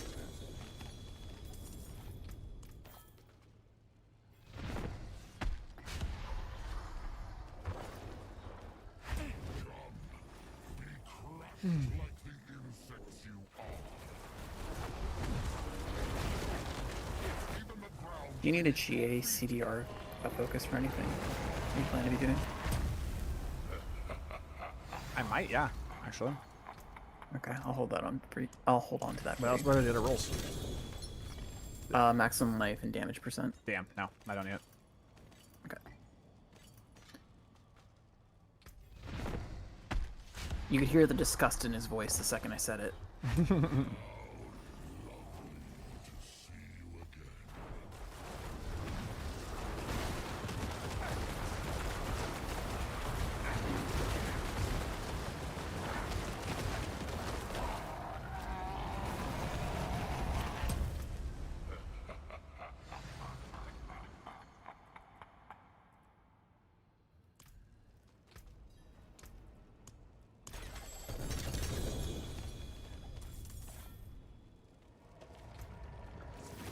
Now I just need the amulet.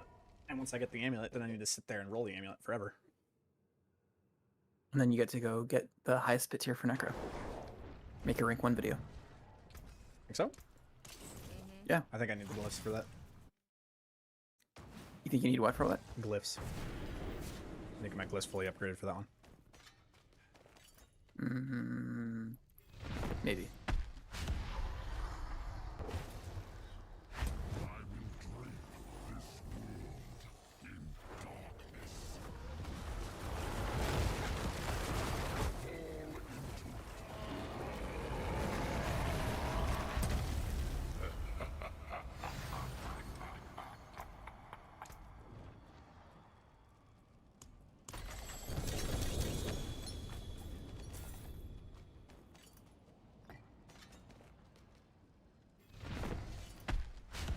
Now the next Uber I need is a Sheikah with cooldown reduction as its GA. Good luck me.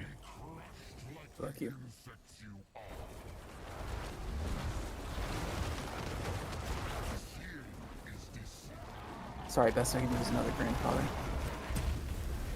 Best I can do is another grandfather. Take it and double it.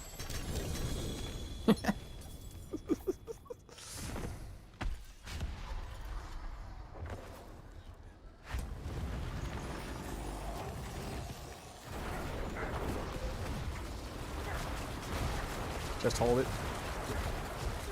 Oh no, where's the damage?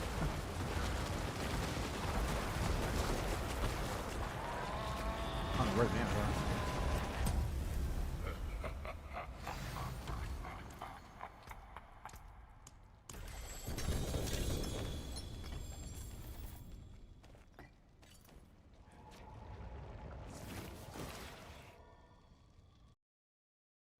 So the GA lucky hit chance, it was actually the best roll I could have gotten. And triple hitting the lucky hit chance on it was the best thing I could have done. Sounds about right. Crazy. Sounds like you hit the nut. I hit the nuts.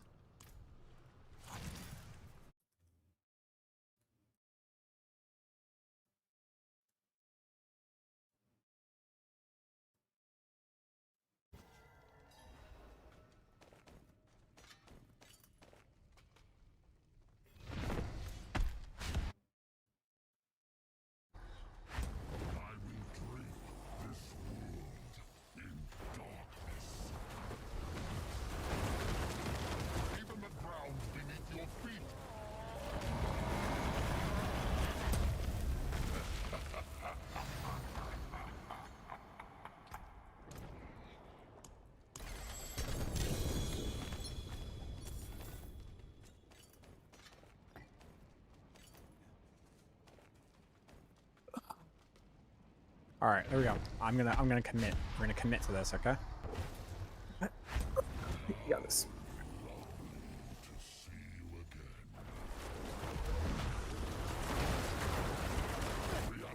Come on, come on, come on. Yes. You hit. Yeah.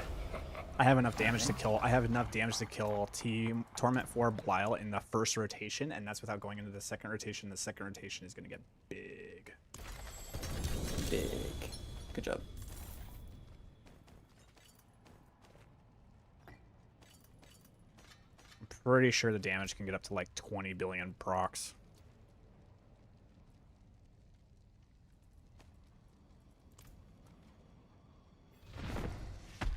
Pretty sure.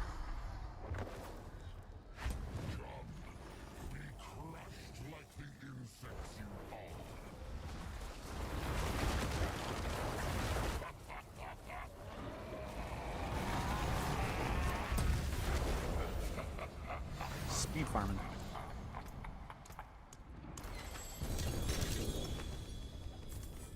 Oh, you know what's kind of obnoxious, actually? What? I don't think I can splinters that boss. He's on his own little fucking... He's out in the air. I can't, like, stand on top of him to sweet spot him. Hmm. Wait. That sucks. You can take what's left.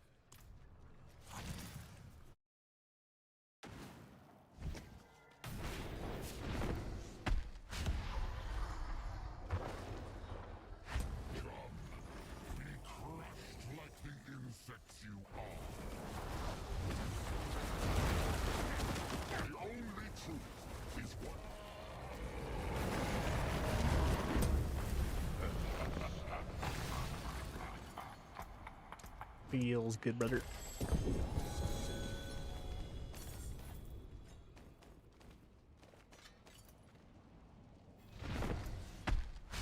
Oh. I hit the nuts. Oh, yeah? Mm-hmm. What'd you get? Got a GA all stat, shot of all stat. Oh, nice.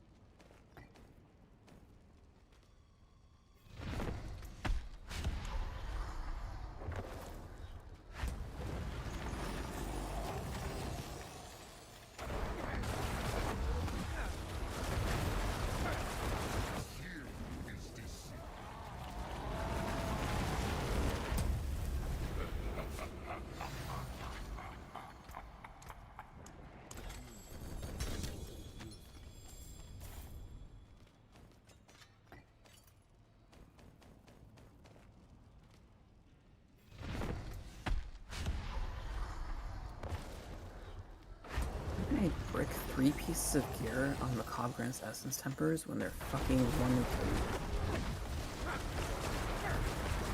I'm a little mad. Hydra is stronger or this? We're pretty sure this will be stronger than Hydra.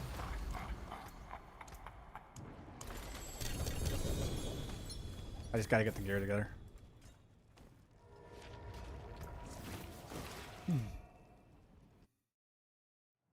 I mean, at the moment, even damage over time, Blood Wave is better than Hydra, because it's like. What will it be? Actually, let me check the pit reports now.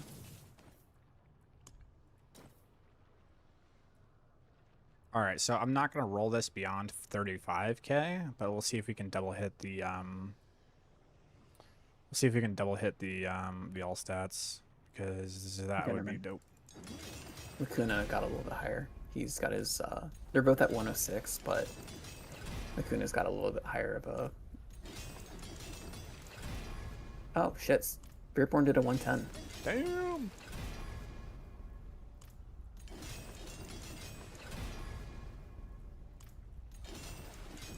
Okay, well, the bar just got raised for best build in the game.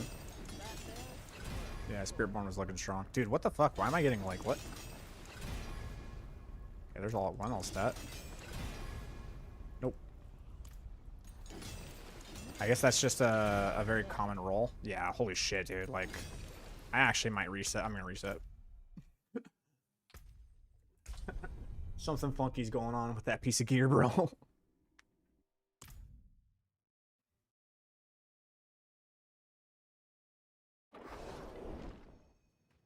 What will it be?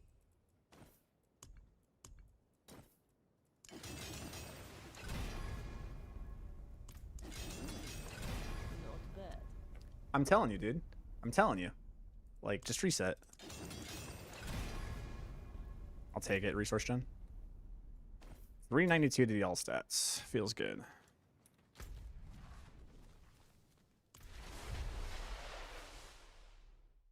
How'd you got this amount of cash? I traded. Gear sells for a Gear ridiculous amount of money right now. gear sells for so much money. Like, I sold 2 items today, and I made 50 billion gold for 2 items. It's pretty ridiculous.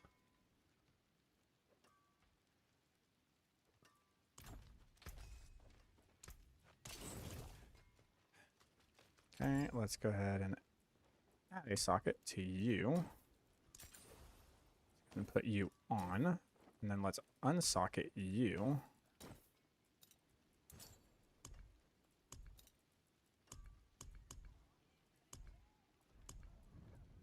Oh shit, what was it? So I'm using Syracuse, it'd be Ahu. So Ahu... Soul? Yeah, Ahu Soul.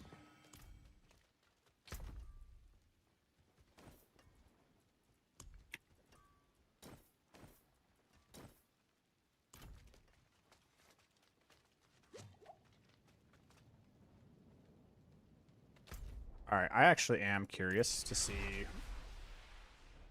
Only 3 GA items? What do you mean? Like what I'm wearing? My gear?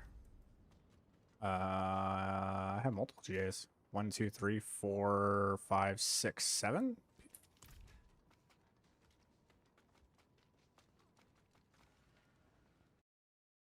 I also have boots I need to switch out. Pretty sure I have a GA int pair of boots.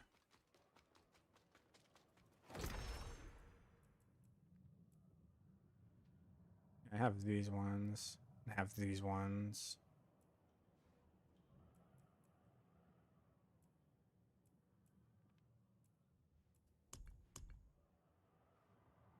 But I need to know first if I can hold the see if I can reset. So let's go ahead and take these off, because these aren't going to do anything for my attack speed or any of my lucky hit chance or anything like that. I just want to take those off and just see if I can actually reset the Soul Rift.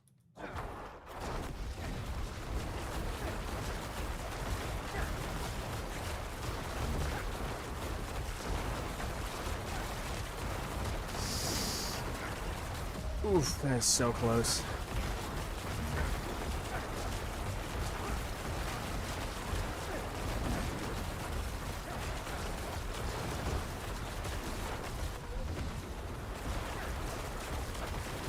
That is really, really, really, really close.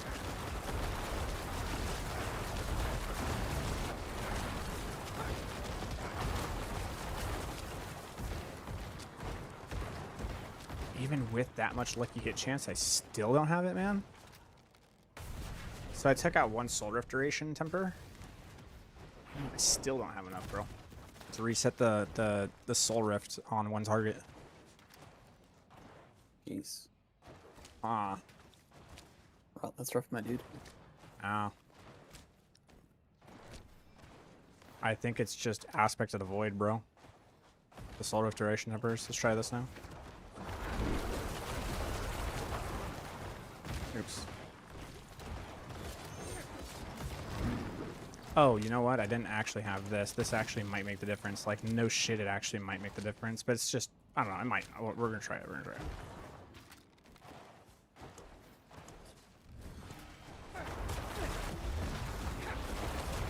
Let's find out.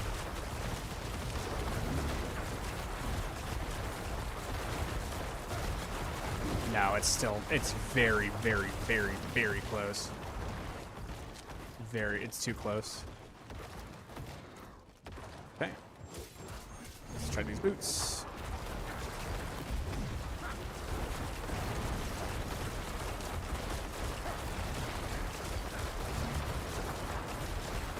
And reset.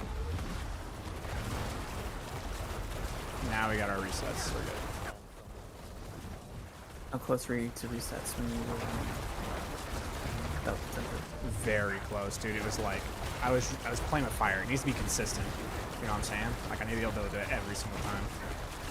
I mean, a little bit, yeah. But I think it's the end of the world if like you have just a tiny bit of that. Because as long as you don't run out of mana, it's like, what are you really losing? It's a tiny bit of application on Sword itself. 14, 15, 20 billion, baby.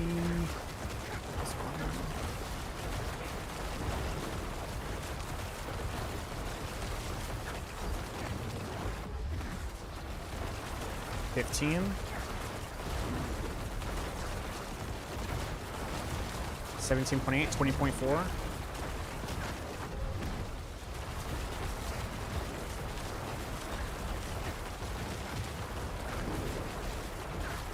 Done.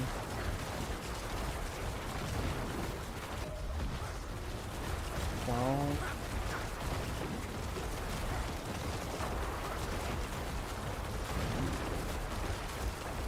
Trying to get it to like 22. See if I get it.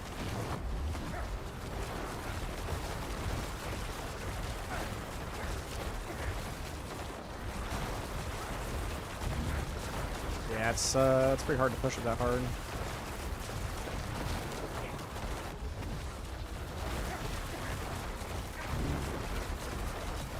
$14.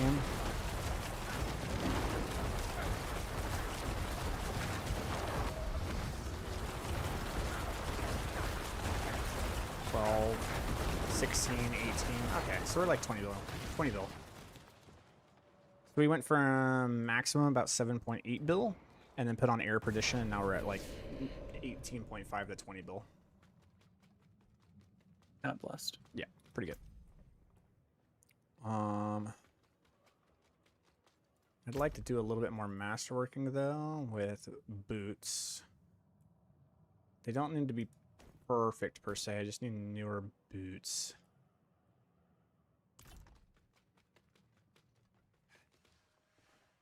I'm gonna do a little bit of upgrades here.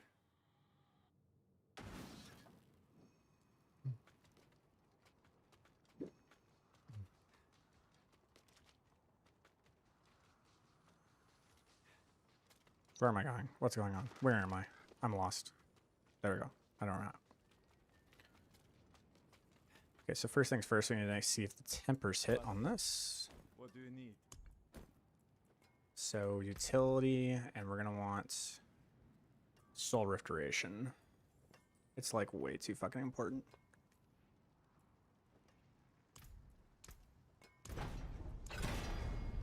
%18 is kinda lame. Maybe a bit better than that. 21% I can deal with. We'll do evade cooldown reduction.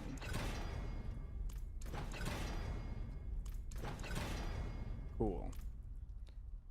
Then what we'll do is we'll roll for armor. Actually, I'll put in void. And then we'll do... Try to get armor on these. There you go. Literally don't need to be high, just like any armor roll do. Make them here. Need something forged?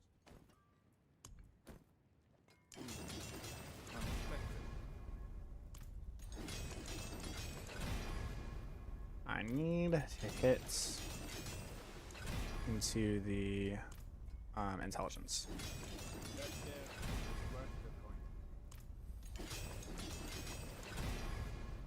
Okay, there's one intelligence hit. Nice. It's gotta get it. Life is good. Do I want to keep re-rolling for an intelligence? Not really. These aren't perfect boots. So I don't feel like I really need to go out of my way to triple crit it, so I'll just upgrade it. Soul Rift duration, that works. Okay. So increase my intelligence by 100. That's a good upgrade. Don't think I have an upgrade for gloves yet. I think that's the next item I need to roll for, dude.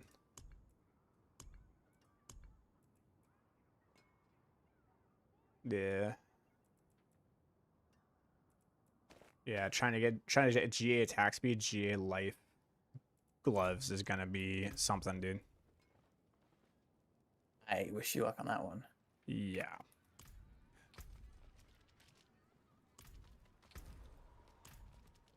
All right.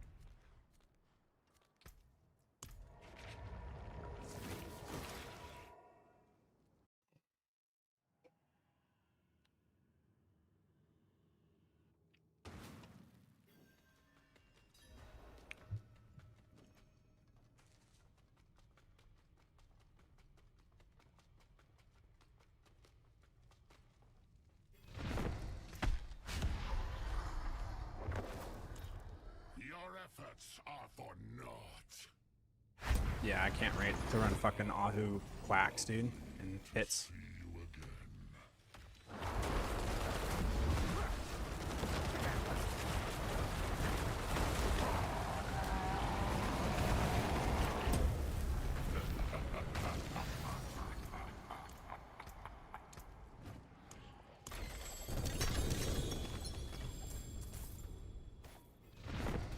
Is this better than Shadow Bloodwave, you think? Yes, we do believe this will be better than Shadow Bloodwave.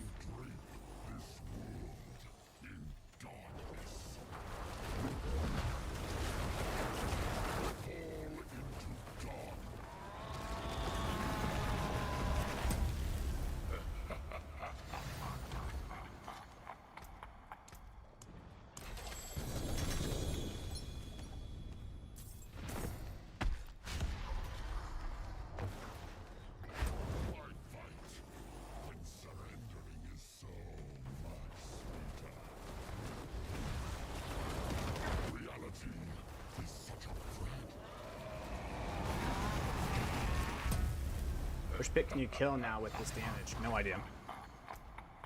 Find out soon. Not a clue. More than 70, less than 150.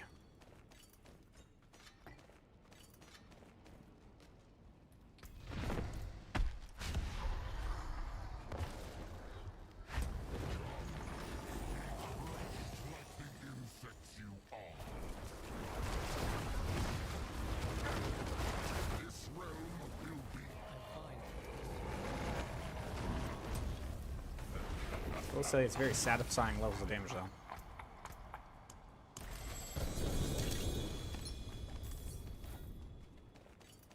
Because I was clearing pit 70s in... I was clearing pit 70s in less than 3 minutes, and my maximum damage that I was able to get was like 2.3 billion. So, you can imagine now, like, probably going to be a little bit better. I mean, we could... We could, for like shits and giggles, go fucking run a 70 real quick and just see what it feels like.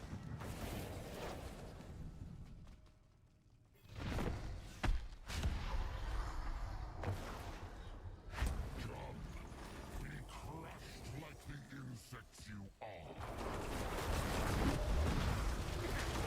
Even the ground beneath your feet.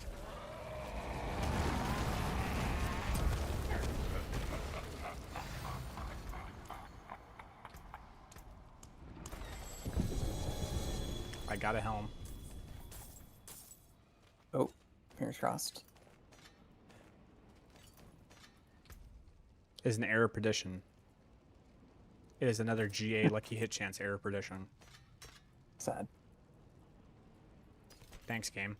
I love how I just spent all that gold to get that item, and then you give that item to me 3 runs later. That is the nature of Diablo. That's the extra fuck you, bro. That's the extra kick in the nuts. Every time, never fails. This is why we keep the nice things.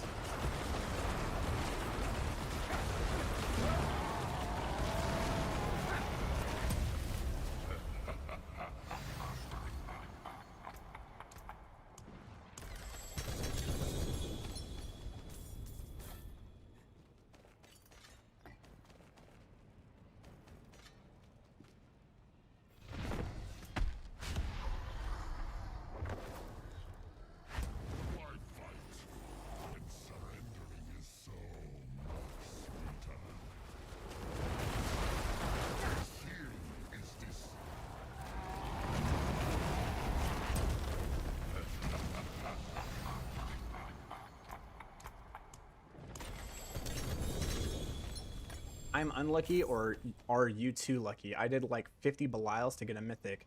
In Season 8, I didn't even get one Mythic ring. Okay, homie. I don't know if you're aware, but we have been streaming for 4.5 hours now, only doing Belial, and I have gotten about 4 Mythics. And if I look at my mats, I am at 83. I started with 5.5 stacks. So I've gone through 4.5 stacks. What is that? Divided by 2. I have killed Belial 225 times. And I've gotten 4 Mythics. I am kind of on par with what's going on.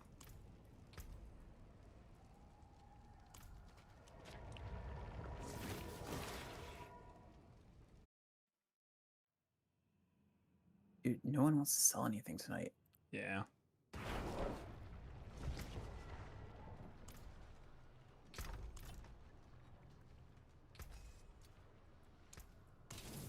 Come back if you need work.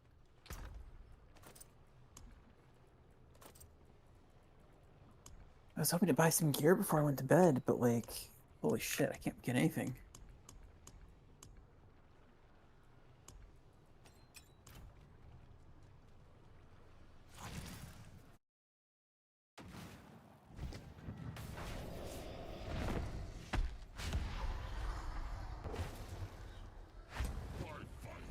We farm forever. Belial gel for eternity. Amen. It's fucked up, bro.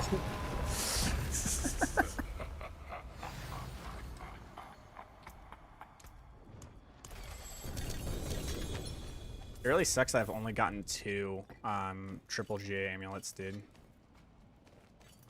It seems to be like you get a triple GA amulet for every 100 kills. This seems to be the rate. Which means I think you get a quadruple every like 500 kills. I think I'm gonna call it a night. Alright, bro, take it. Alright. Good night, Otter. Good night, chat. Good night. Good luck, runs. Will do, buddy.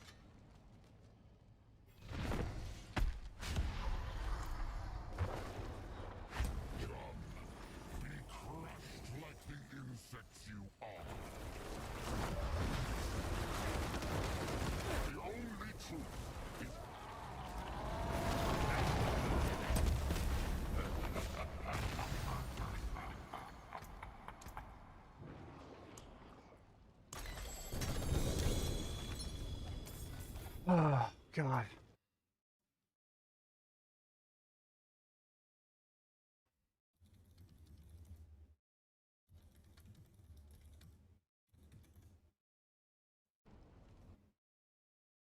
Got a triple GA, boys.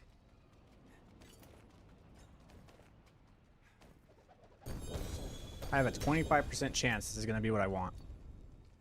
We've gotten 3 of them now. This will be the 3rd one that we've gotten today. Here we go.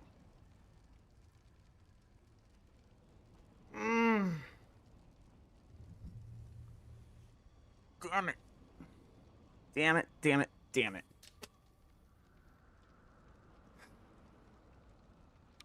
The problem is that GAs have, like, the chance of getting a GA on specific roles is the same, like, chance of, like, hitting a roll. Like, you have a harder time and an easier time hitting something. So the ranks to blight are actually, like, the easiest thing to hit on that item. Which means you have a higher chance of actually rolling that.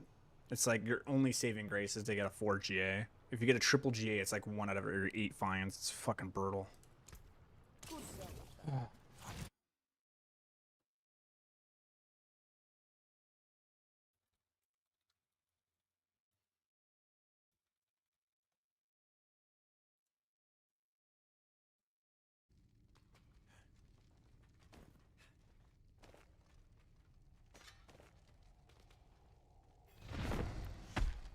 This is our life.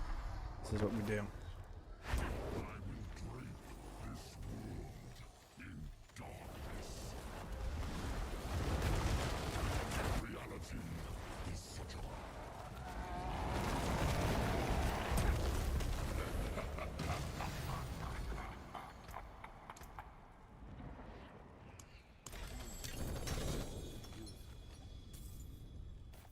I saw the 4GA, dude, and I was like, please, please be an amulet, and it just wasn't. Man, I know there's a lot of items it could be, but it just, you know, you do this for over 4 hours now. Yeah, you do this long enough. That's the second 4GA Penitent Greaves I've gotten, dude. I've gotten 2 of those now. Let's count to 100 again, pretty much. Here we go. And ironically, like, it's actually easier to get the mythic uniques that you need. It's easier to get the mythic uniques that you need than it is to hit this item, dude. It's so nuts.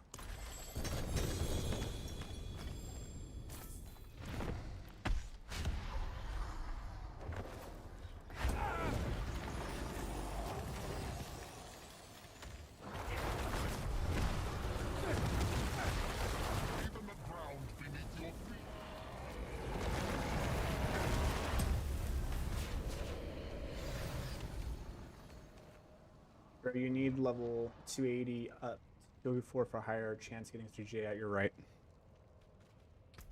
What was I thinking?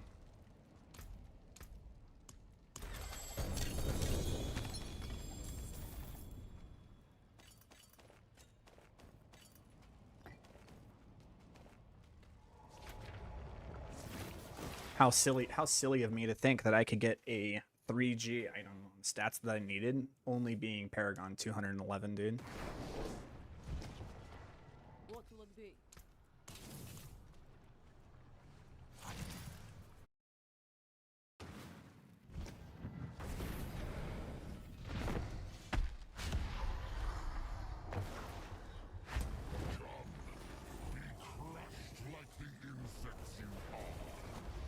I unironically do actually want to, like, do other things in the game.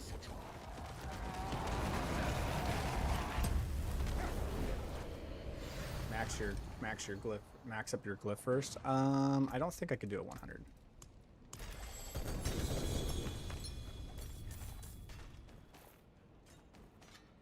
Don't think I have that type of power yet.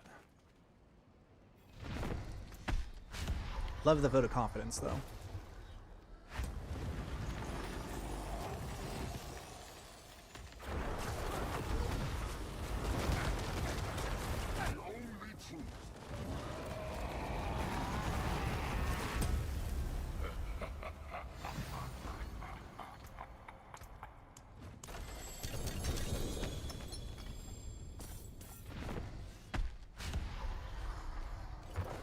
Save my boss mats for what, dude?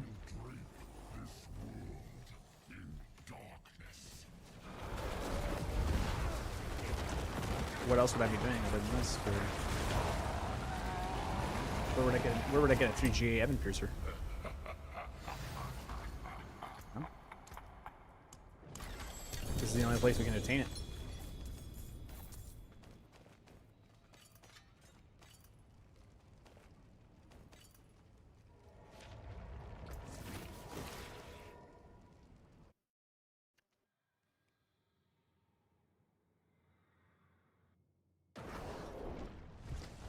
What will it be? Mental breaks.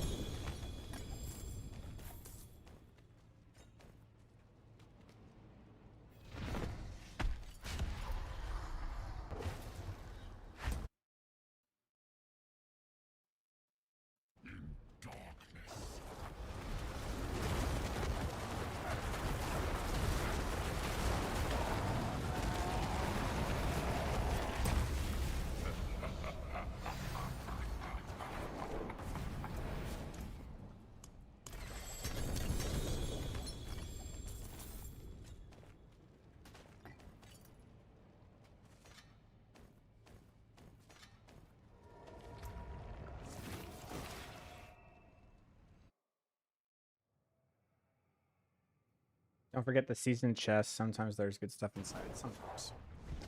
Sometimes.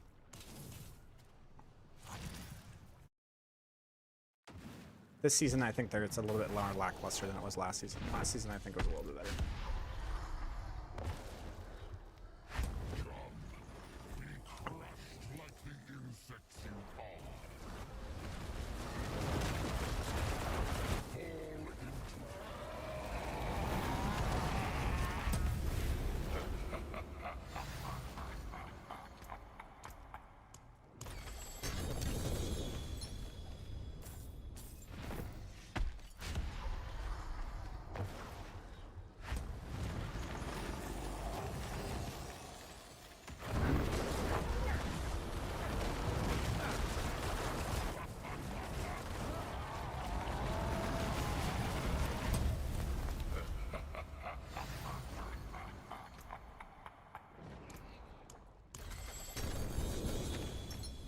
Another 4G pair of boots. I'm actually getting irritated. And they're penitent. No, they're used at empty soon. Actually awesome. Hold on, I'll take a look at those in a second. That means I can run my Stubber build. And they roll max. Wow, those are a perfect pair. Hold up.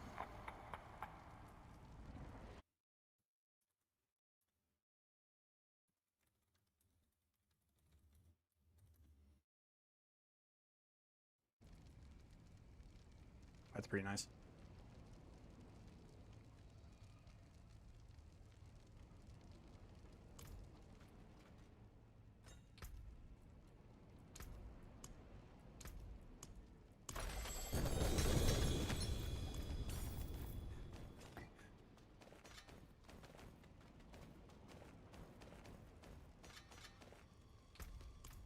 Let's go.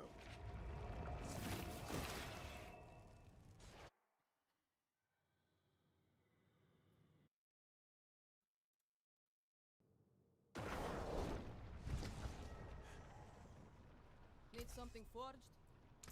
You can take what's left.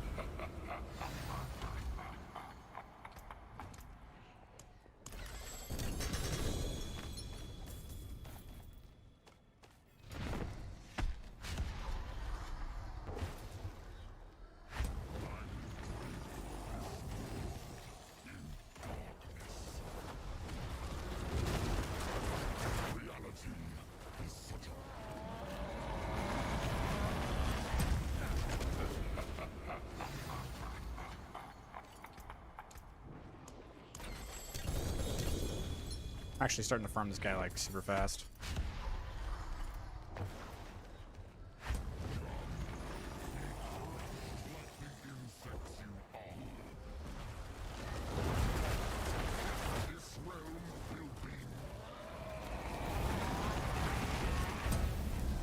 Every 100 runs a 4G item.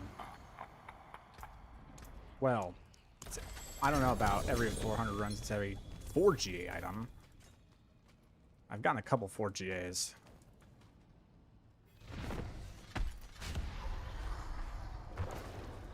But I definitely like the 4GAs to actually be the it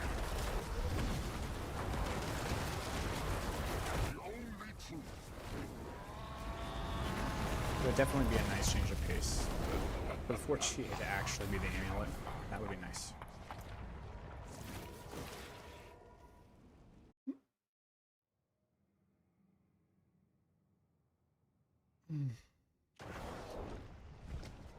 Father bless. What do you need? The thing is once my Shadow Blights are hitting for 50 billion, I can officially claim that I have a trillion DPS. I just need to get to that point.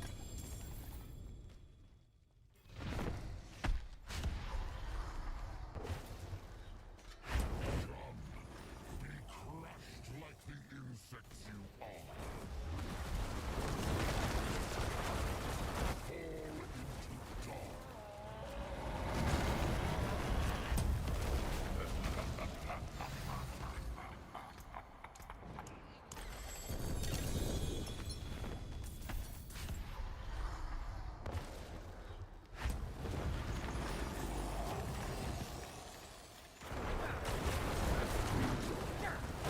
Oh shit, I actually did it so fast. I'm out. Alright, that actually worked out. I'm actually killing Gregoire and going through the rotation so fast at this point that, like, I actually...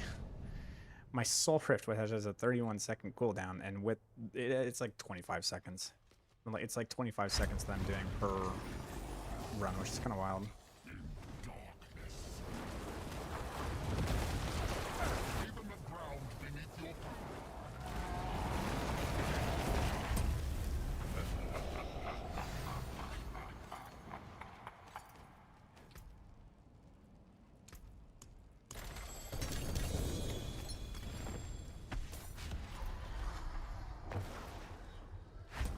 Yeah, look, it's like not even up.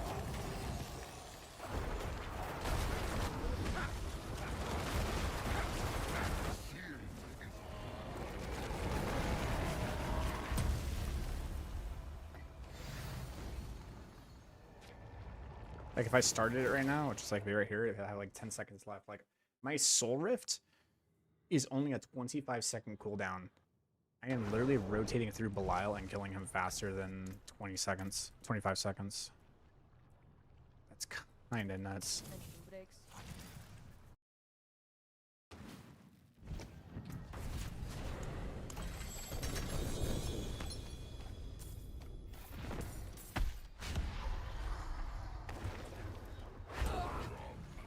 be crushed like the insects you are.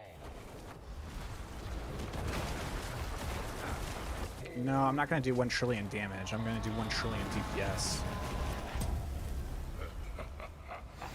My Shadow Blights will hit for... I think max, my Shadow Blight's going to hit for about 100 to 150 gold. And when they can hit that hard, they can do some pretty wild stuff.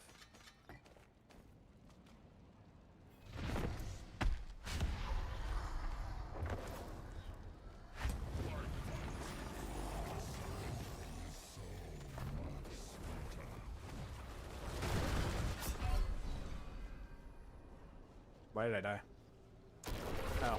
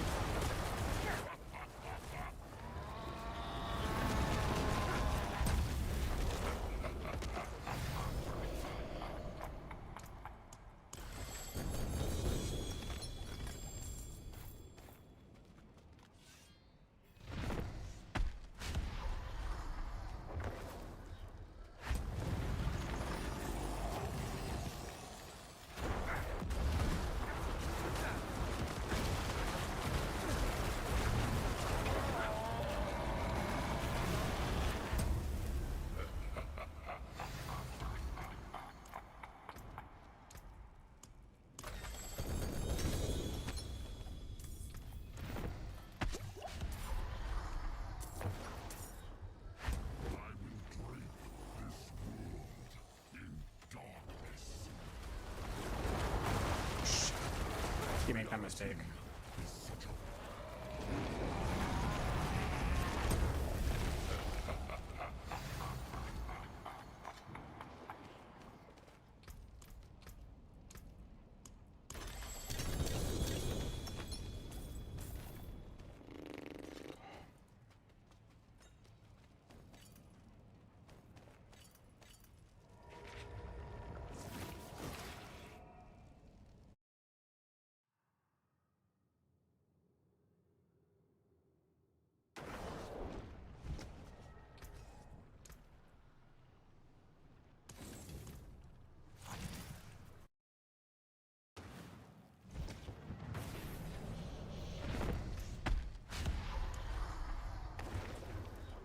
There's Jean, huh? Pretty cool. Like the insects you are. Damn it.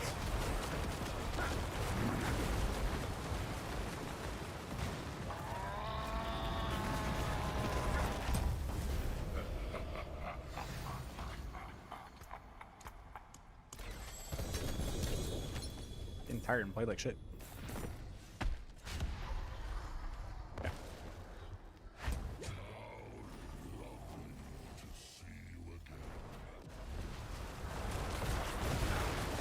There we go.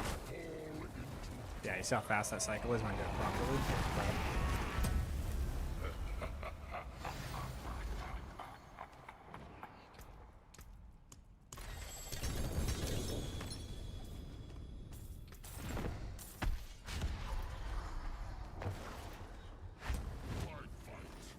And surrendering is so much sweeter.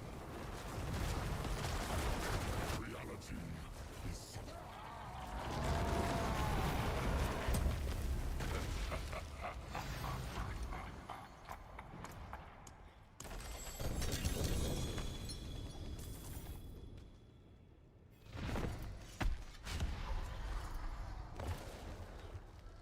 I will drape this world in darkness.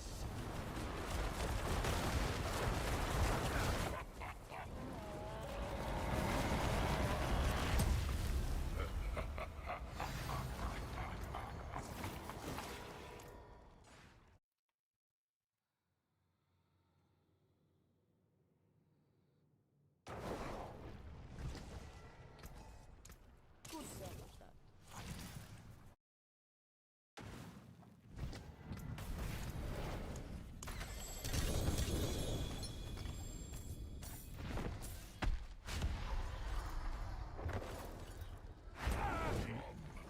Be crushed like the insects you are.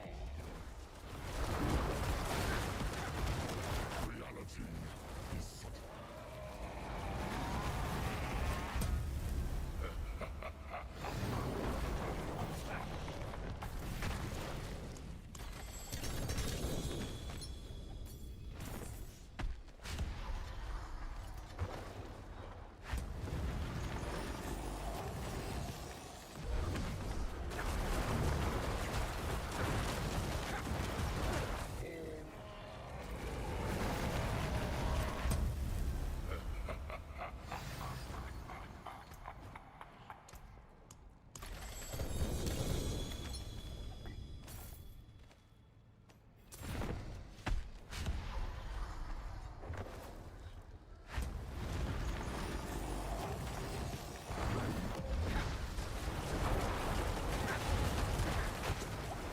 this realm.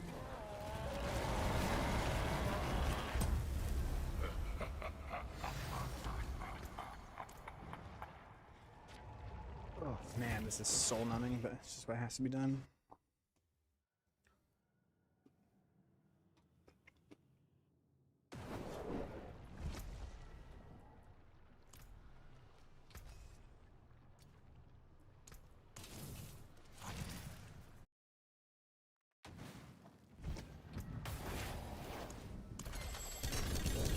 Eventually I will get it. It will happen.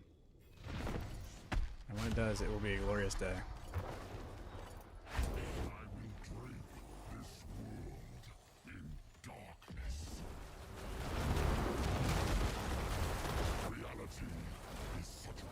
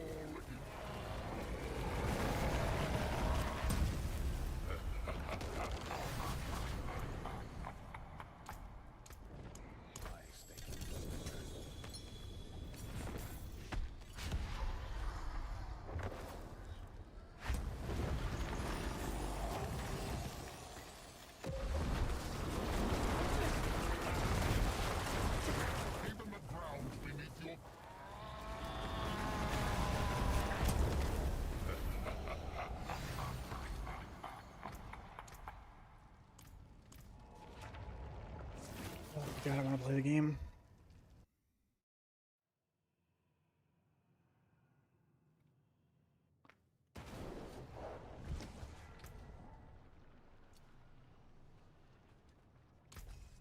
You can take what's left.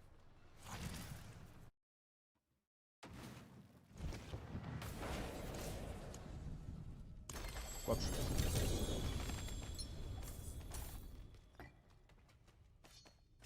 That might have been my last materials. 2 more kills. Okay.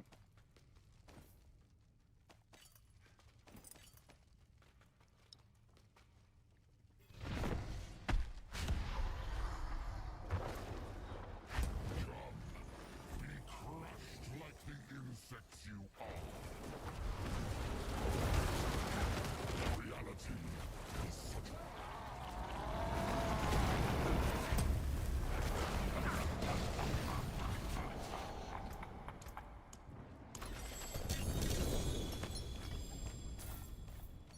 Another 3GA amulet, dude.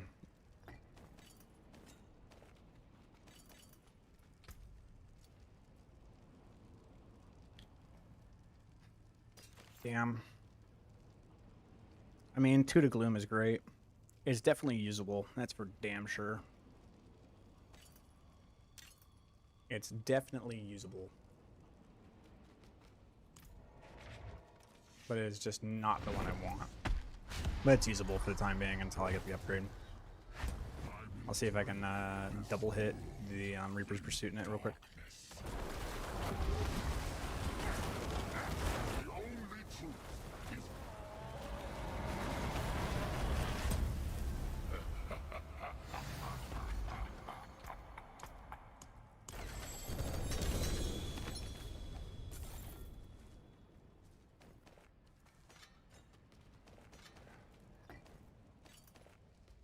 Okay.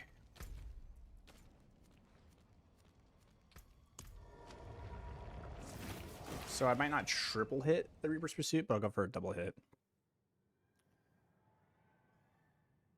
And I guarantee you the damage is going to climb pretty substantially, actually.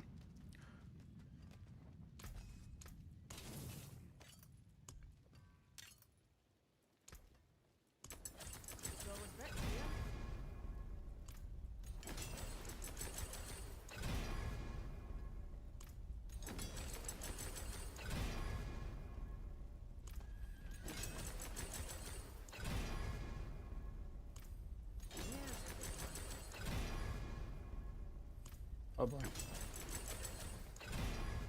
Not looking good. Looks like Reaper's Pursuit is definitely the hardest one to hit.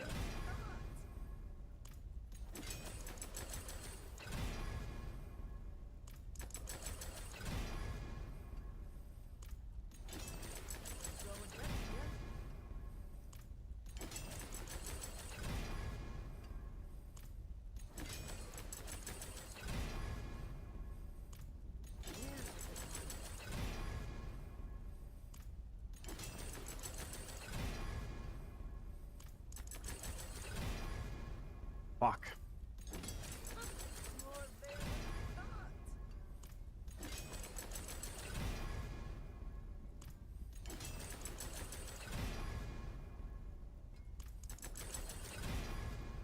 Damn it. It's 4 now that we've hit Reaper's Pursuit. This is 5. Alright, there we go. Wow. Alright, cool. That'll do, pig. That'll do.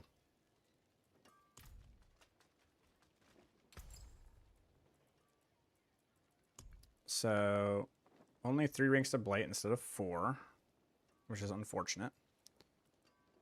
But we get a lot more ranks. 8 more ranks to Reaper's Pursuit, which is kind of nuts. So...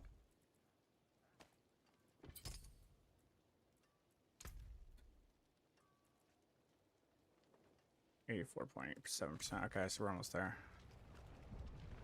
So now let's see how much damage we do. Let's see what that does, because what that has done now is that my Reaper's Pursuit has 19 fucking ranks, 38% more multiplicative damage for every single spell. Oh my god. All right, let's see what this. Let's see what happens. Let's see what it looks like. Also, I have a 100% chance to actually cast Blight, so.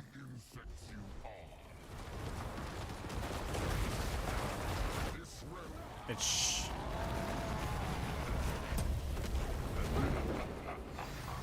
Yikes.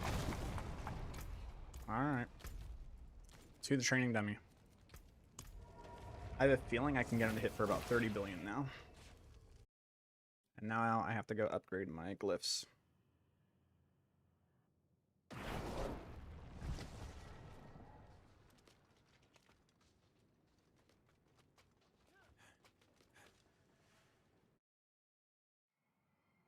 We're still no reason to run quacks, though. Don't run quacks. Quacks is dumb, unless you're pushing. Then it's really good.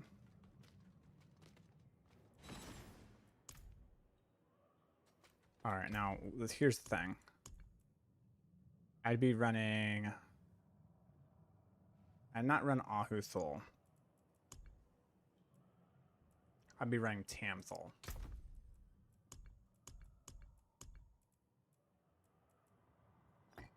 Tamthul, and then Ohm Seer, or Seer Ohm, however you want to pronounce it.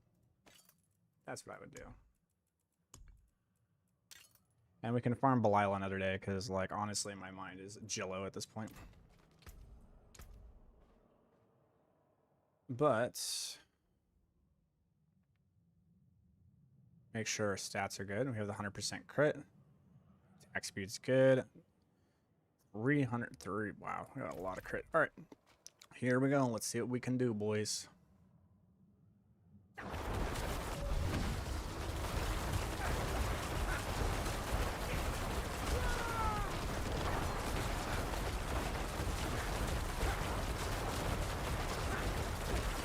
Like we're easily hitting 21 bill, 26 bill, 32 billion.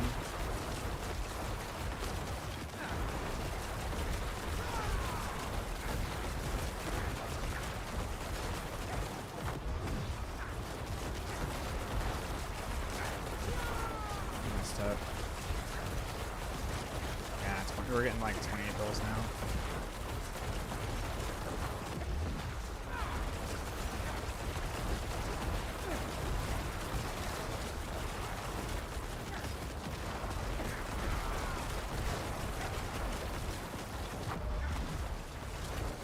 $32 billion.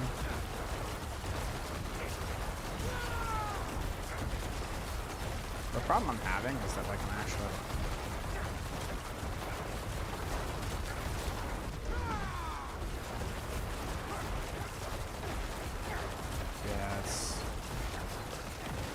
not cycling properly to like max it out.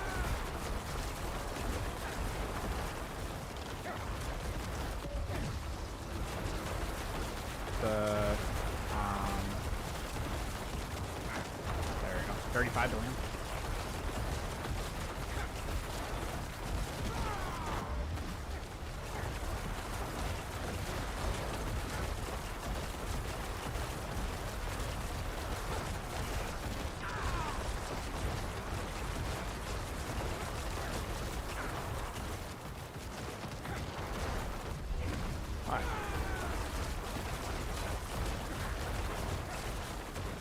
Not bad.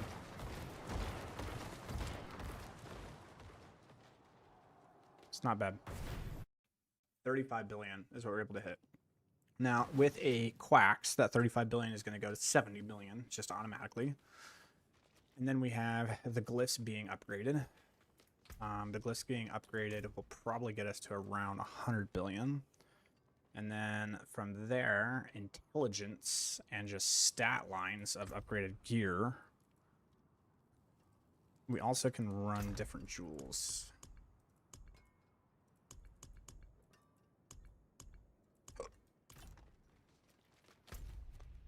see here.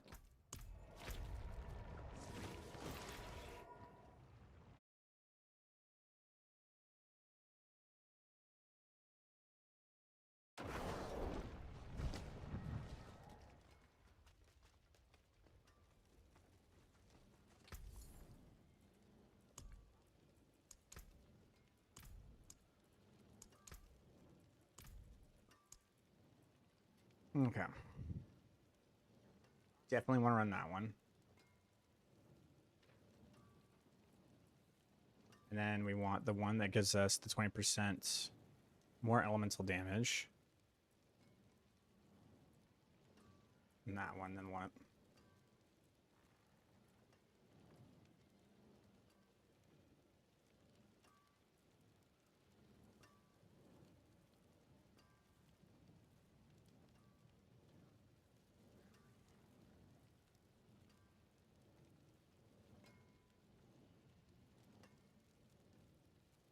Dealing damage of your infusion's element has a 33% chance to trigger its secondary effect. What is the secondary effect of my astral pillar?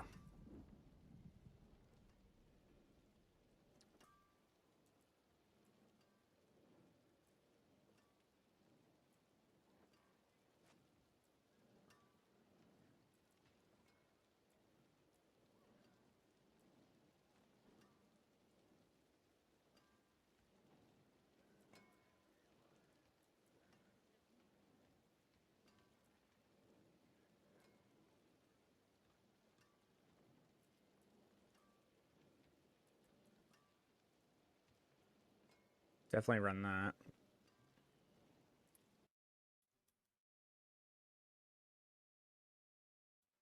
I'll have to look at it. But right now, we don't want this one. I don't think I have enough crit to do that. The damage resistance aura.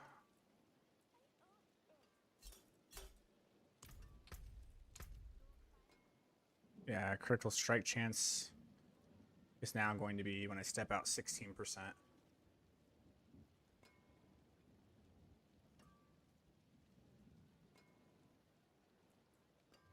So now I do need crit. Unless I get it here. 33% is the maximum that we can get on Blood Moon Breaches, which is 16%. And that would do it.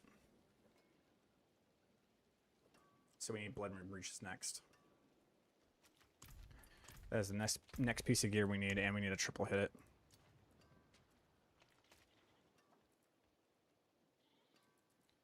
In the meantime, we cannot run this. Unless I wanted to get rid of this.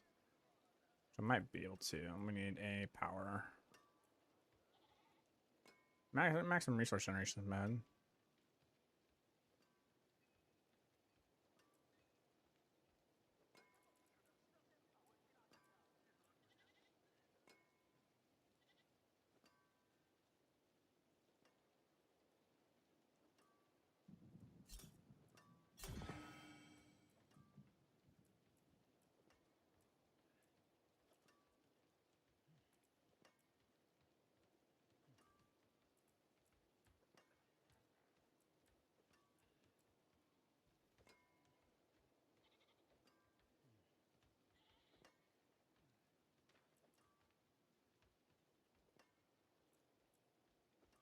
I think I'll be fine.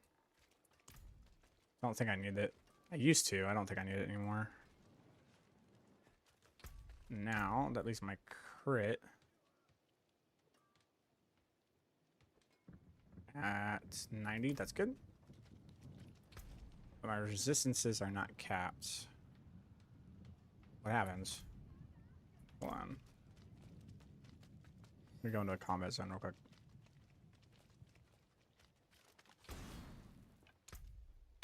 Weird. My resistances are not capped.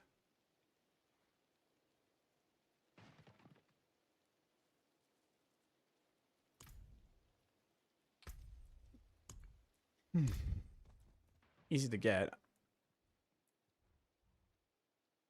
but still annoying.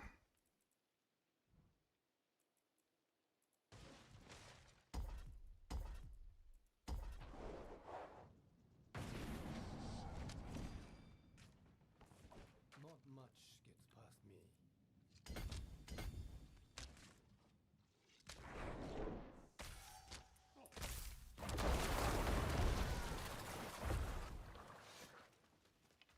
I would love to see the damage of Affliction now. With 100% crit, just using Affliction with the exact same things. I actually am kind of curious.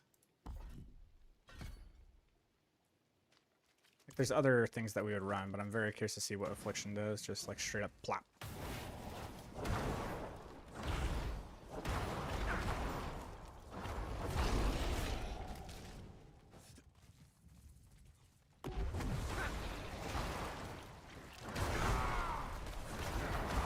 Yeah, 200 million on the Affliction now, dude. Pretty cool.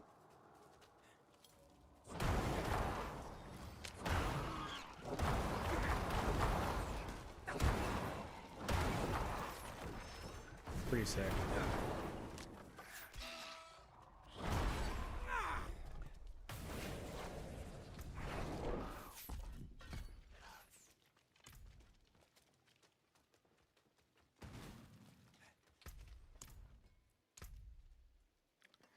Okay.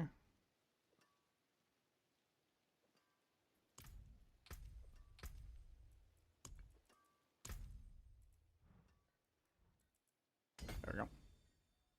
That should be enough. Cool.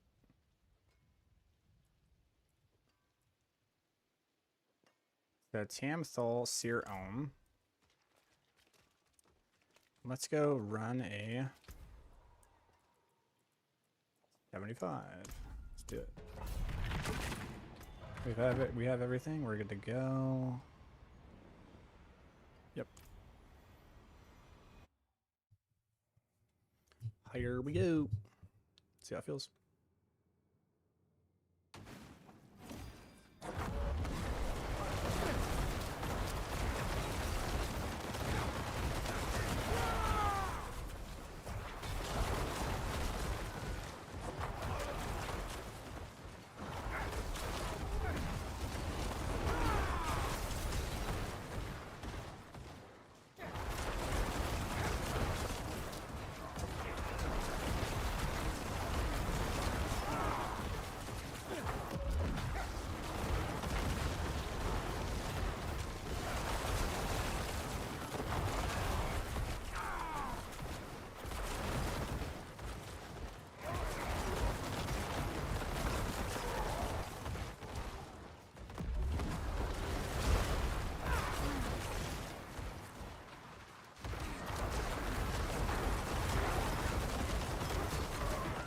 Yeah, it's very weird how it just like ramps out of control very fast. I'm wondering if I just put like 3 hits, walk away, and it just like dies. That's the better play.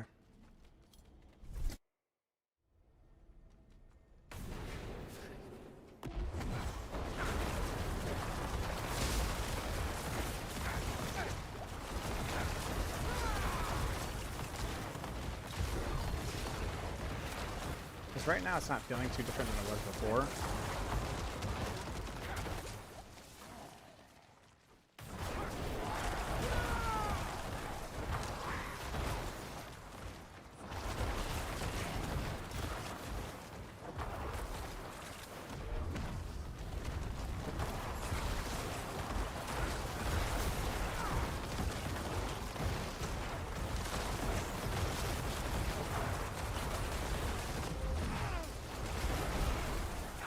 I actually just need to use that on every single pack I come up to.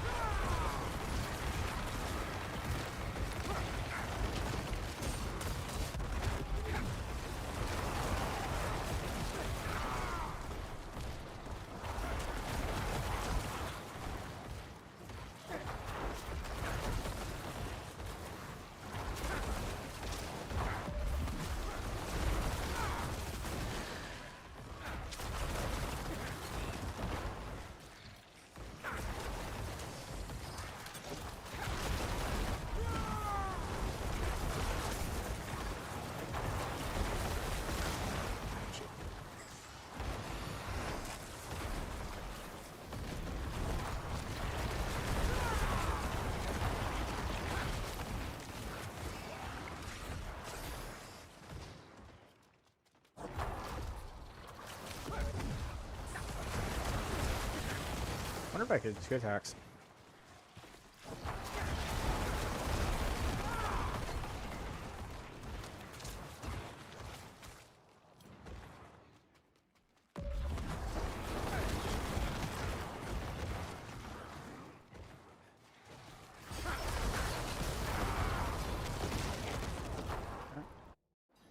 Damage the boss. Let's find out. Yeah.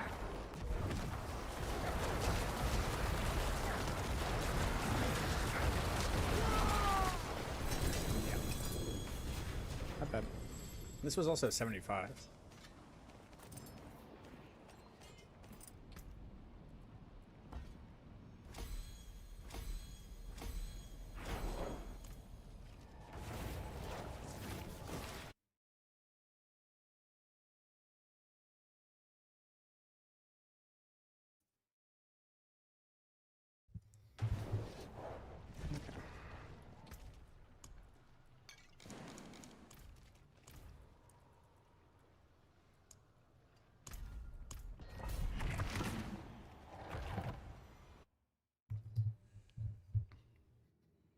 I'm gonna get to a point though where like Ahu Quacks is better.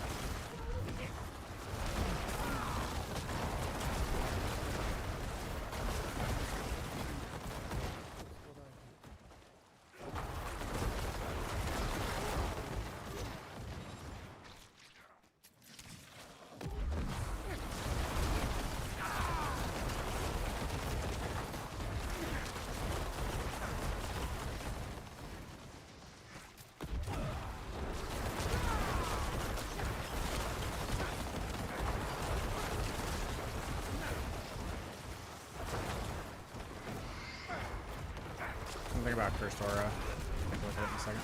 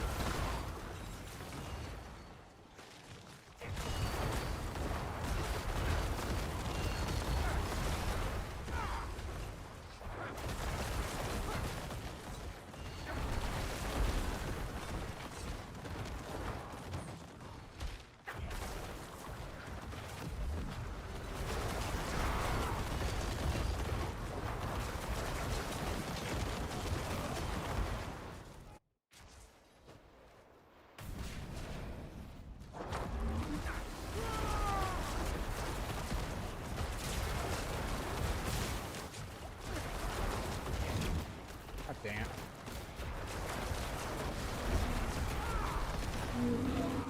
Holy crap. Me being CC'd the entire time is pretty wild.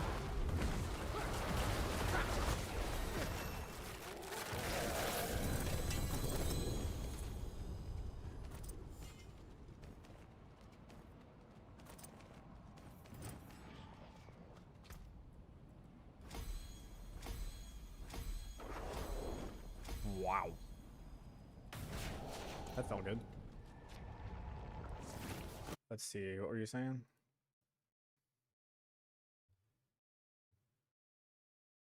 Any way to fit Cursed Aura in there? Yes, there is.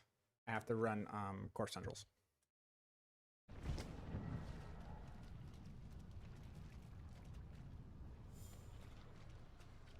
which I could try, but that means I have to manually cast Corpse Central, so which isn't the worst thing, but we try it. We could definitely try it. Magic is neither good nor evil. How may I help you?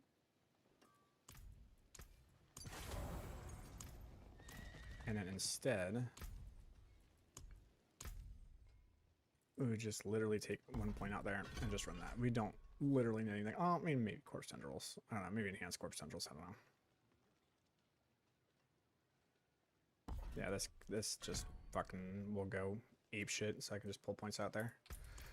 Okay, and we can put Corpse Tendrils there. Okay, let's try an 80 again. See how that goes. God damn, the music is so fucking loud. Jesus Christ. There we go.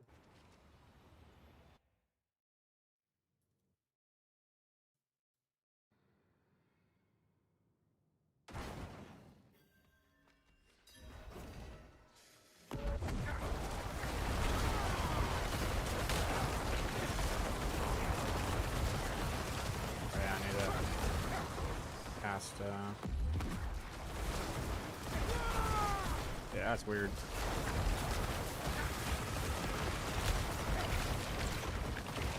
Different playstyle.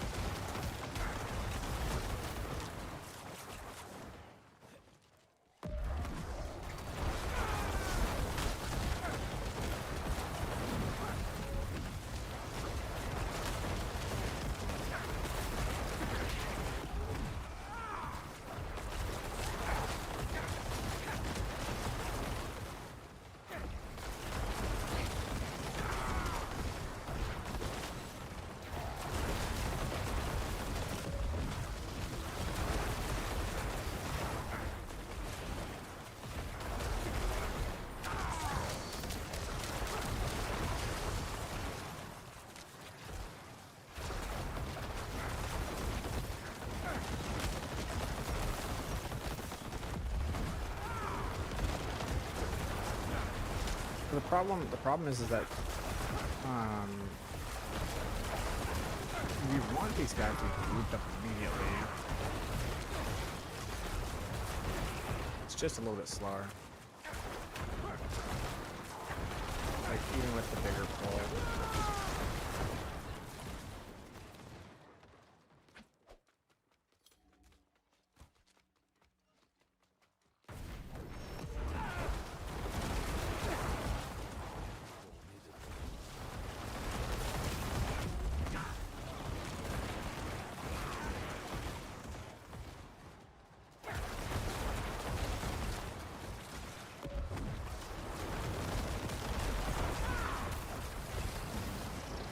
I just like Asper's is way better, man. It's cool. It's kind of personal opinion, but like, I don't know. I like it.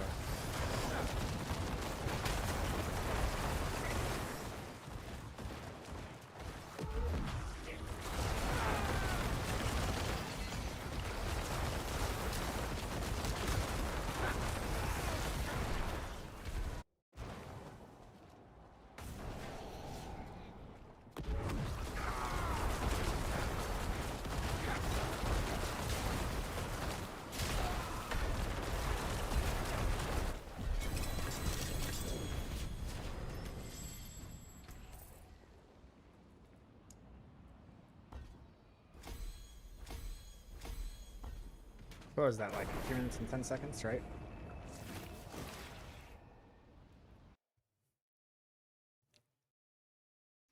I honest to God think I can do an 85 in that same time. Really do.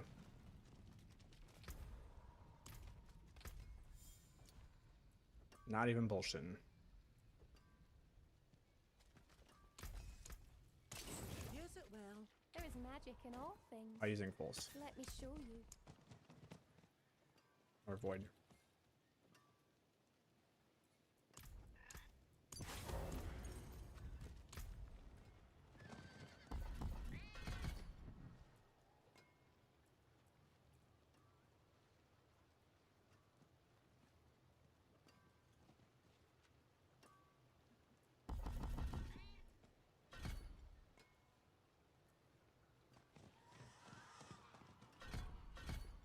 $232,000? How hard is the Shadow Blight sit for? Oh, hell of a lot. Or 581,000. God. The Shadow Blight damage is being procced.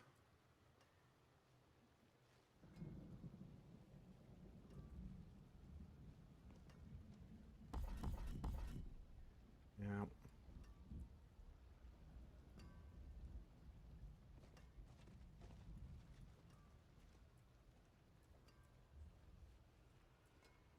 Don't need that.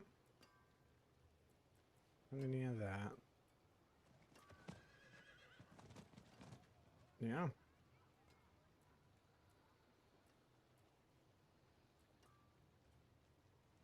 Yeah, it's just necrotic.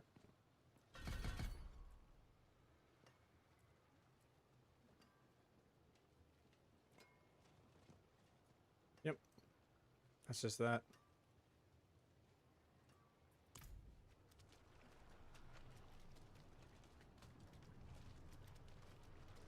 Now there is a world where you run the one where you pick up blood orbs, you get damage. That's another 50% damage multiplier, and then you run the corpse tendrils that are able to produce the blood orbs.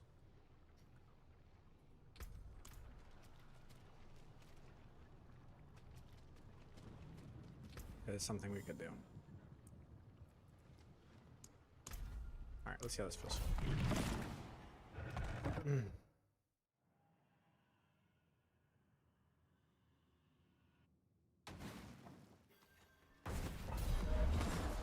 Oh shit.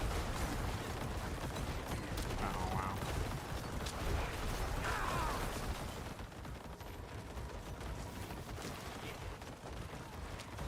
Oh my god. Okay, I can do this. Oh, actually I can't. Like, purifies everything.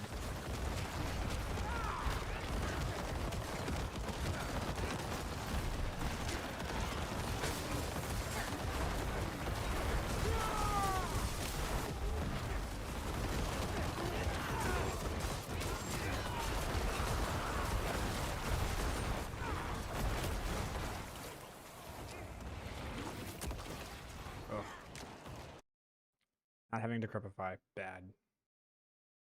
Very, very bad.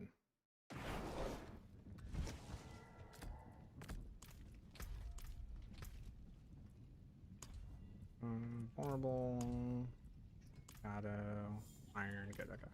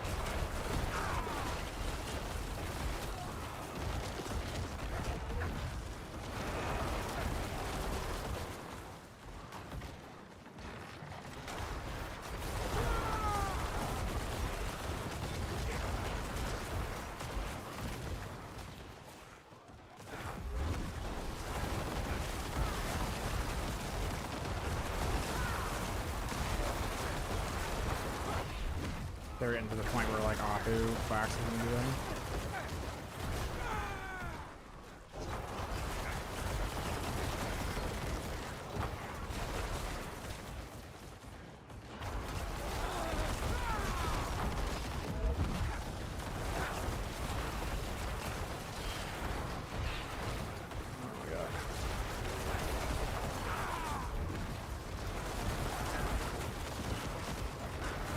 Should be removing the damage of the sorter, and it's not.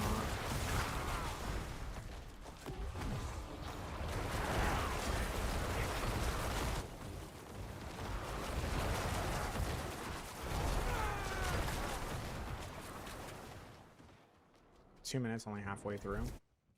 Yeah, we're getting to a point where like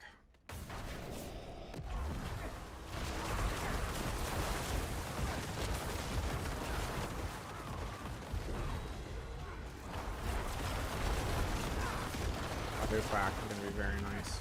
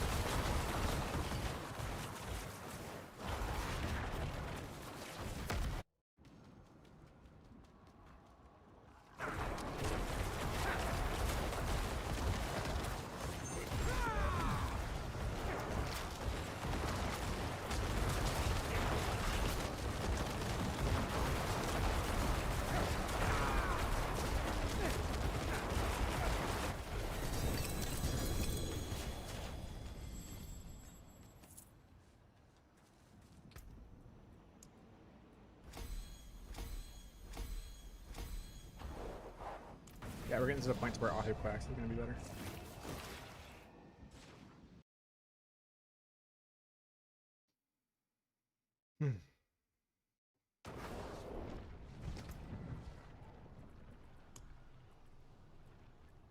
So what we're going to do is run Ahu there.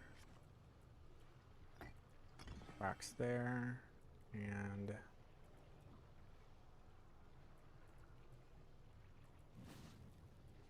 be Seer.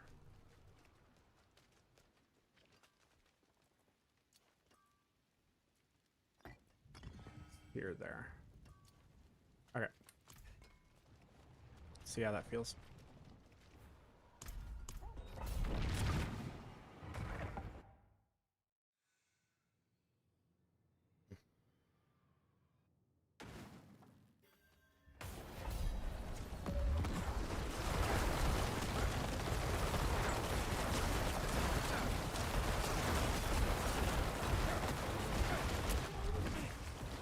Really need to upkeep that though.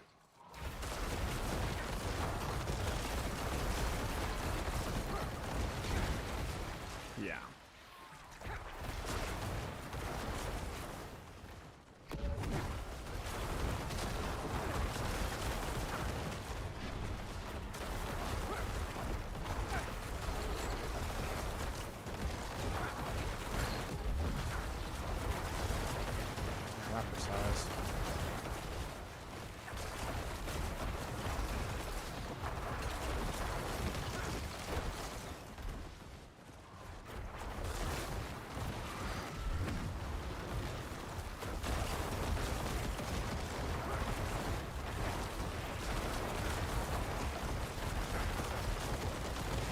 this. Not worth it.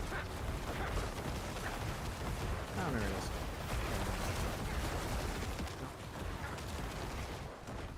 Crazy. I feel like Field by Death is the thing I should be running. I'll change that.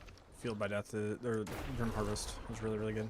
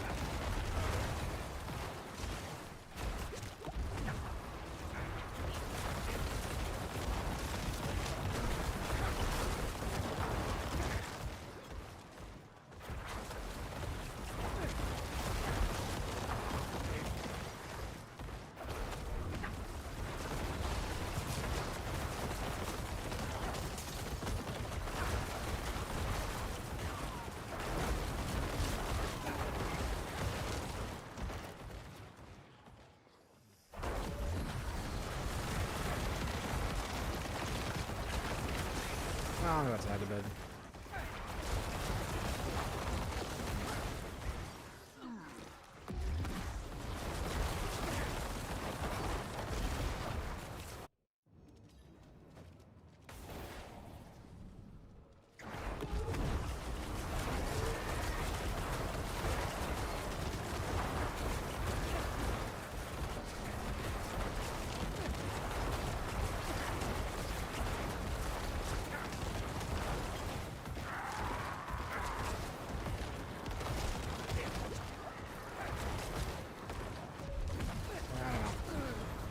I don't know, man.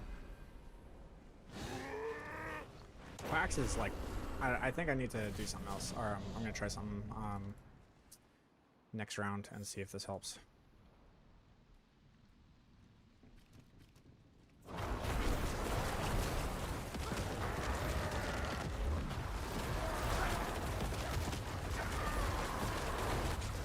What the fuck is that? Like everything went out, then came back in. It fucking double hit me. Get the fuck out of here, bro.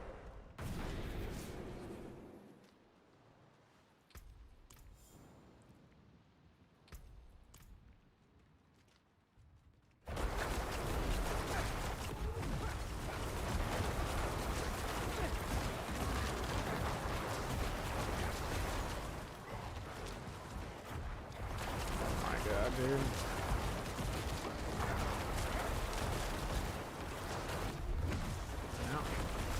was worried about.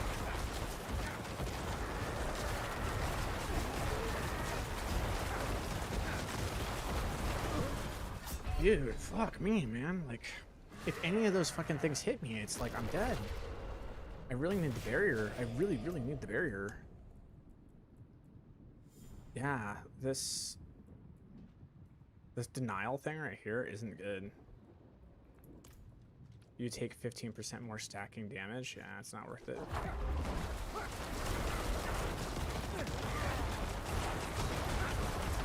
Look at that shit, man. What the shit?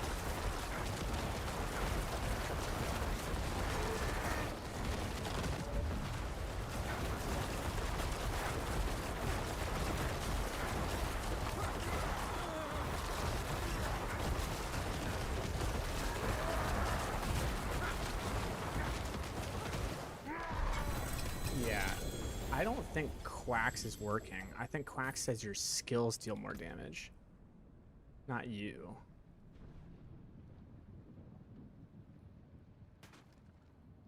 It's definitely not doing that.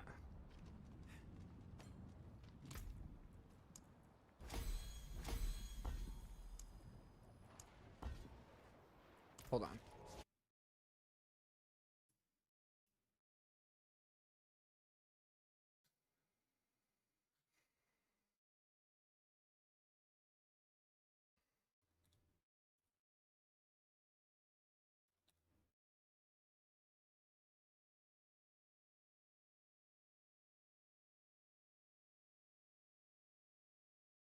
Let me see something.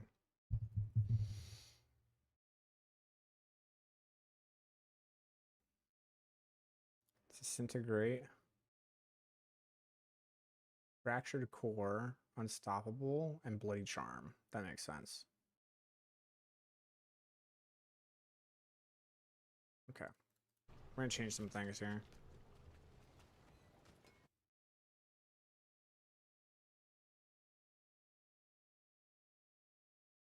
Really likes the corpse tendril size.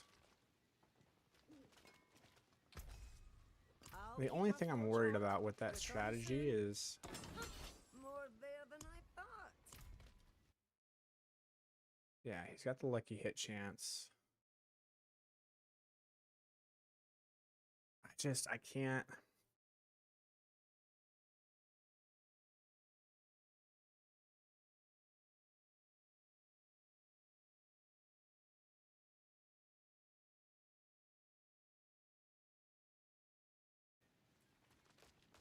$31.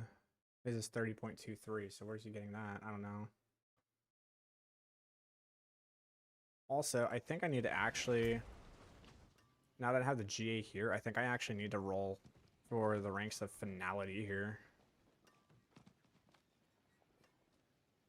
Instead of the chance for the blight projectiles, I think I need to actually roll for finality. Do some steel you need. Okay. I'm pretty sure I can My hammer sings on your scroll of return. retemperate. If I had a scroll of retempering, which I don't. I don't think so. Let me see. No, I do not. So I can't do it. But that is something I'm going to need to do. What are his... What's he running here? God dang it. Ah, who quacks? And Neothol. Neo, huh?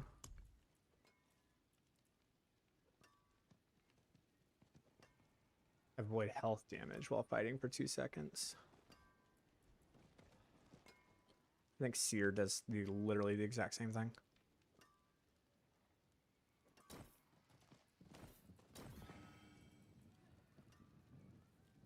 Overflow equals increased size. Interesting.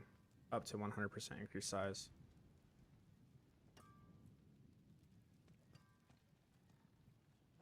Okay. I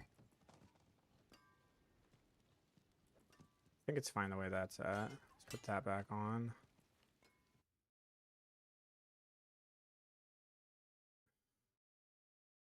Uh-huh. Shadow damage, sacrifice, blight. Okay, he's got that instead. Yeah. Yeah. Yeah.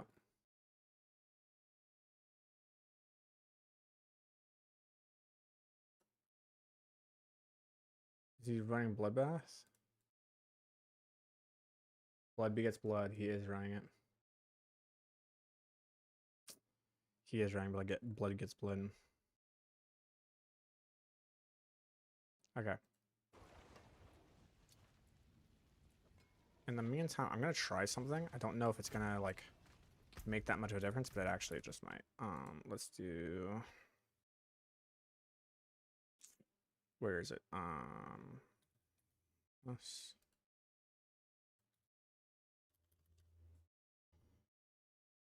Okay. Here.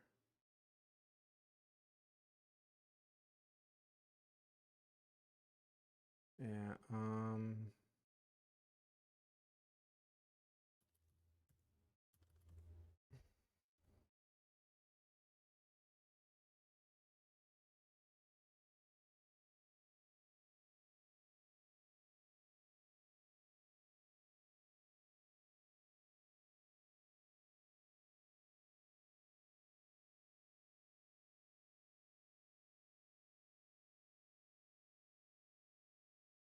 Okay.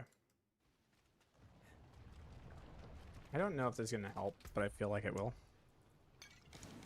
Because I'm just running into this fucking problem way too often. I'm noticing it's like really killing stuff, so we're gonna try this again. He is running Ahu Quacks, so we'll see if this fixes it. Because the problem that I was having with Ahu Quacks was like, yes, okay, it's working or not, but like I'm running out of resource really fast, so we'll see what happens here. Know that I have your back.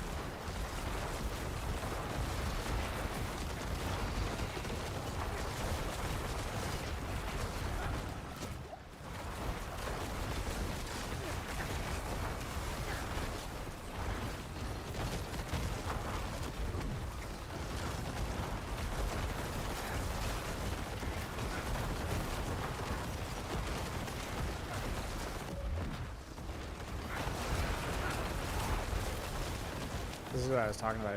I'm just, you know.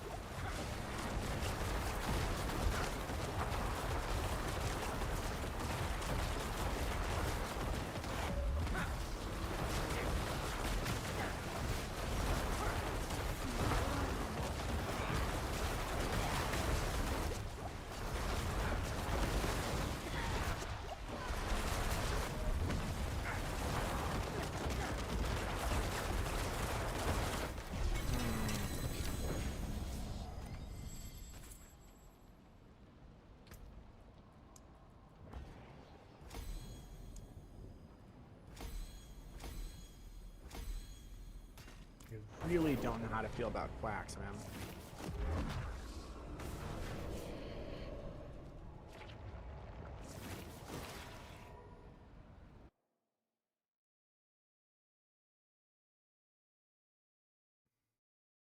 Let me do one more thing.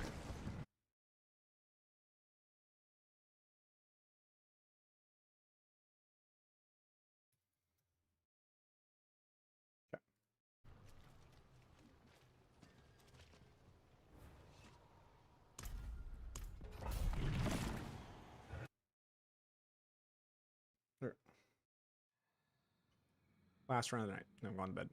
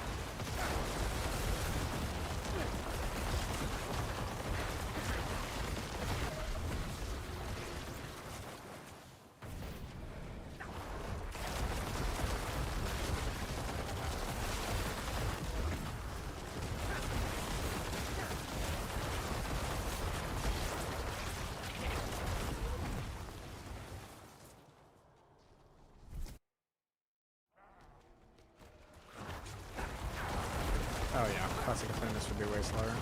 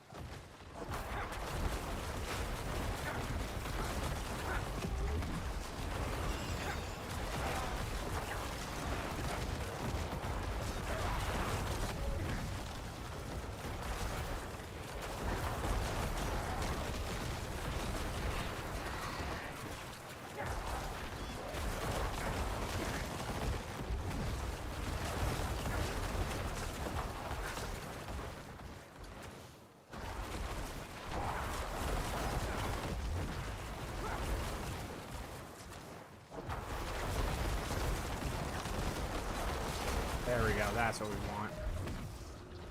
That damage that just happened right there, that's what we want every elite group to feel like.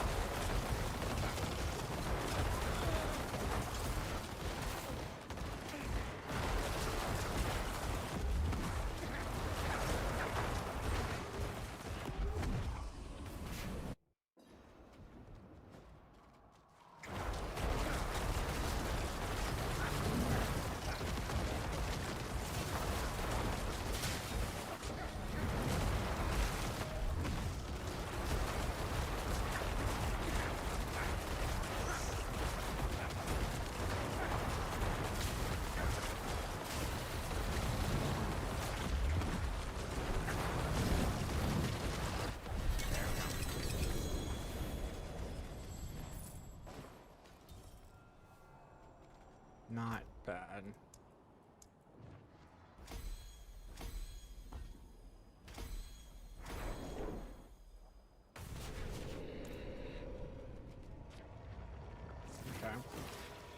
So I'm gonna make some adjustments. I think I know how to do this, but I need. You can cast it a lot more if it's on other skills. I use it because I'm using a specific jewel that is giving me maximum attack speed. That's why. I don't have the rolls to get maximum attack speed without it. That's why it's on my.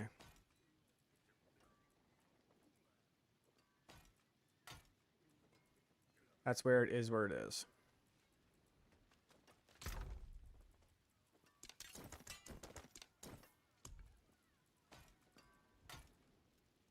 Okay.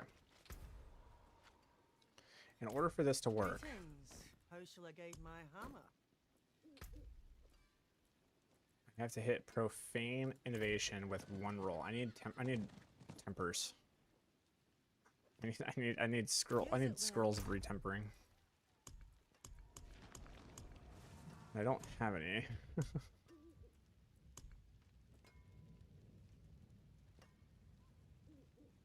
I guess I don't need it. I can try it without that, but I'm gonna have to make some adjustments to my board.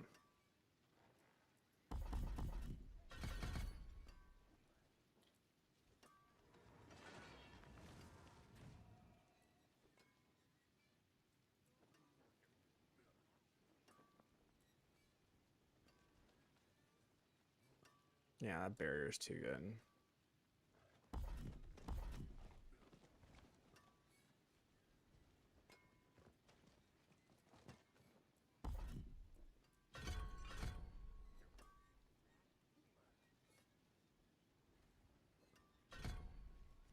Like, that's definitely what you want, but that's not going to be up against the boss for very long.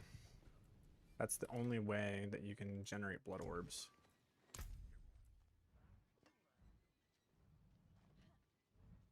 And instead of this board, we're going to use the bloodbath board.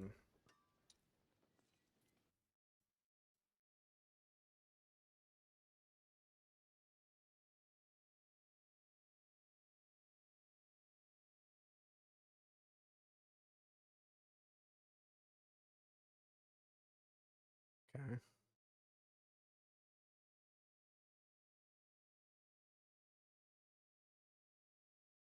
You don't need to run darkness anymore. This going to this board is fine. And you want to go on the flesh eater. Yes. Yeah, okay, the corpse attack speed does make a little bit of sense, but not necessarily needed, so that can go down there. And then he says, frailty is the one I need least of.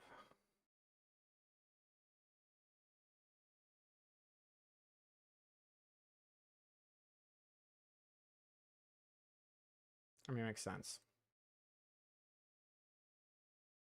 After blood begets blood. Blood orbs grant 10% increased damage up to 50% for 5 seconds. There's got to be another way you're generating blood orbs other than just straight up the corpse tendrils.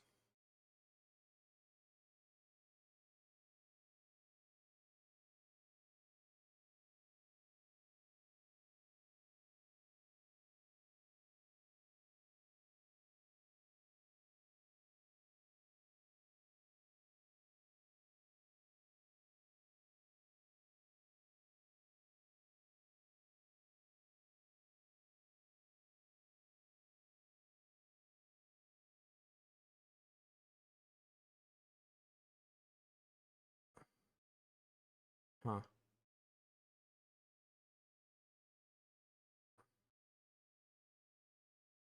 I have no idea why you're using that one, but okay. But this makes sense. I need to replace things with Bloody Charm.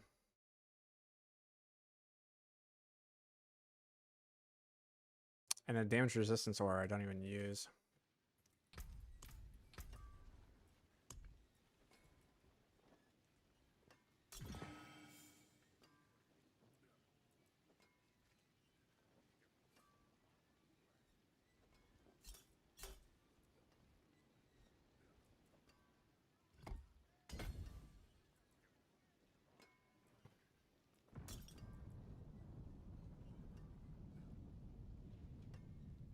That's for pushing, really.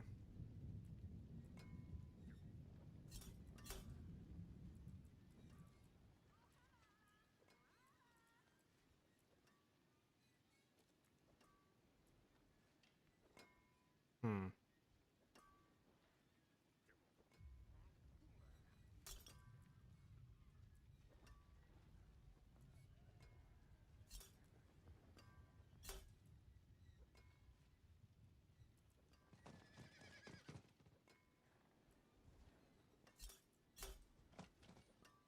Let's try that.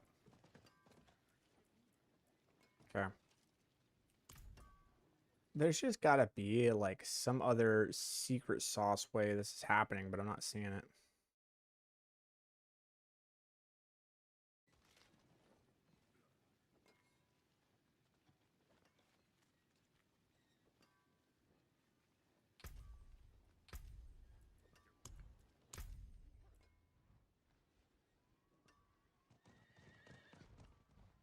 Like this board right here just gets replaced with blood begets blood.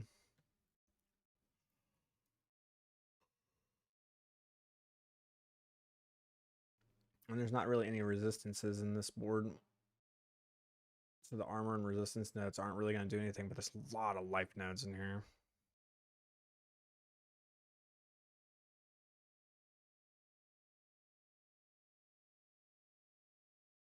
$64 decks. I just don't think that's going to make like the difference. Like 50% multiplicative damage is just not going to be the difference between like how I'm feeling right now. But swapping from this, come on.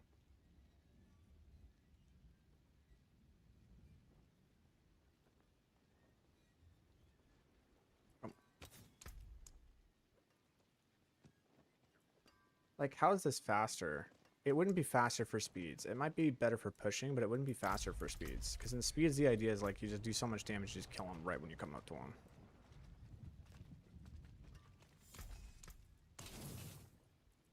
That's kind of the idea. You just do so much damage that you just kill them when you show up.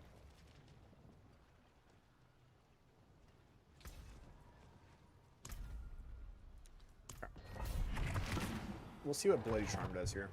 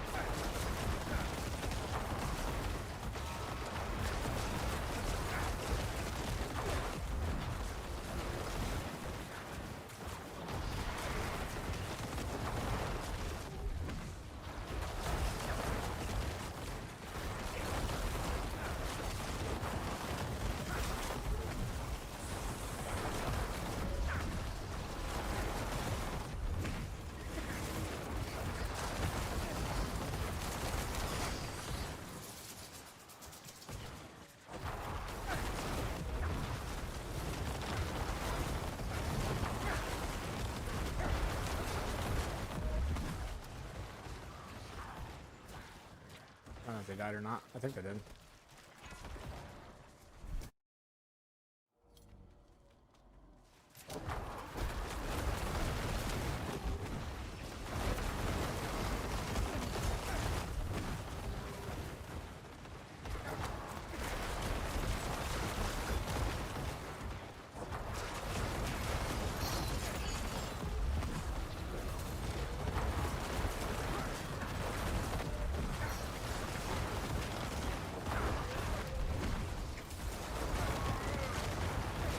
I also need to find range to field by death. I keep forgetting that.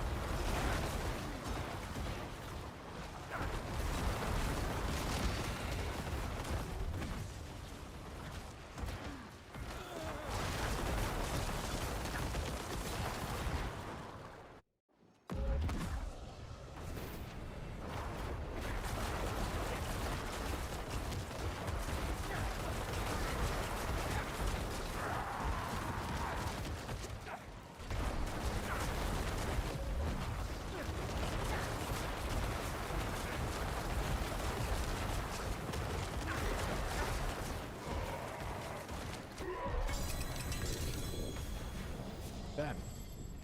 Much better.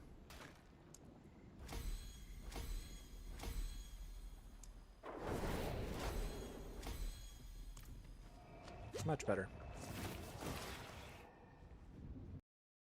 Shit, I want to run more. We're like, okay, I'm figuring it out.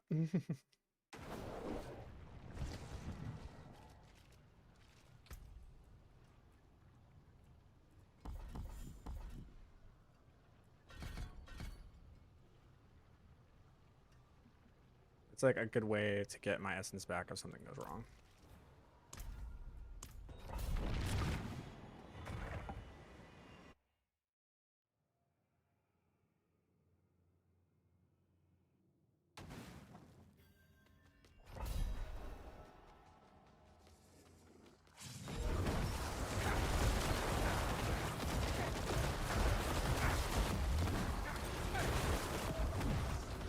Nice, there we go. Okay, I need to learn how to use that.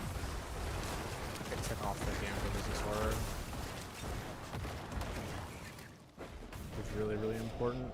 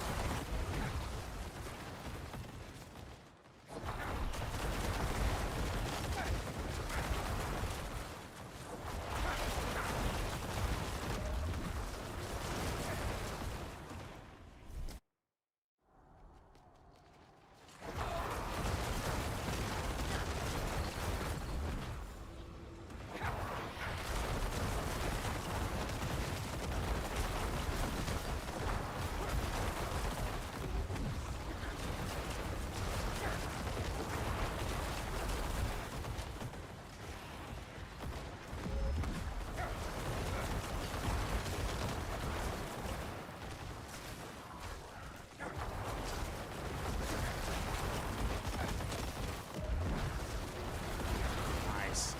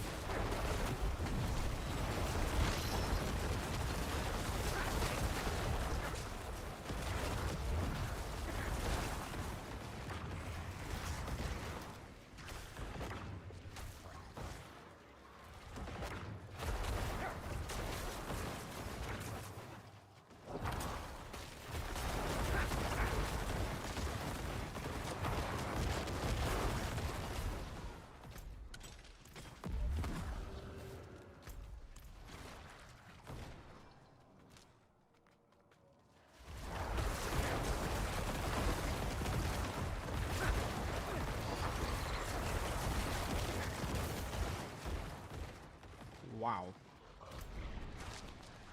That's crazy. Huh. Alright, let's get the upgrades and call it a day. I'm like super tired. This is weird.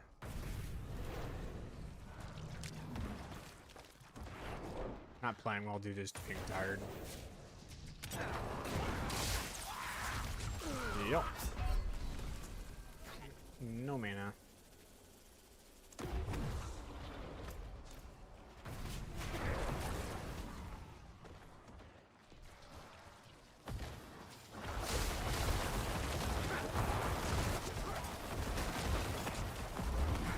See.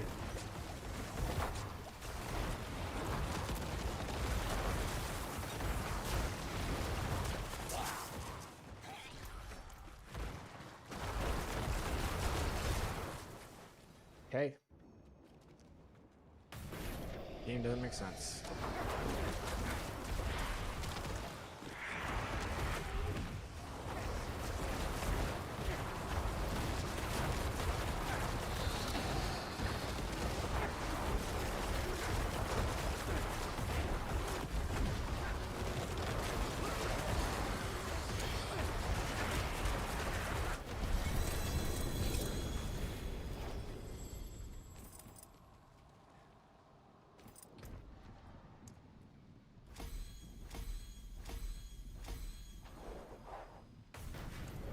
Okay.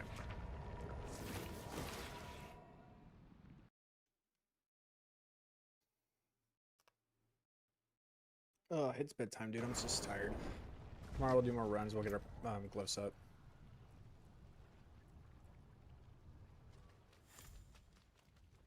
Greetings. How shall I guide my hammer?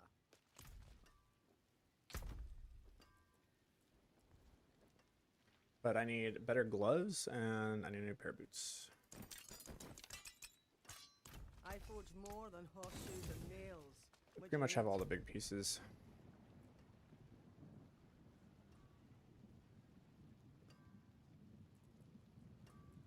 Yeah, I can only get like 600 more in. So. No, it's actually a hell of a lot more. I can actually get like, fuck, I can get like 1,300 more in. That's a lot of damage.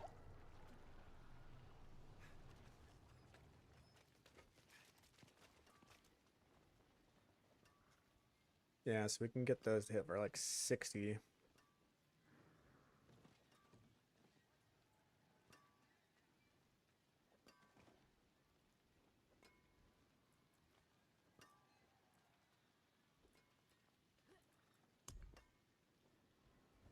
Well, we'll see what happens. Anyways, how ourselves going? Dude,